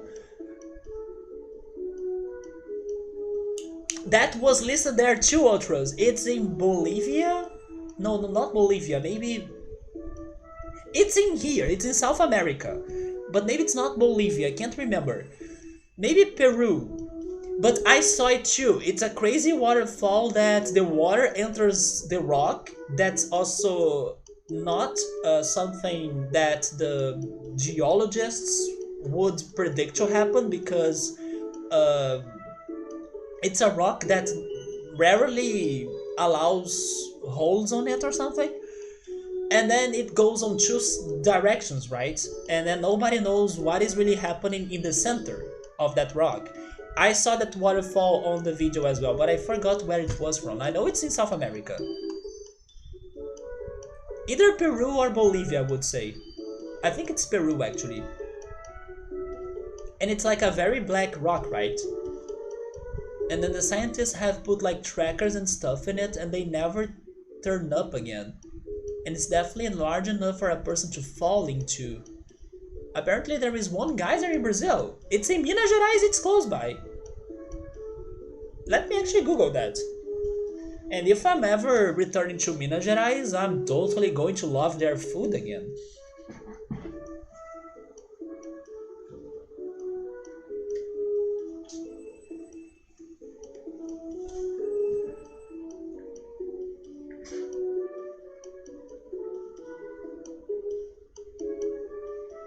Oh, Subway is saying that when he was talking about the Woody Woodpecker show, he meant that there are geysers in that. I can't remember an episode about geysers. But you know what? That sounds a bit familiar. But I forgot the episode.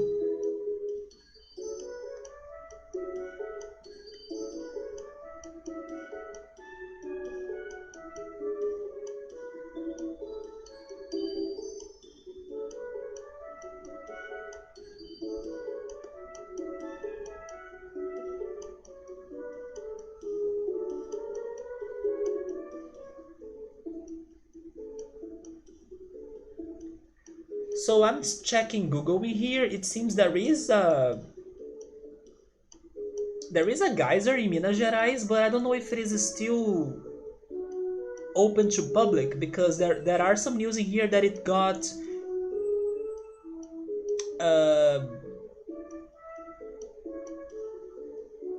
like the visitation was stopped for some time because it was opening a hole on the ground, and then maybe it's for safety, right?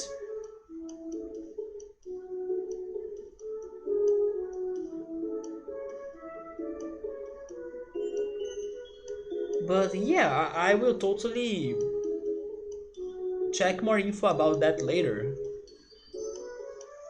But there it goes. If you also wanna seek new adventures to your life, why not, or why not, try seeing a geyser for the first time? Sounds like a unique experience. You have seen an UFO with two friends, Ultras? I have a weird memory of my childhood that's probably a dream. I even brought it up once on stream, but I think it was just a dream because it makes no sense. But it felt kinda real according to my memory. This was before the days come on drones and stuff, so it's been a while, right? Travel in time to Buenos Aires 2007 and you'll find snow. Man, I wish I could go to Bariloche. Have you ever been to Bariloche?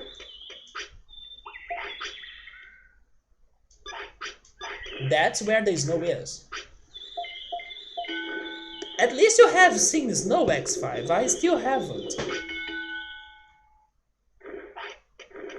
Oh, Airdramon is pissed. Why are you pissed? Wait, the mystery was solved? Wait, the mystery about the waterfalls? It's solved, really?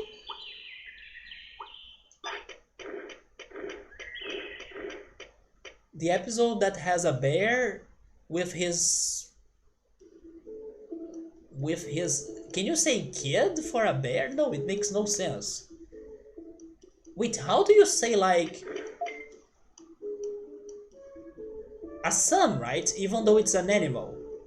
Like the bear's son, and they are always asking for food.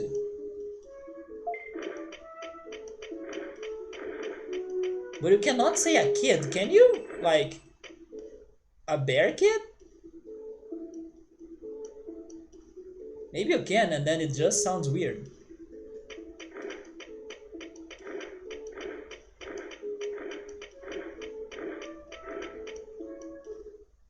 This was called the Devil's Cattle.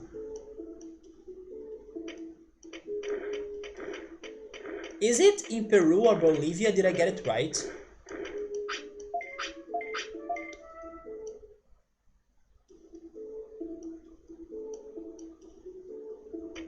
They also had a crazy place in China. It's a desert in China that has some mysterious looking rock formations that look like fortresses and castles, but it's like a mountain.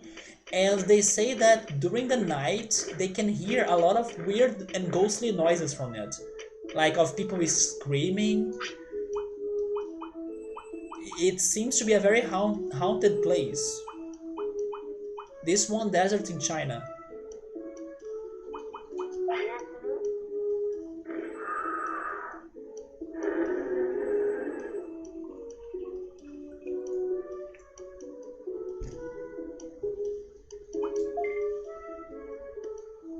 But I believe that the greatest nature dream somebody can have is like traveling to Norway or maybe even Sweden. I need to ask Victor that later, if it happens there. But traveling to one of those countries to see the aurora, right? Aurora Borealis. That's probably one of the greatest nature events ever. But then I think it's too far from my reality, so I will try the waterfall and the geyser. And the snow.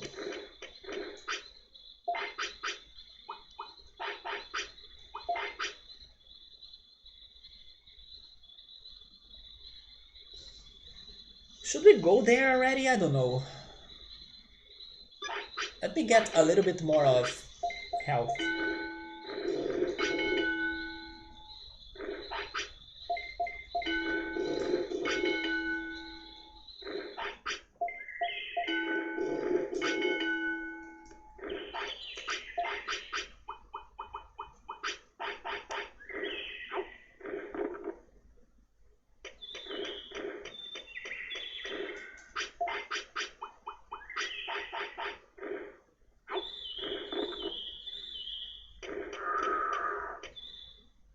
Okay, we are heading to Mount Infinity. We are going to seek this Digimon that uses the Rainbow World attack.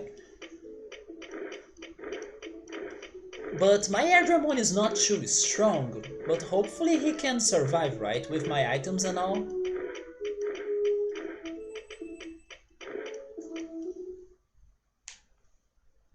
The thing is that he has strong attacks, but he doesn't have strong stats.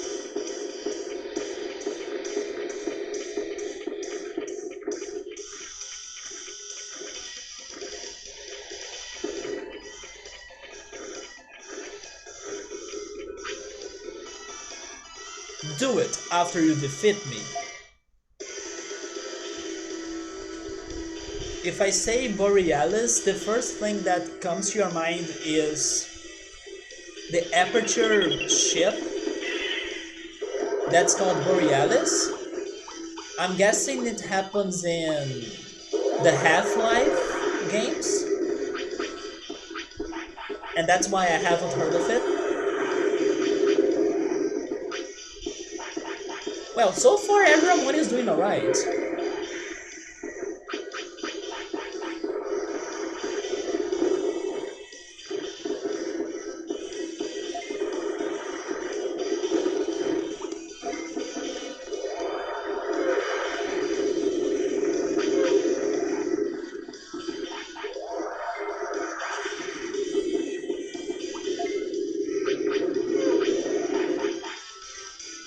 So there is that in Half-Life.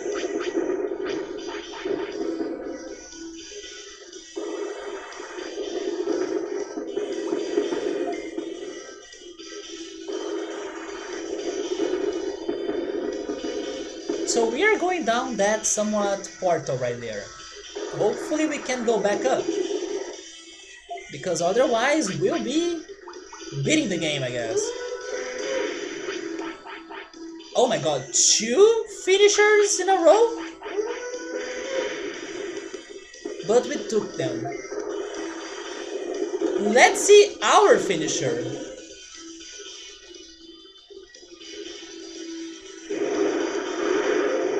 Oh, it's a big wind blow.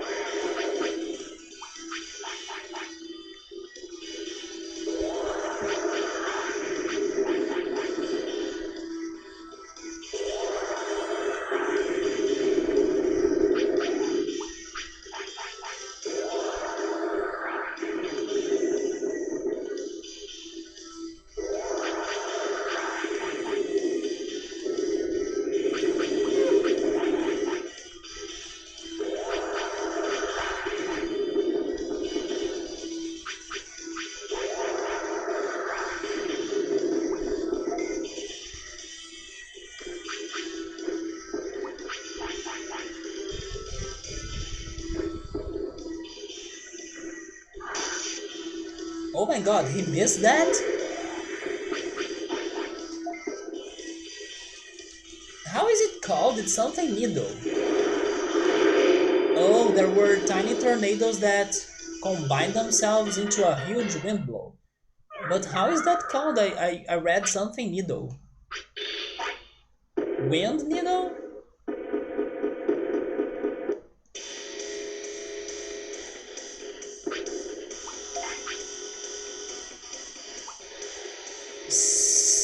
Spinning is spinning needle. Okay, we are finally reaching the... Wait, are those new Digimon? No, they're like Angemon. Pidomon? I must guide you. Angemon has an altered form, which is probably the one that has my attack then. I can see Angemon using that. Using the Rainbow Road. Distance. Actually defensive.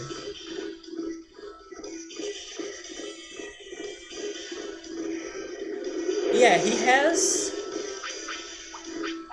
air attacks and electric. What about the Rainbow Road? It must be this enemy.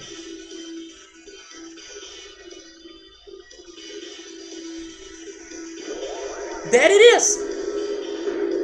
That's what I gotta learn.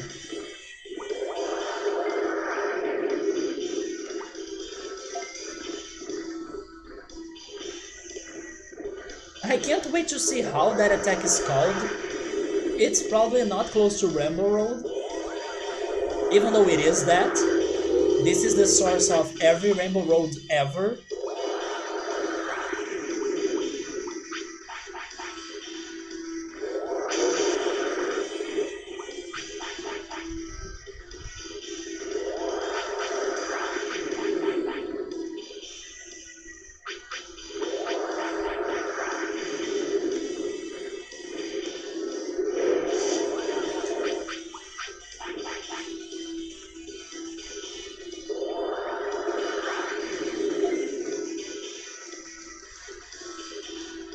Let's see if we'll be lucky and then learn it in the first attempt.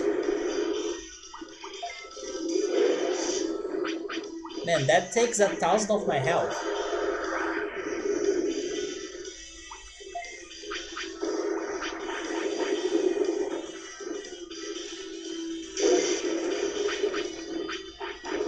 Aurora Borealis at this time of the year, at this day, and specifically at Mount Infinity. No, Aurora Borealis is a different attack that I think I learned it last time I played this game. And I did not learn the one I wanted. It was... No, never mind. Maybe it's the one that I'm still missing. I think I learned Ice Statue last time.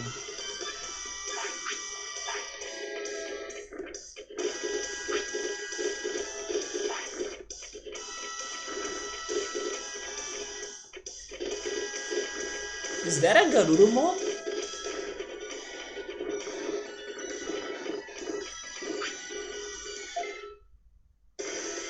So we found the enemy that could teach us that attack, although maybe we'll be unlucky like Skullgreymon was unlucky. And we'll fight, fight, fight and never get it. But we gotta have hope it's going to happen, right?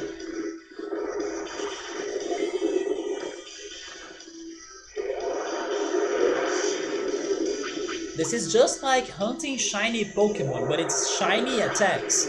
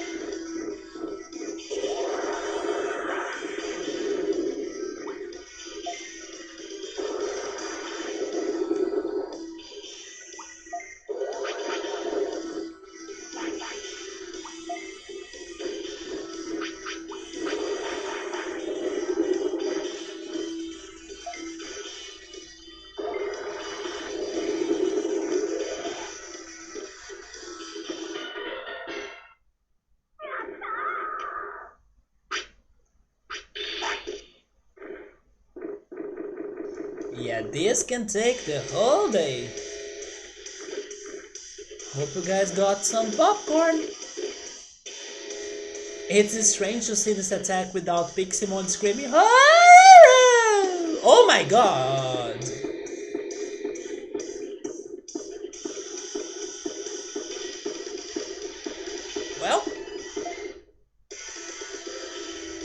Oh, at least somebody is running away, although I kinda wish I was not joining this party. This party people in the house, can I leave it? Nope. Everyone, do your best.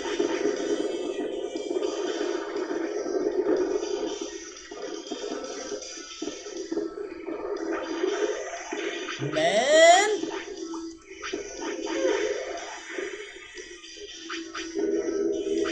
There's the Aurora Borealis.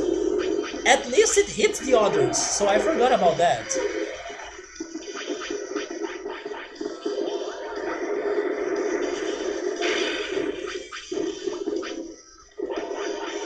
Okay, so this sucks because I'll need to keep on trying to fight those angels, and to respawn them I need to backtrack, but it means I'll be also fighting these guys.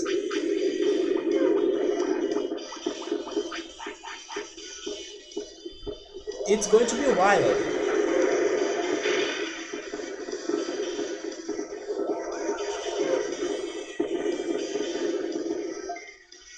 Especially with finishers.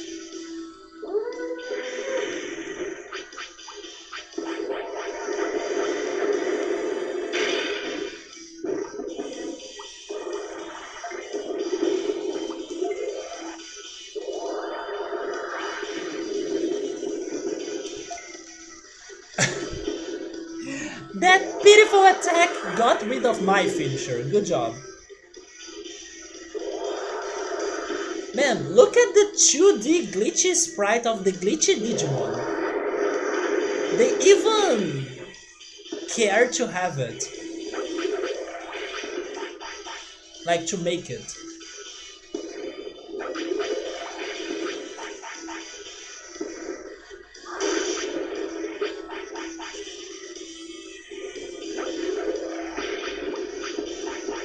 We had 2 attempts and there goes all of my items, right?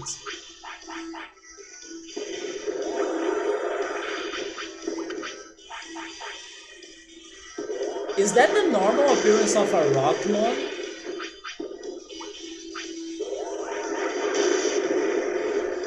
Yeah, there are a lot of area of effect attacks going on here. But we did it! There goes all of my items in the process, but we did it. Hopefully with that money I can buy all of those items again. And here we go again to what really matters. Which is pooping, of course. You gotta do your daily poop. Right, Airdramon?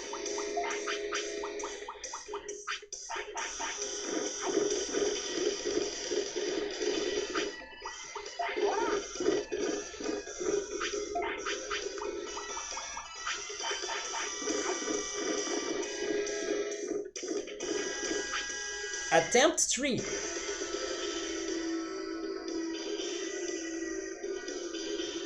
I cannot see angels anymore without thinking of sexy frog. I'm still hyped for that.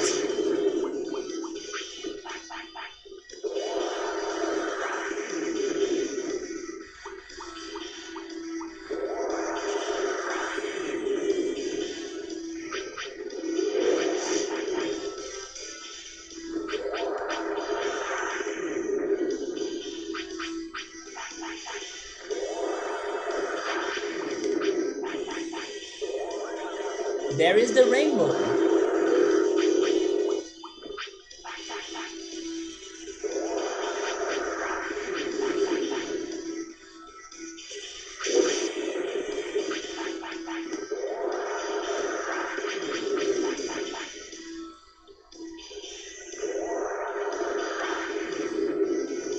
They have a lot of life. Remember when Prominence being used to be OP? This guy tanks Prominence being so much.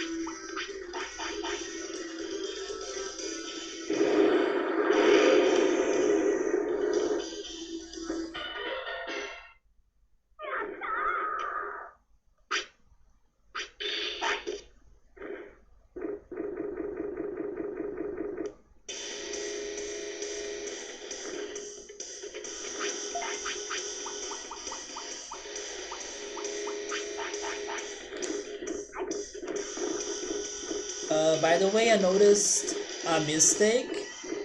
He should have had two pairs of wings because he normally has two more wings than Angemon. Yeah, he only has two wings. Maybe he's really the Sephiroth of this game, right? He has less wings than the normal one. But in here it's two, it's not one.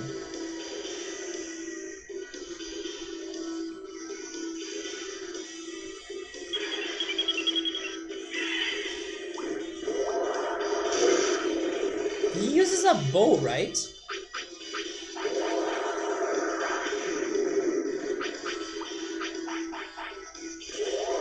Is he supposed to be a Cupid?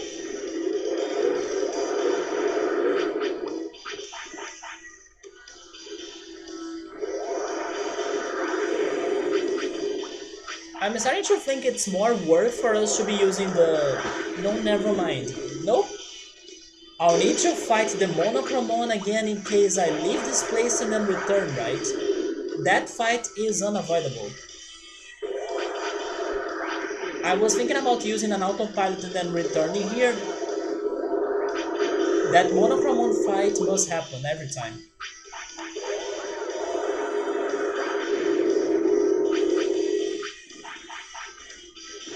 Yeah, this is going to be a hard attack to learn.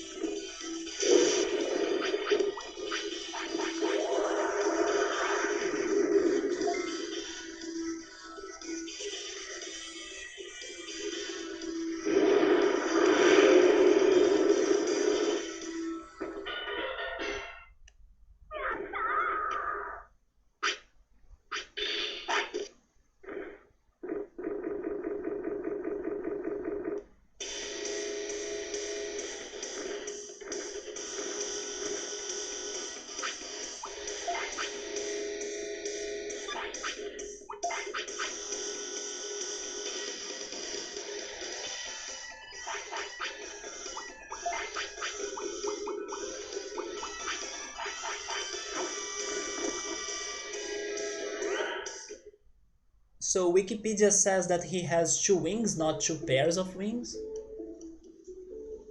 Is the game right then?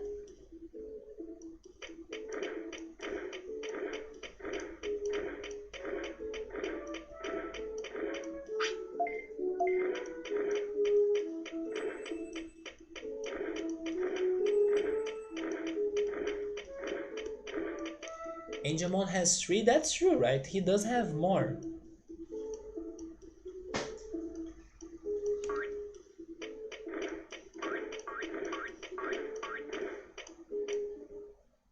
Maybe Subaru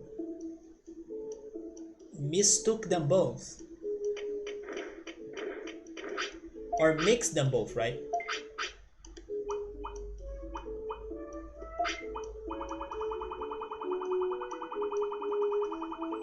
Yeah.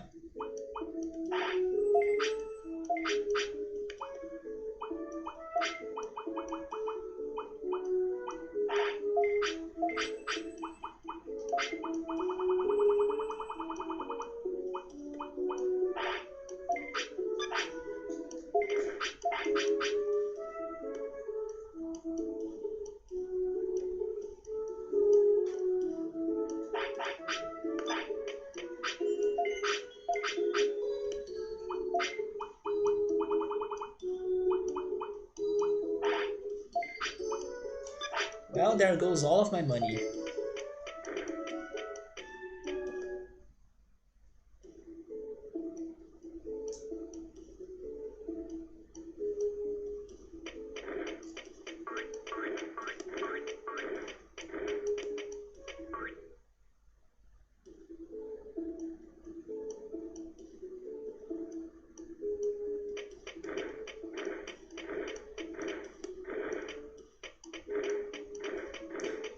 know what? I think I'll save just in case.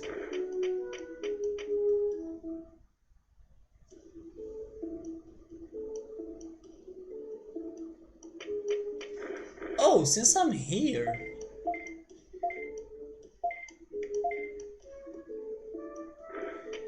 What if we make an Airdramon meeting? Some family reunion in here?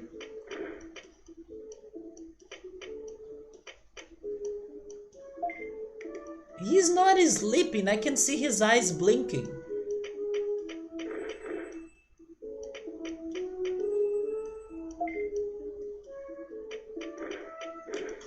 Well, that's how you avoid annoying family members.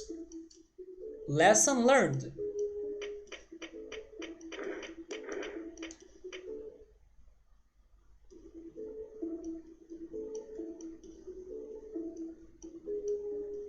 I actually use it to avoid some annoying visitors at home by going to take a shower. That was my strategy. Every time there was like somebody visiting my family that I was like, I don't wanna meet this person, I went to shower. That's the best strategy ever.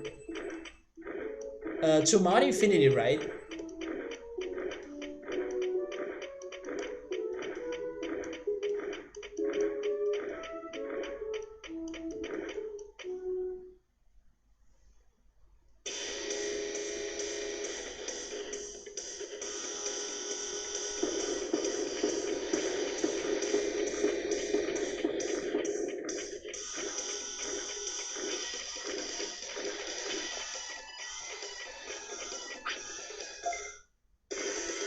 Oh, two of them are running away, great.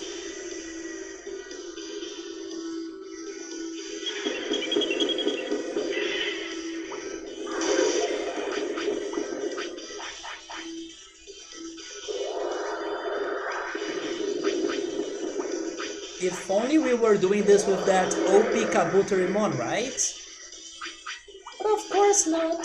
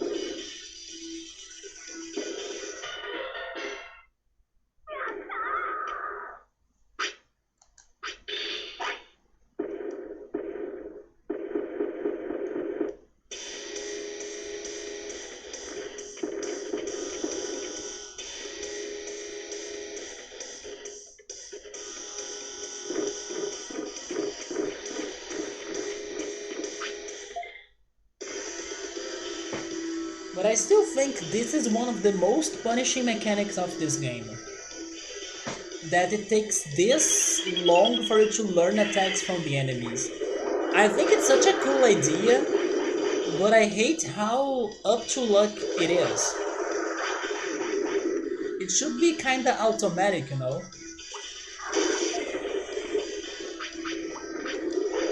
When I started this hunt for those attacks, I was not expecting it to be this frustrating.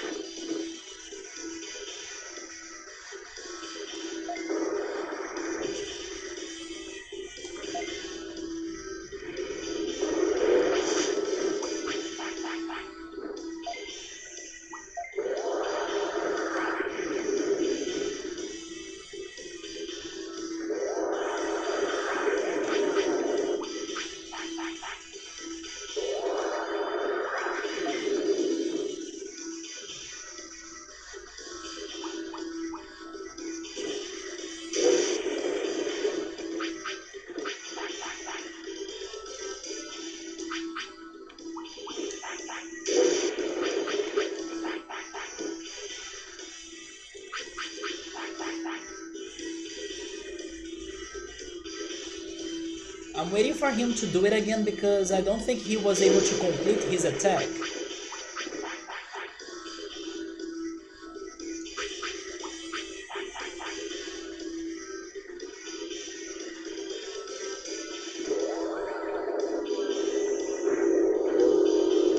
There we go.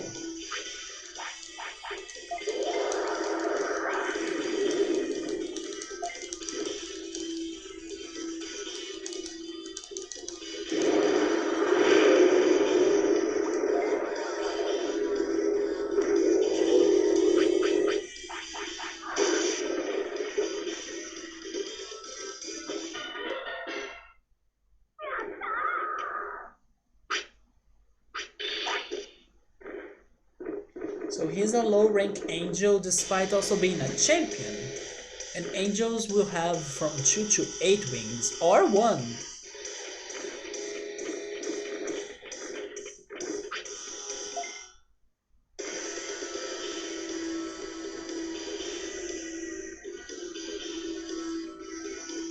How can Airdramon fly, by the way? His wings are all holed.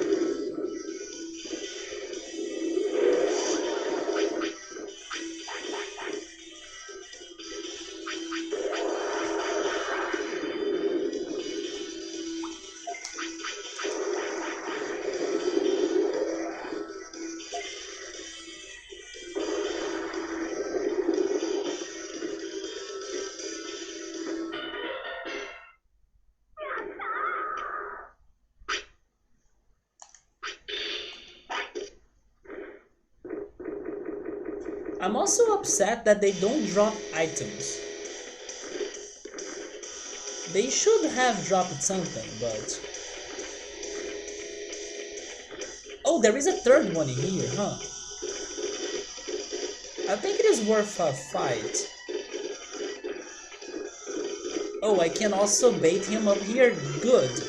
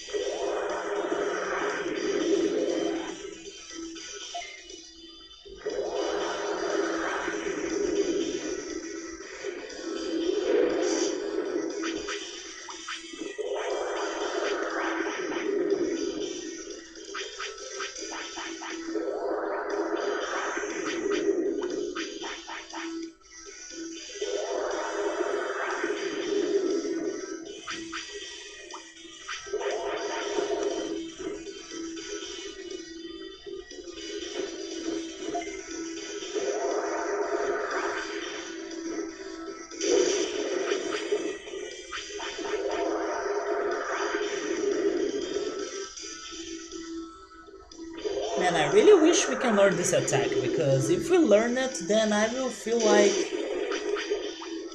we were able to do at least something good on this weekend. Like, we made some sort of progression that I could not really get last time I was playing this game with Kabuterimon. But the more I fight, the less I believe.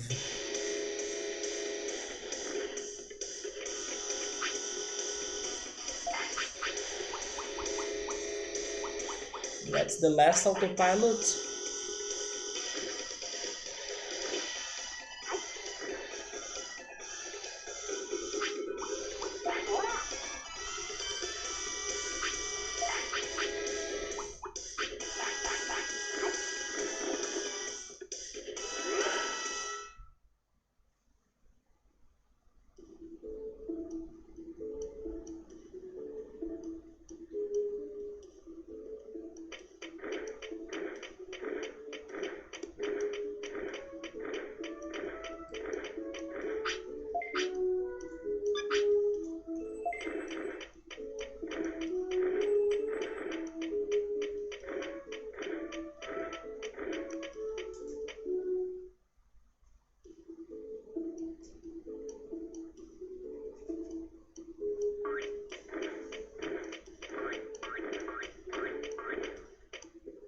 I should check later who can turn into Airdramon.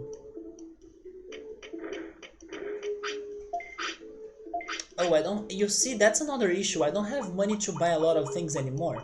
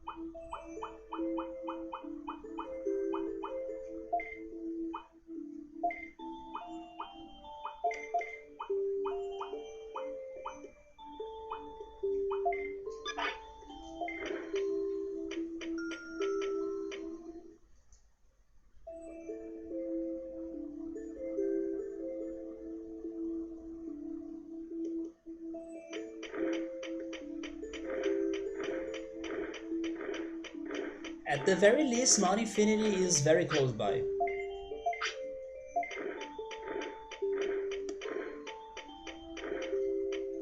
Maybe I should change that hit laser attack, it's not strong.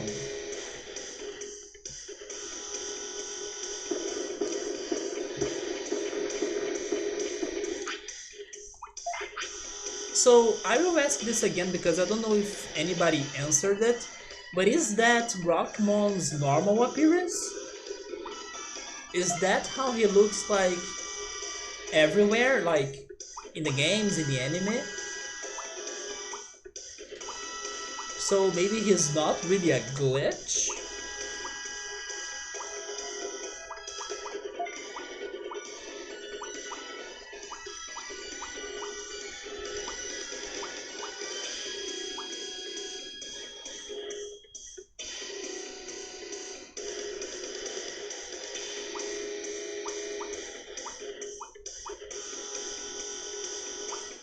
But then Hurricane is too strong, right? Keep Hit Laser, it's fine.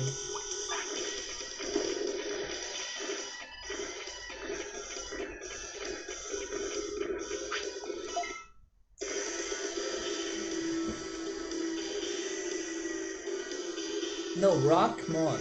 Isn't that Glitchmon Rockmon?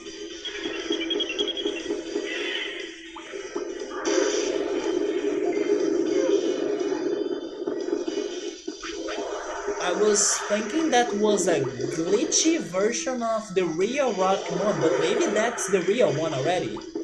And that's how he looks like. You do not remember?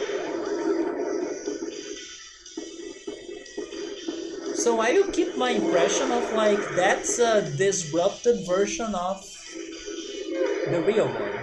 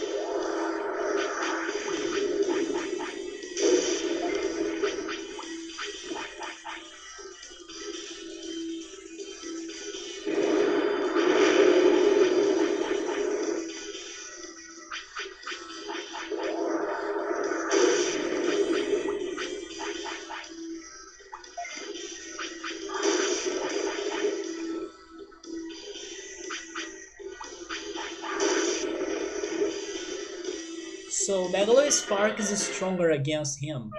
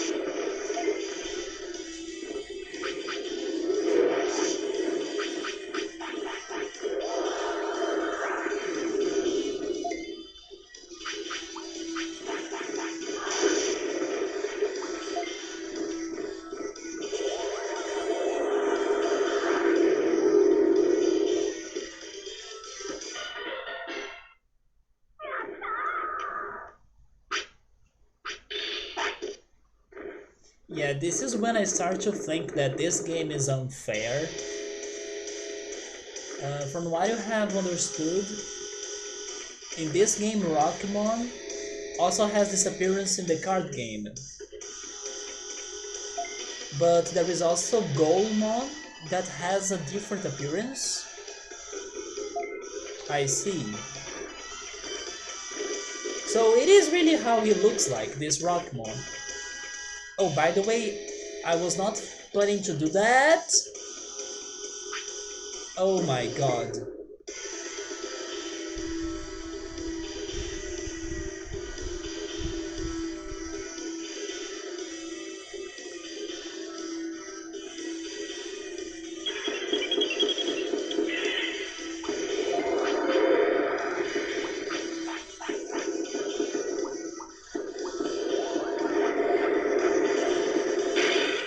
You know what, I'll go defensive, because if all of them are using area of effect attacks, I can let them kill themselves and defend, right? In the meantime.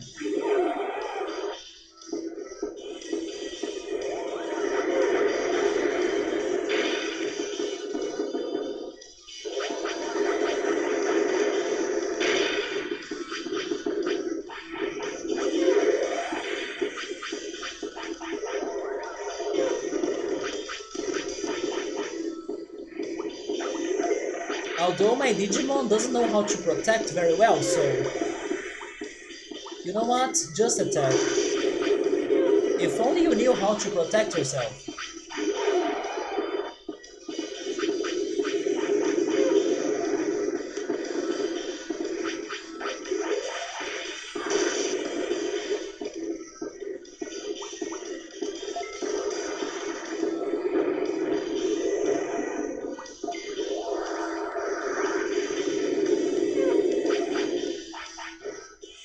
Yeah, he was not able to defend very well.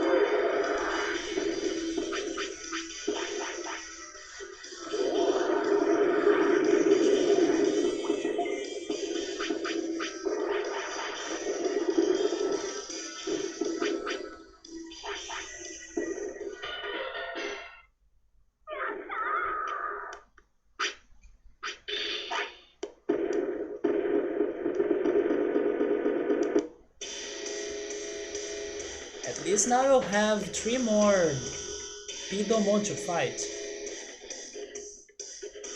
Hey Afro, welcome, how are you? Yeah, yesterday the cam glitched, and I could not figure it, so... At least I'm still trying to finish this game, right? Even though there is no cam.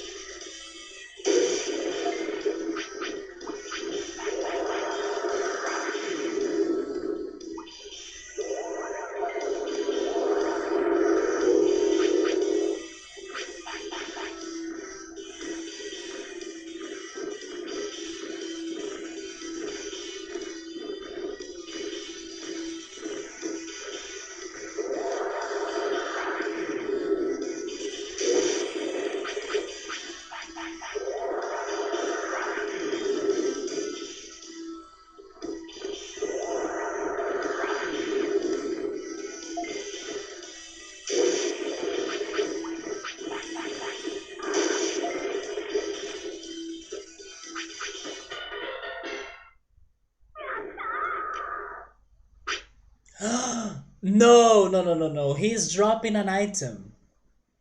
Yeah, he's dropping an item. I was complaining that they don't drop anything, so... A sage fruit?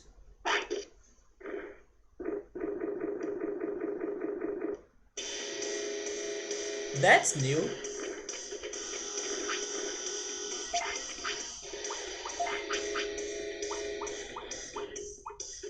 Oh!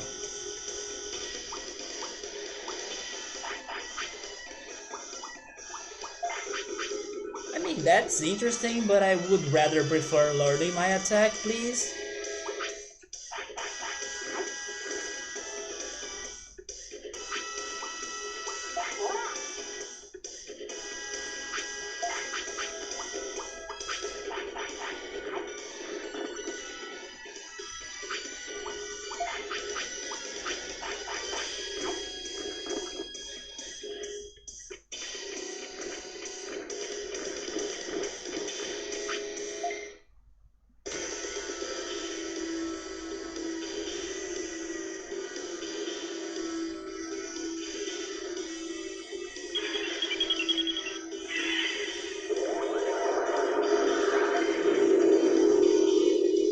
Which game I'm playing after? I'm thinking of playing Cosmic Star Heroine.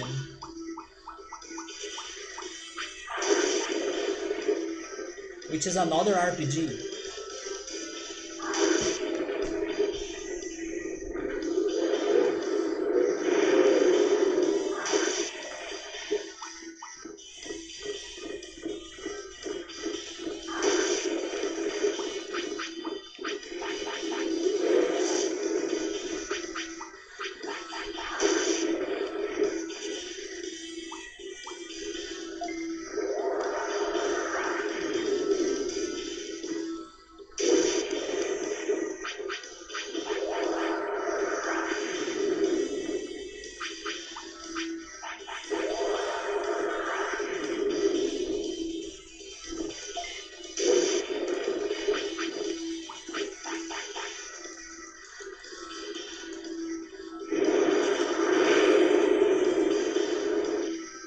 I would be playing the next game sooner, but this game right here doesn't want to help me. I solved the puzzle, which is like, this enemy will give me that attack. But then, I do not get my attack, so... It's thanks to that I'm here forever. And that's why I'm starting to think this game is not being fair anymore.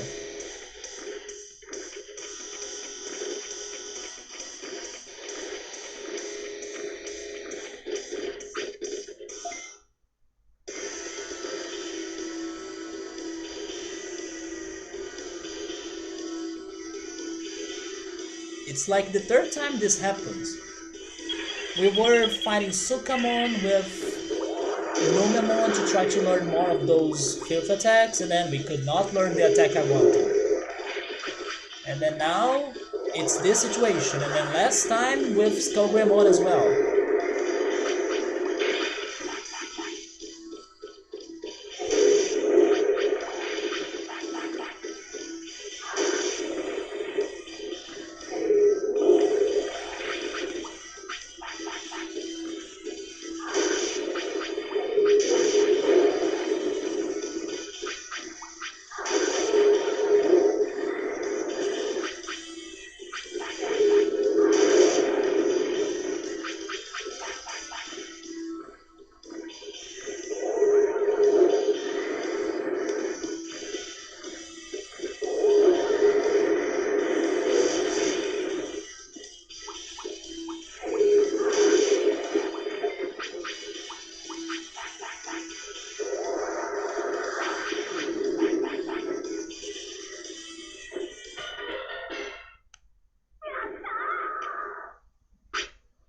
Oh! No. I'm getting debated again. It's Gururumon is dropping something, right? It's not like Gust Rainbow learned. No, it's Gururumon is dropping something. Ah, a medium recovery, thank you. Stop debating me though.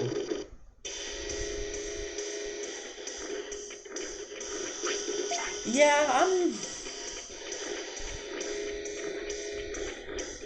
a big part of me kinda wants to give up about this attack learning thing. Because it's so, unfair. Did you see that Gururumon attacked Pidomon? He did that when he was paralyzed.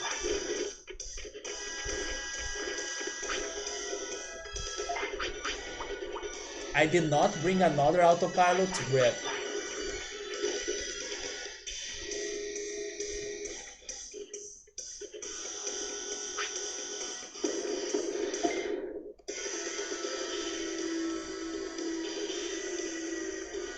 Yeah, I'm starting to really want to give up about this because this is kinda becoming pointless. I solved the puzzle and then the game doesn't give it to me.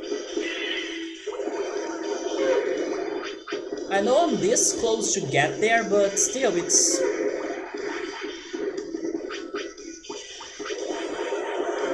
unfair.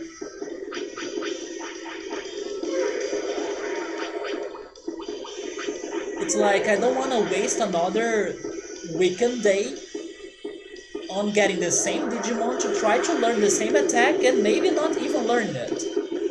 It kind of frustrates me.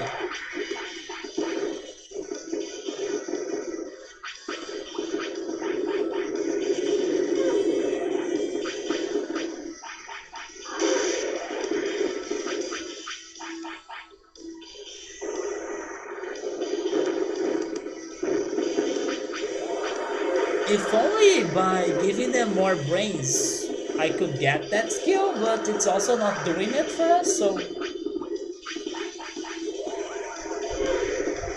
this makes me salty.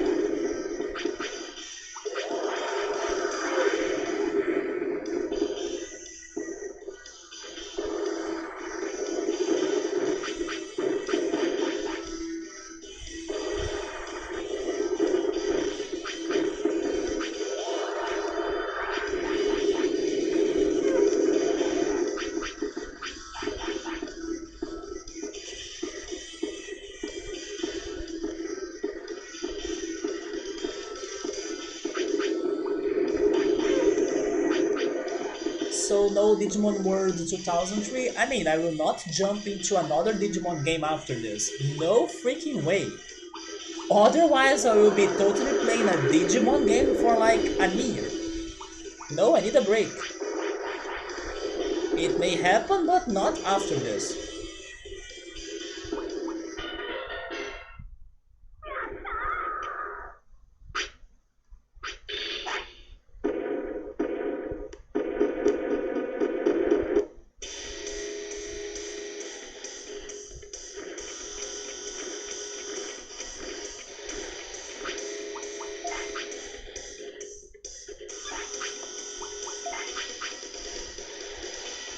I think I can still try fighting them again. No, never mind. I don't have autopilots.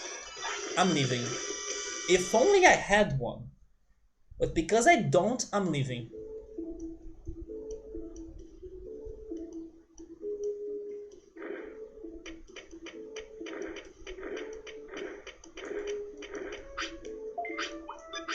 Wait, does time not pass by when I'm there? That's so crazy. Um, I will get one from my bank.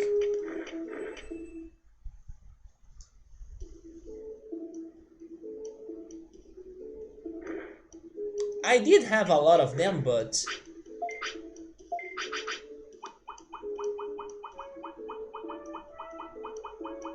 I was not expecting to need to use them inside that place. I thought that the way back would be safer, you know?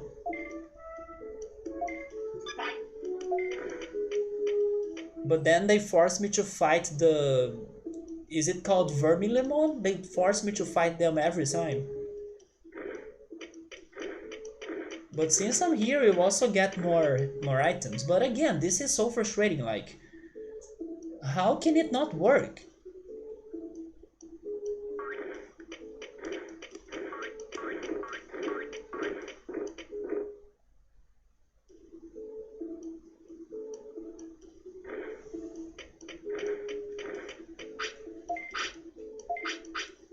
I'm feeling super bad for whoever tries to 100% this game because seriously, this is madness.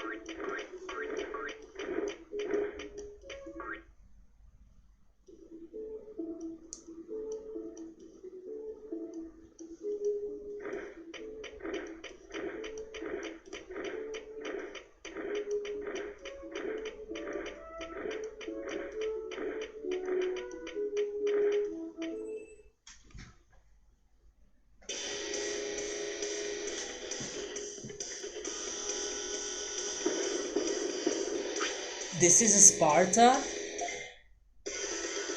I'm running away from this one, by the way.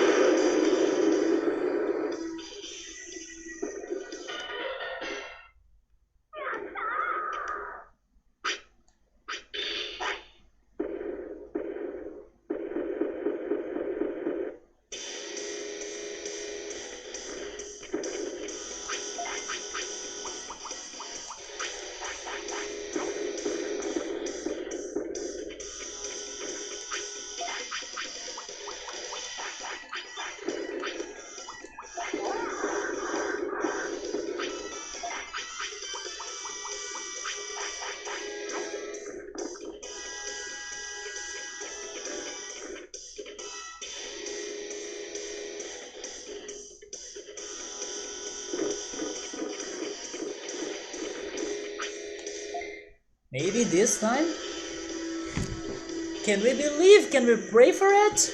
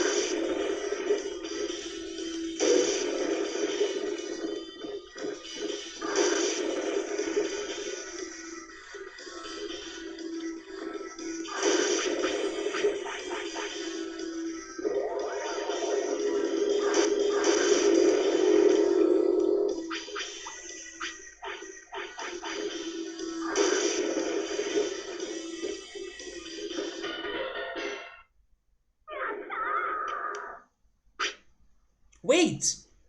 Really?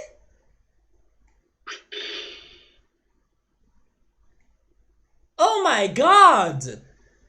Man!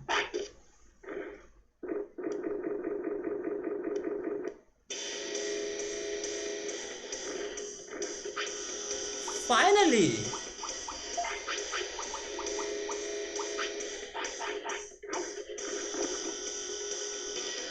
There you go!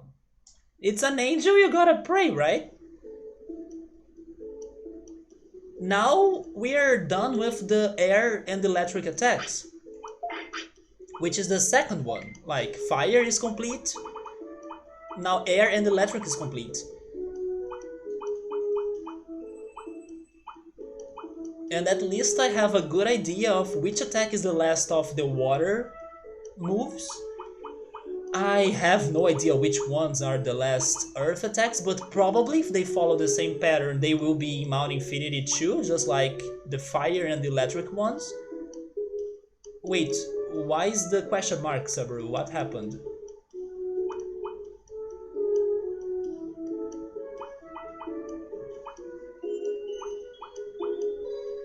And I have an idea of this one, although it seems to be impossible to get. But anyway, I take that attack and I will save.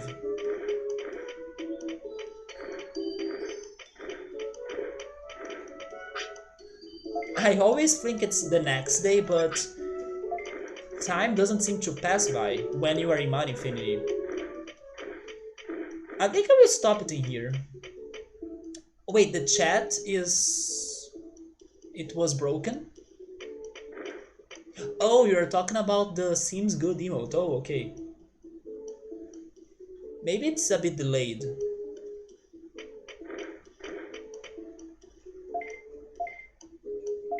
But you know what? Before I finish the stream,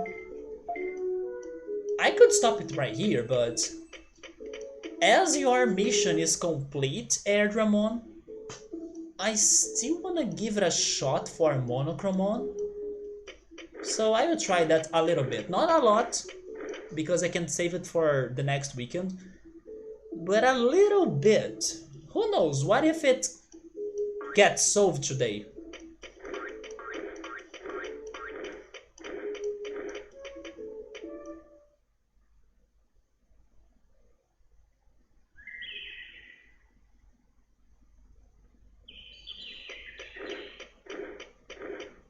But thank goodness that attack was given to us. I was like losing my hopes, like those attacks are hard to be learned, and then the fights are hard, and then the items you use are expensive.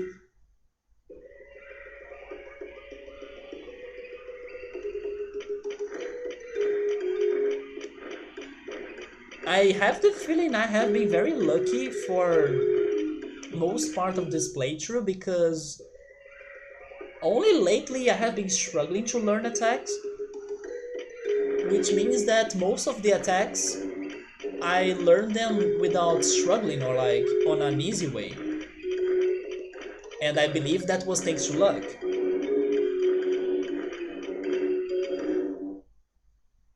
That's why I had the impression that learning those attacks wouldn't be this hard. But they are.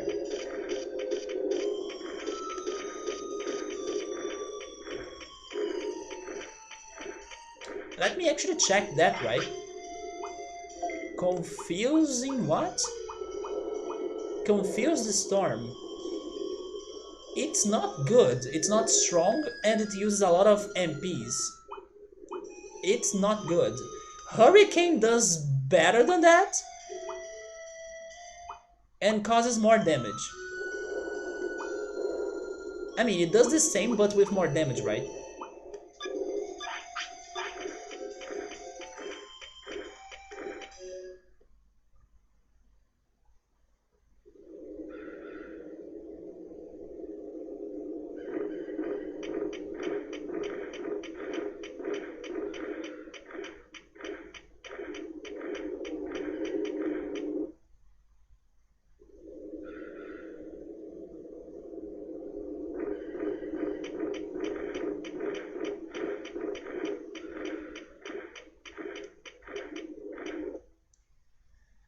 Here we are, and I cannot believe I feel good about returning here. Because at least in here I have a chill song playing, I don't need to worry about fighting for nothing. And I still make extra cash, so this is not too bad.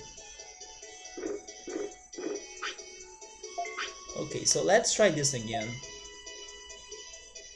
It's a Kabuterimon, so raise price. Yeah, for who was playing this for the first time, I did get lucky sometimes, right? Oh yes, I need to pay attention to those numbers right there.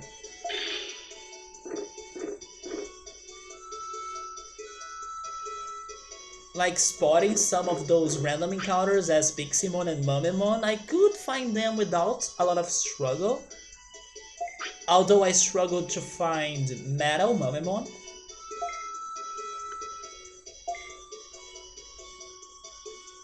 Uh, 1200 bits. I had a note about their prices, right? Where is my note for that? Oh, it's right here. So it's a medicine. Medicine costs 300 normally, and I'm selling it for...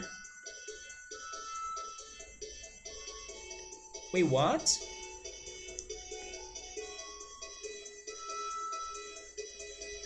Oh, never mind. Maybe the profit that I normally get from selling a medicine is 300. Yes, it's the profit only, it's not the price of it. So if I sell it for 1200 bits, it's 200 plus. So it means it's 500 of profit, right? I will try it, yes. 525. Oh, never mind, it's 500 down there, yeah.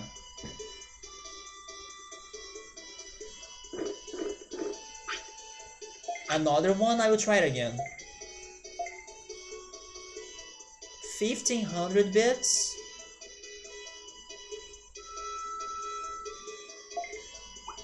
Let's lower that.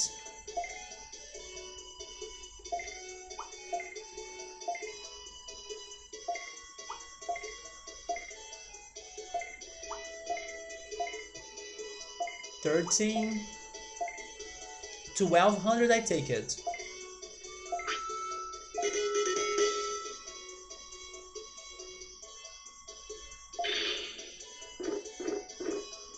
Those two sellings were very good already. I got more than 1,000 from only 3 customers. So she wants meat. Meat won't give me a lot of profit. So I think it's better for me to not risk it.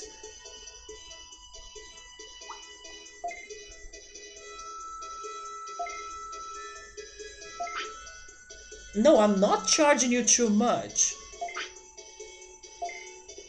You are crazy. I'm keeping the price at a normal price.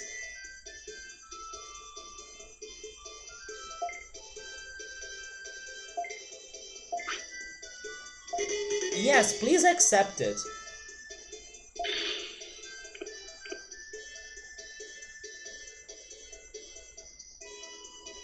Ask for medicine, please. There we go! What? Okay. But he said though. 1100, that's okay. I don't mind it, sure. 400 of profit, that's fine.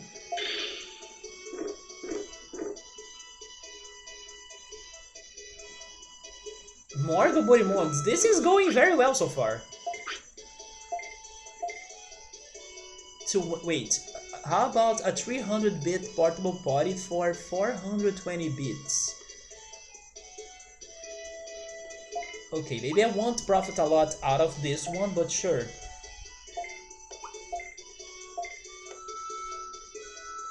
So I'm profiting 120. I think I'm going to profit 120 out of this.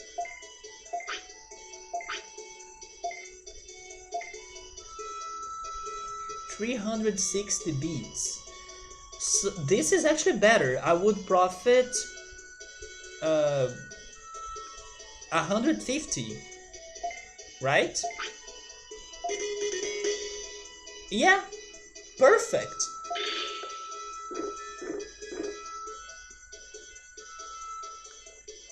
Oh no, it's this guy. Medicine? We risk it for medicine, right? Even if it is Widmon. Okay. Can you take it? Oh yeah! Let's go! Man, this is going really well. But I kinda hope it doesn't get jinxed.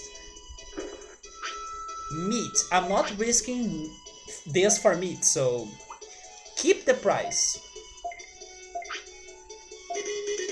There we go, we got to 2000 already. More medicine, come on, everybody's sick, you need medicine. A potty, I could risk it, but I think I won't, to be honest. I will not risk it. I will sell it for the regular price and get 90 out of it.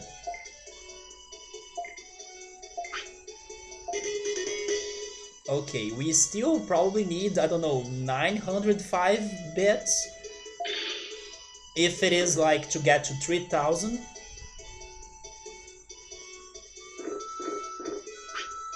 Meat. I don't wanna risk it for a Godsumon. I'm keeping the price. Give me 50. Okay.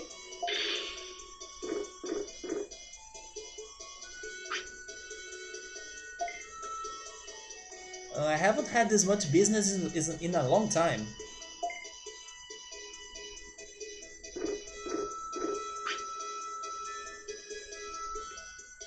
Give me some medicine. There we go. You do fine, but hard lockdown in 2 days. What do you mean by I do fine? Like, I'm in a lockdown too. I mean, it's not forced, but I'm not leaving my home. The situation here is not good.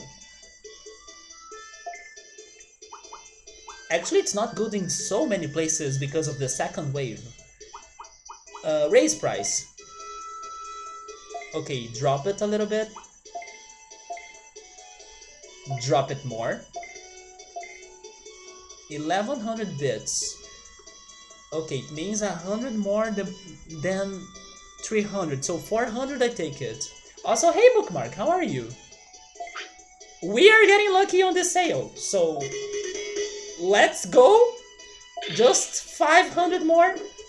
Maybe this is the run with Airdramon.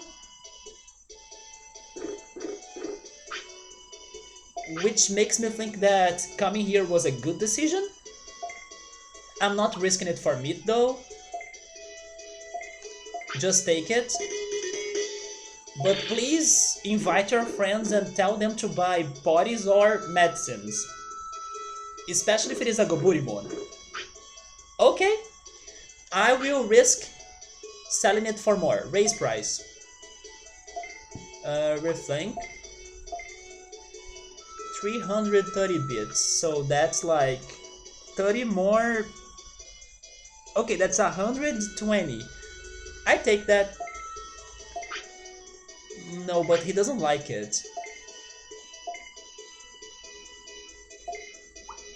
Come on, please get something out of this. 360, it's even higher. So I would be getting 60 plus 90, which means 150. Sure? Not yet. You're doing great, have been lurking while cleaning the room. I gotta clean my house. I will see if I can clean some parts of it, not everything because I'm lazy, but some parts of it this week. How about you? I'm doing alright. I'm just a bit, I was a bit salty earlier because of learning the attacks of Airdramon, but thank goodness we could finally do it. And then I was also a bit sad because of the cam that stopped working yesterday, or it's kind of glitchy or freezing every time. But besides those streaming situations or like issues, I'm doing alright. It's been an accounting stream and I'm liking them. I can't believe what started as the worst side quest of this game for many turned out to be very interesting, fun, and I don't know, a refugee from the stress. Wait, what's going on in here? It's the party, right?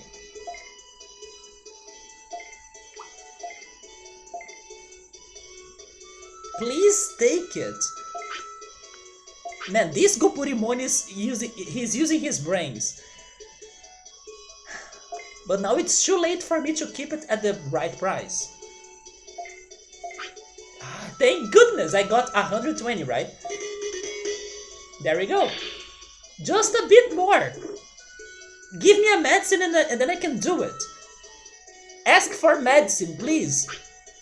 Another party? Fine. Let's do this again. Okay. We are super close. Give me more. People asking for party is not meat. Okay. For a god summon, I can keep it at the regular price. I can take 90 out of this, sure. Let's go. Just 150, right?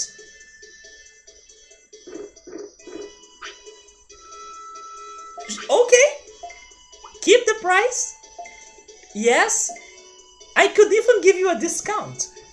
Because I'm really believing and hoping for it to be 3,000. Because if it's more than 3,000, then rip me.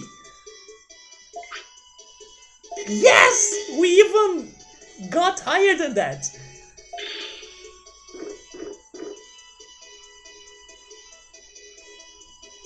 Okay, Weedmon, now I'm not risking it. Keep the price. You see, there are so tiny strategies to do this.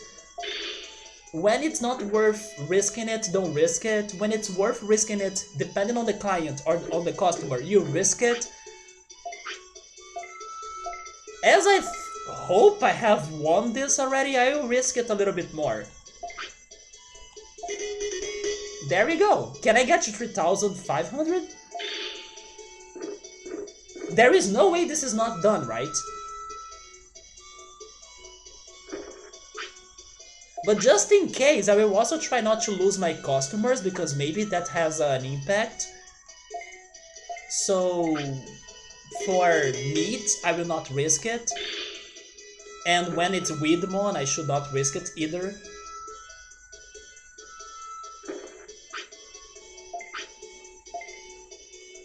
This is happening because we started really well with those Kabuterimon asking for medicine.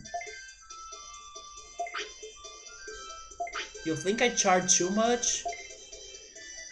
But I'm not lowering the price because I also have some memories of lowering the prices for you and you were unhappy about it. I'm keeping it. There we go.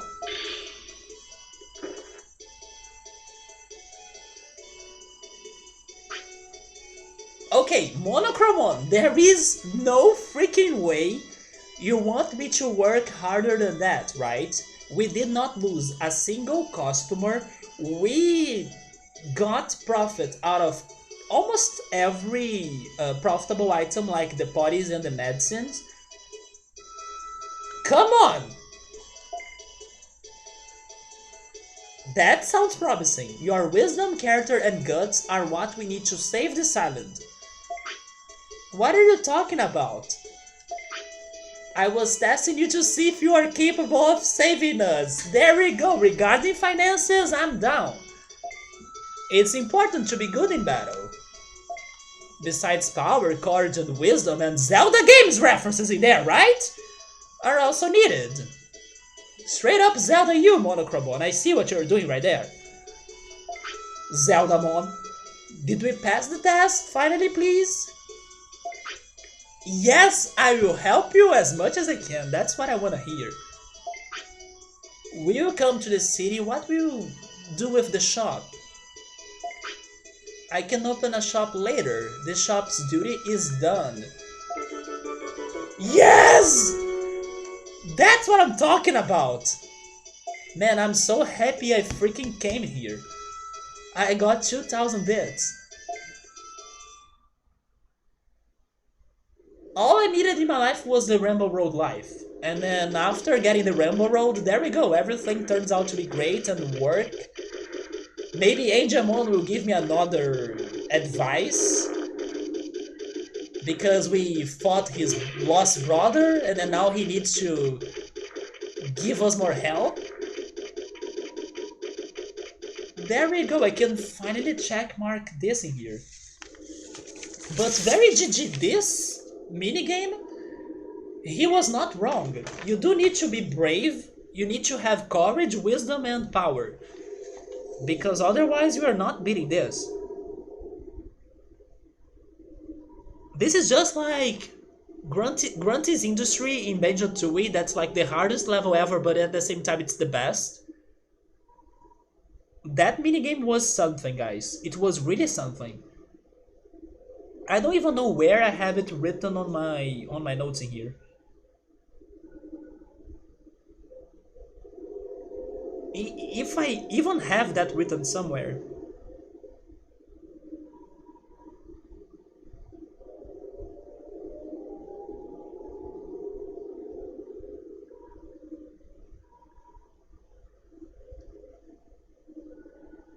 Oh, I had it up there, but I kinda check-marked it before because I imagined I was done with it, but now I'm officially done with it. Probably I check-marked it when I was like, oh yes, I tested it, I know what it is about, so bye. And then because of Angemon, I had to come back here. But before leaving it, what is left out of this place? It's not a place where... how is it called again? Where Nanimon would show up?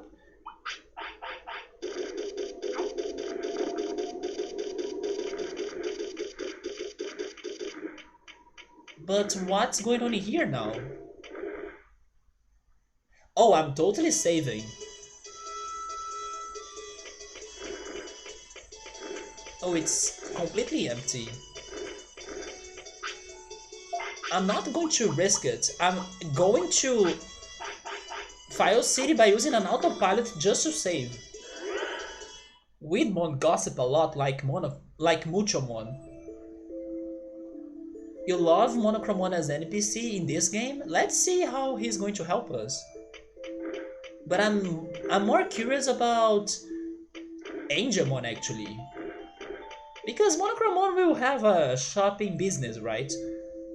Or a shop business.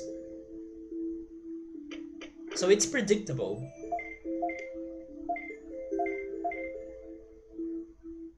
This is actually very rewarding because today we got Kabuterimon that was for nothing, but Airdramon is... What is with the Dramon Digimon that are helping me out so much in this game, like Seedramon as well? Those are the guys. But now I want to see what this should have to say. Maybe we are entering a battle.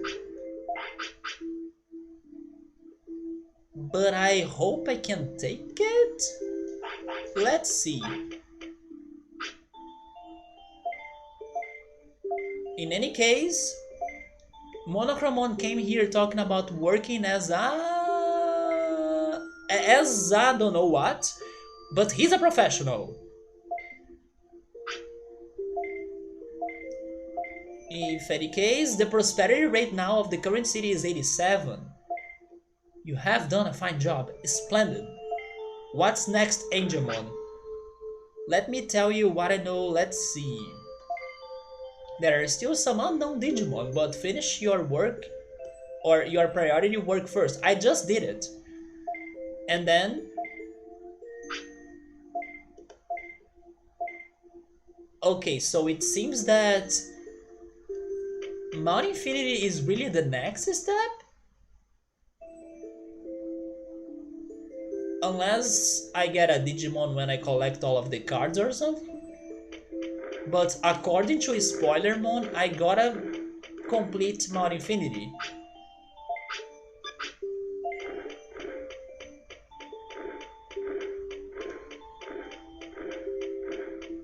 You can sleep and then tomorrow I check this Monochromon's business.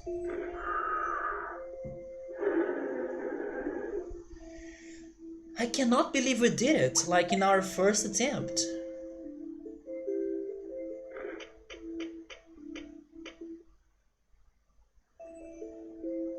I think it's because we got lucky regarding the customers and items they were looking for, but also because I worked with everything I learned throughout this whole playthrough, right? I knew which items to risk it more. I understood how they reacted to my offers. Oh, there he is. This is the perfect place for me. I will work hard here. What can I do for you? Well, they have the same prices. Protection, that's a new item. A restore? Oh, I can buy restores now.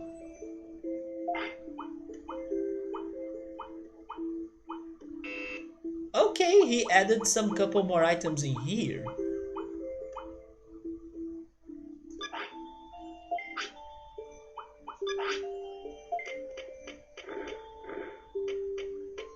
Which day is today?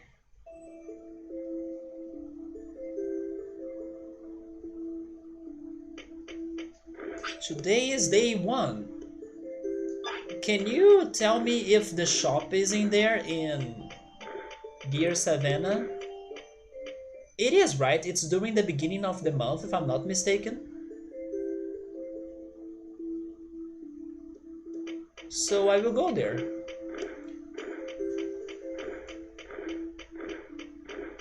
What if I can also get a new card?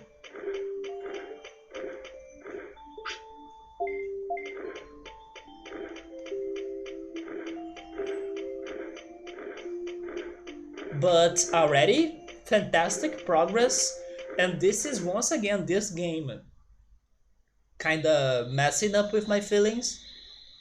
We had a great Kabuterimon that did nothing, then Airdramon was also not getting anywhere, and then now I'm super happy about what I have done.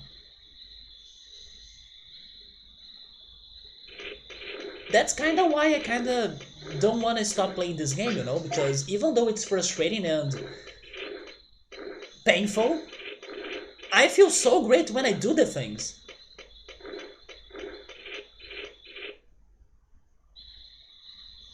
Even though it's just like I'm getting an attack that I probably will never use.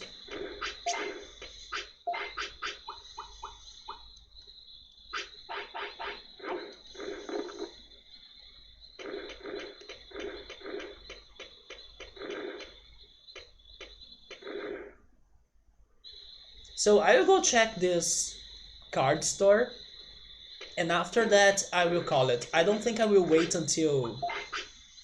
Never mind, he's almost dead. I can wait until he dies, right?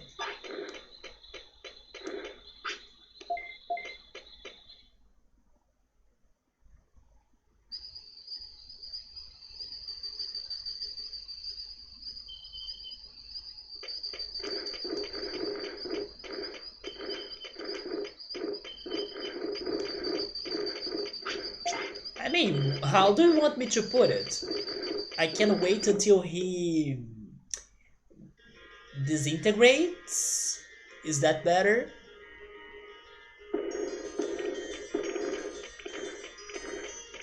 I can wait until he gets deleted?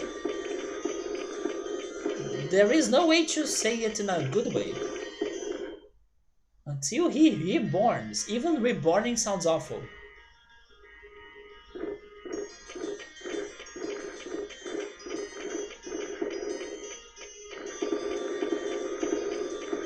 By the way, Bookmark, what was your opinion about that new Smash Brothers character, also known as Sexy Frog?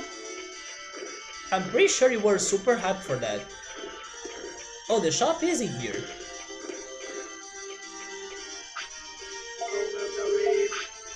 I buy a card, buy one, and I have them all.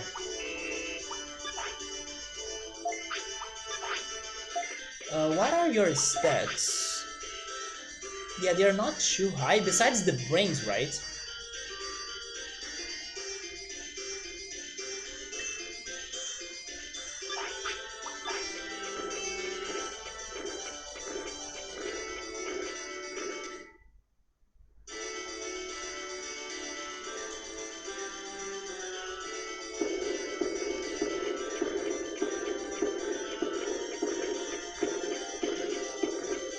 No, I don't wanna buy the pack of cards. The chances of getting the ones I want are super low. And maybe it's better for me to buy individual cards in File City than buying the pack.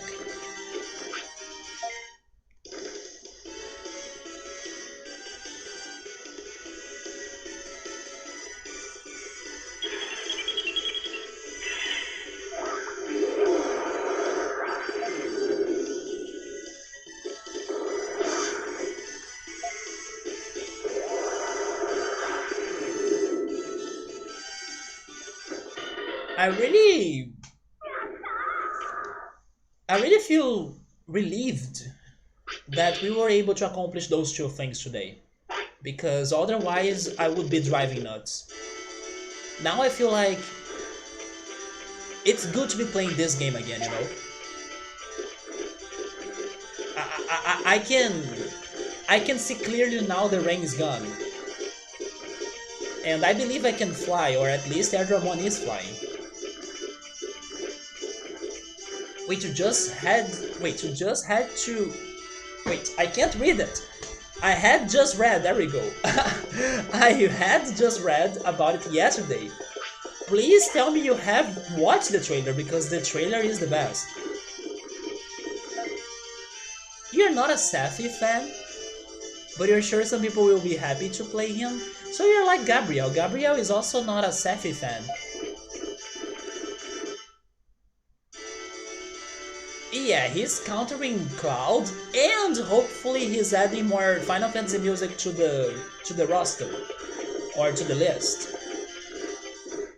Especially the man with the machine gun. But by adding one Winged Angel, that's already fantastic. You must watch that trailer, it's like so good. That trailer is like high quality level. And I will be watching more reactions to that trailer this week.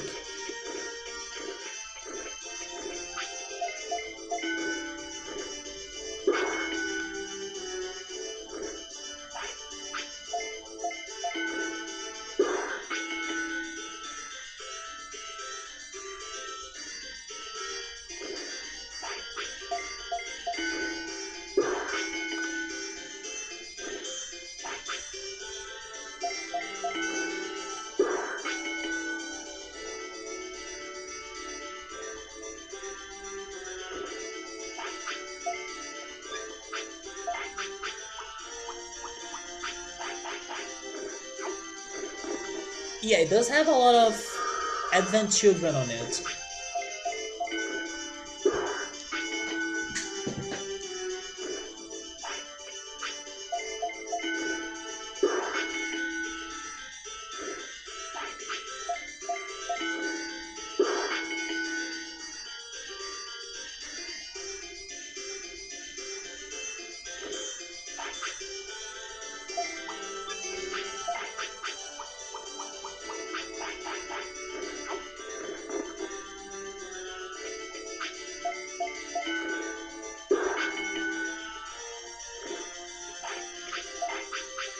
So I was training here because this was close to the shop, and then I was hoping for him to sleep and then check it tomorrow.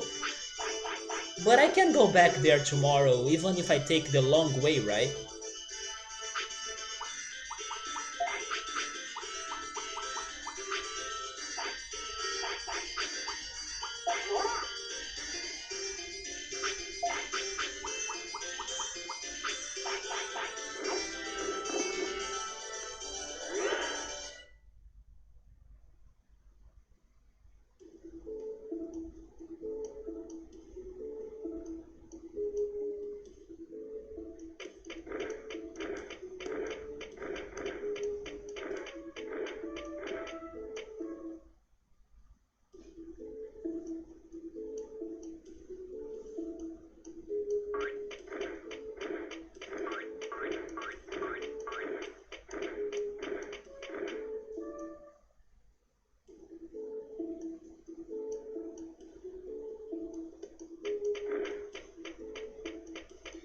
Now I'm starting to get hungry. I kinda wish I could go for the lunch I bought today for tomorrow. But of course I will save tomorrow's lunch for tomorrow. What am I eating tonight though?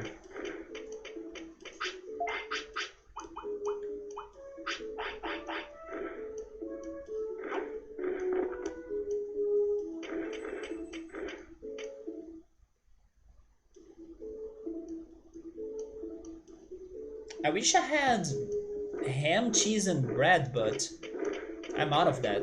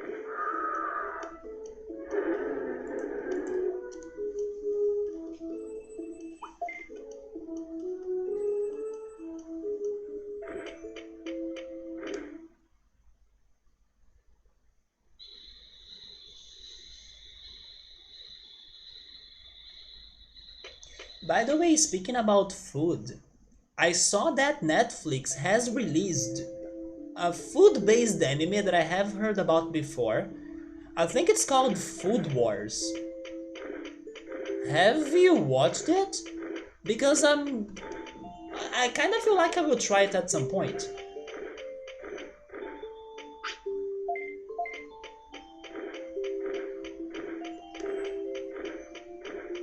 It's famous, right? I have seen a bit of it before because there are some videos of people trying not to eat some dishes that were based on anime dishes or movie dishes. And I'm pretty sure they had an episode on Food Wars. Like the food they had on that anime was made by a professional chef, and then people were challenged to not eat it. So I have seen a little bit of it. That's why I want to try it at some point. Especially now that's easy to watch because it's on Netflix. But then I don't know how good it is.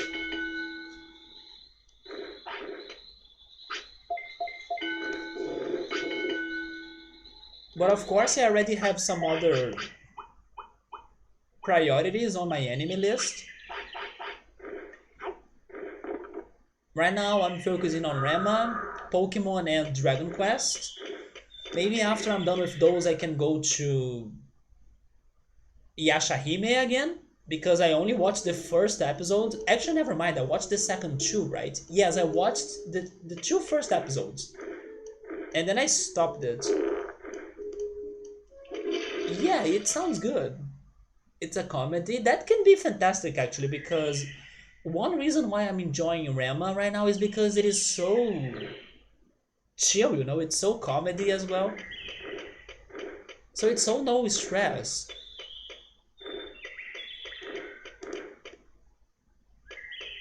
Way over the top reactions, yeah, it's very like everything is exaggerated, right? But because it's about food, I think I will like it.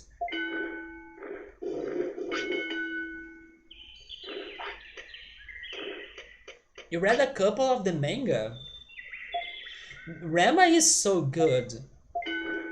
I'm still not to the part, or I still haven't gotten to the part that I got stuck in the past, which is when they start a tournament in an island. I kind of got tired of it when I was trying to watch it for the first time in that part, but this time I feel more engaged to it, so hopefully I can get through it and then finally see how the story ends.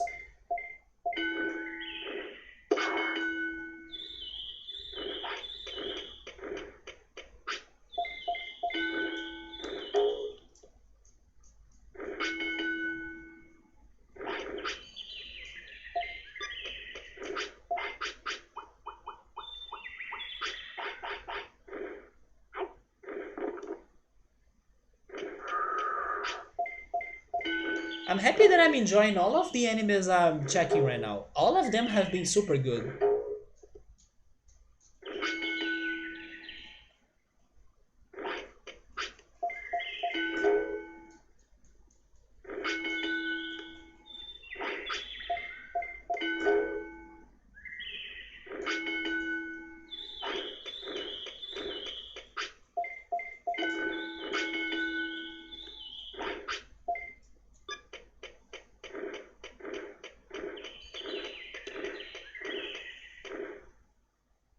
Were you able to finish watching Rama or reading the manga bookmark?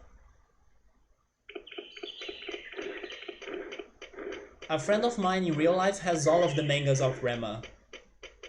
Hey Ritsuru, how are you? Welcome. Oh yeah, Ritsuru, I think I still haven't told you. I heard some news that there is a chance that the third season of the Umbrella Academy may be coming up sooner than what we thought because they have released the title of the first episode already. So who knows, maybe next year we can get that? How do you prepare for a food war? Learning to cook or going to battle hungry?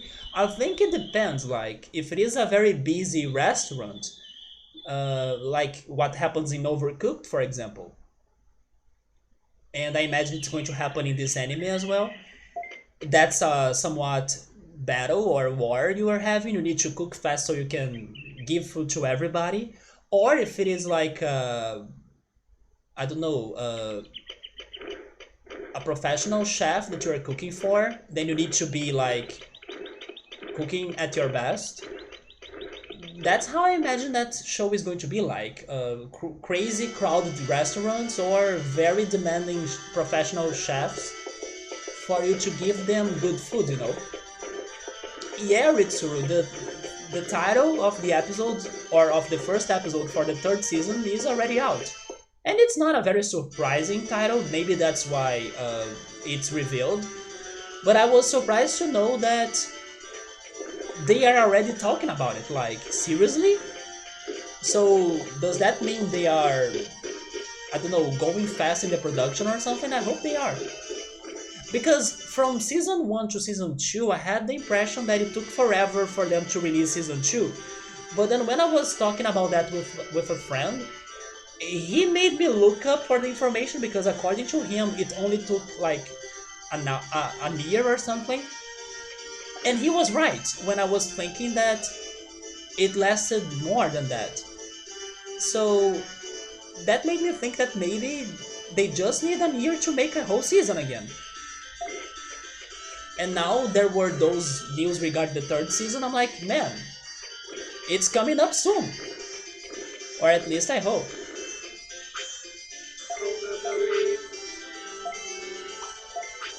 But but it did feel like it took forever from season 1 to season 2, even though it's not more or not much more than a year. I could swear it were like 2 or 3 years. You posted over a clip and videos on Discord of Food Wars. So Bookmark actually did finish Rema. Back before, as a kid, you owned the whole line of the first edition manga books. It's pretty great. I'm super curious about it. I really want to see how that confusion and madness ends.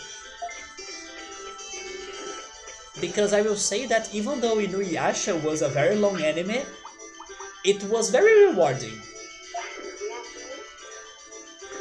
Like, I was satisfied with the ending. Oh, Sephiroth.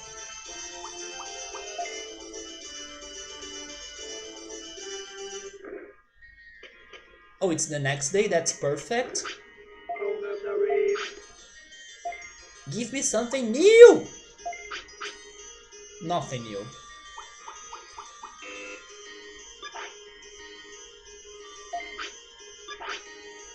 You know what? I will try buying the pack of cards. Sure, buy a pack of 3. I just think it's too expensive. It's better for me to buy them in File City.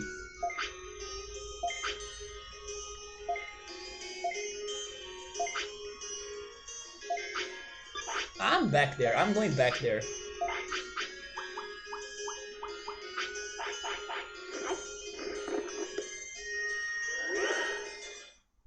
By the way, changing the topic completely, but just to talk about something new that I learned this week that I had no idea that was a thing.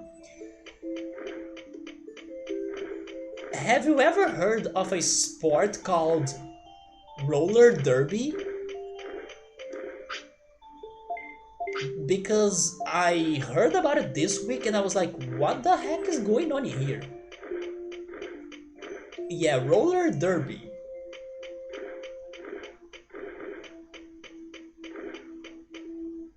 I don't even know how to explain what it was like.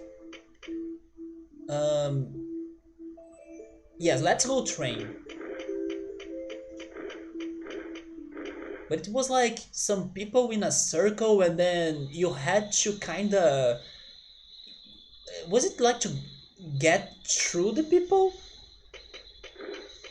Even if they fall on the ground or something, it has some violence going on in there. So it was a very weird sport that I heard about.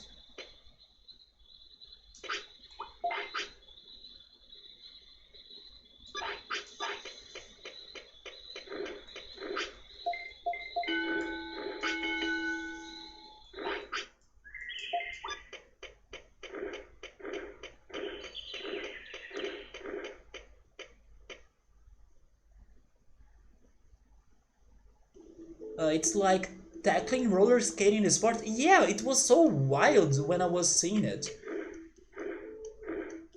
I have never heard of anything like that before. The closest, maybe it is like when you mix curling with uh, hockey and American football. Maybe that's the mix. I'm saying curling because of the circle you have, that, I don't know, people need to be in it or something. And then hockey because of all of the rollerblading and stuff. And American football because of the violence. It was so weird. Wait, I need to get speed.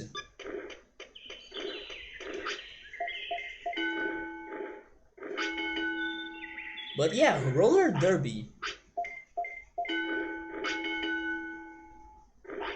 Oh! There he goes.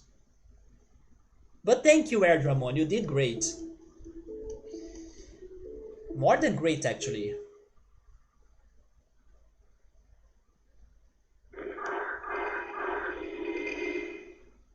Okay, so 2 new Digimon. The Monochromon side quest is over. 1 new attack. Yes, Raymond Rep, but he did everything he had to do, so I'm fine about this. And what am I doing next? Hmm. Do you guys want to pick?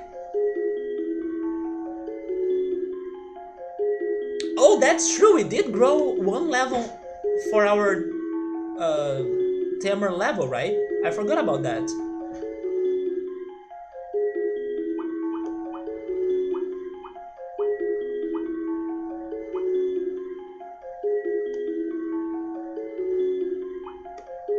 But now that I finally completed Monochromon side quest,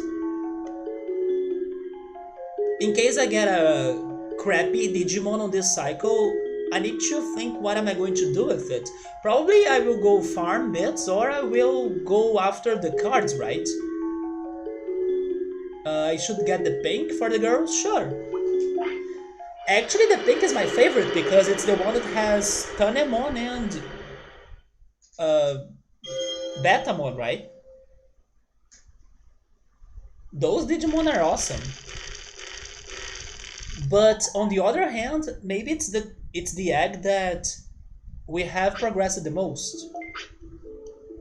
But sure, maybe I can still get someone new or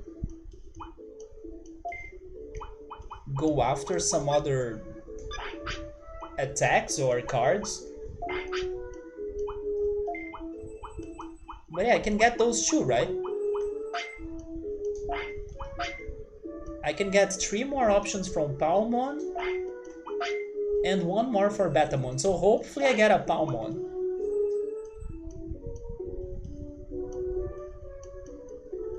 But that's going to be it then.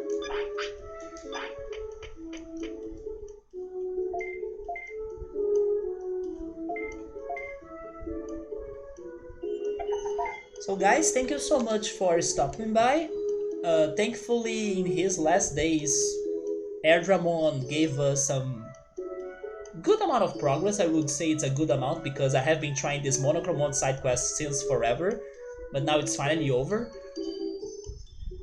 And next weekend, I will see if I can do something about the webcam, but in case I can't, it's also fine because we can still have the chatting and the game going on. I think that's what matters the most. But yeah, I will see if I can still make this one webcam to work. But if not, then I will see if I can get a new one. And we'll be going after the cards, the attacks, and the other Digimon. That's all that we have left, unless I decide to go for Mount Infinity, because Angelmon said that there are no other side quests. I'll see how that goes. Maybe I should. But thank you so much for stopping by. Have a great night, and have a great week as well. Take care, and goodbye.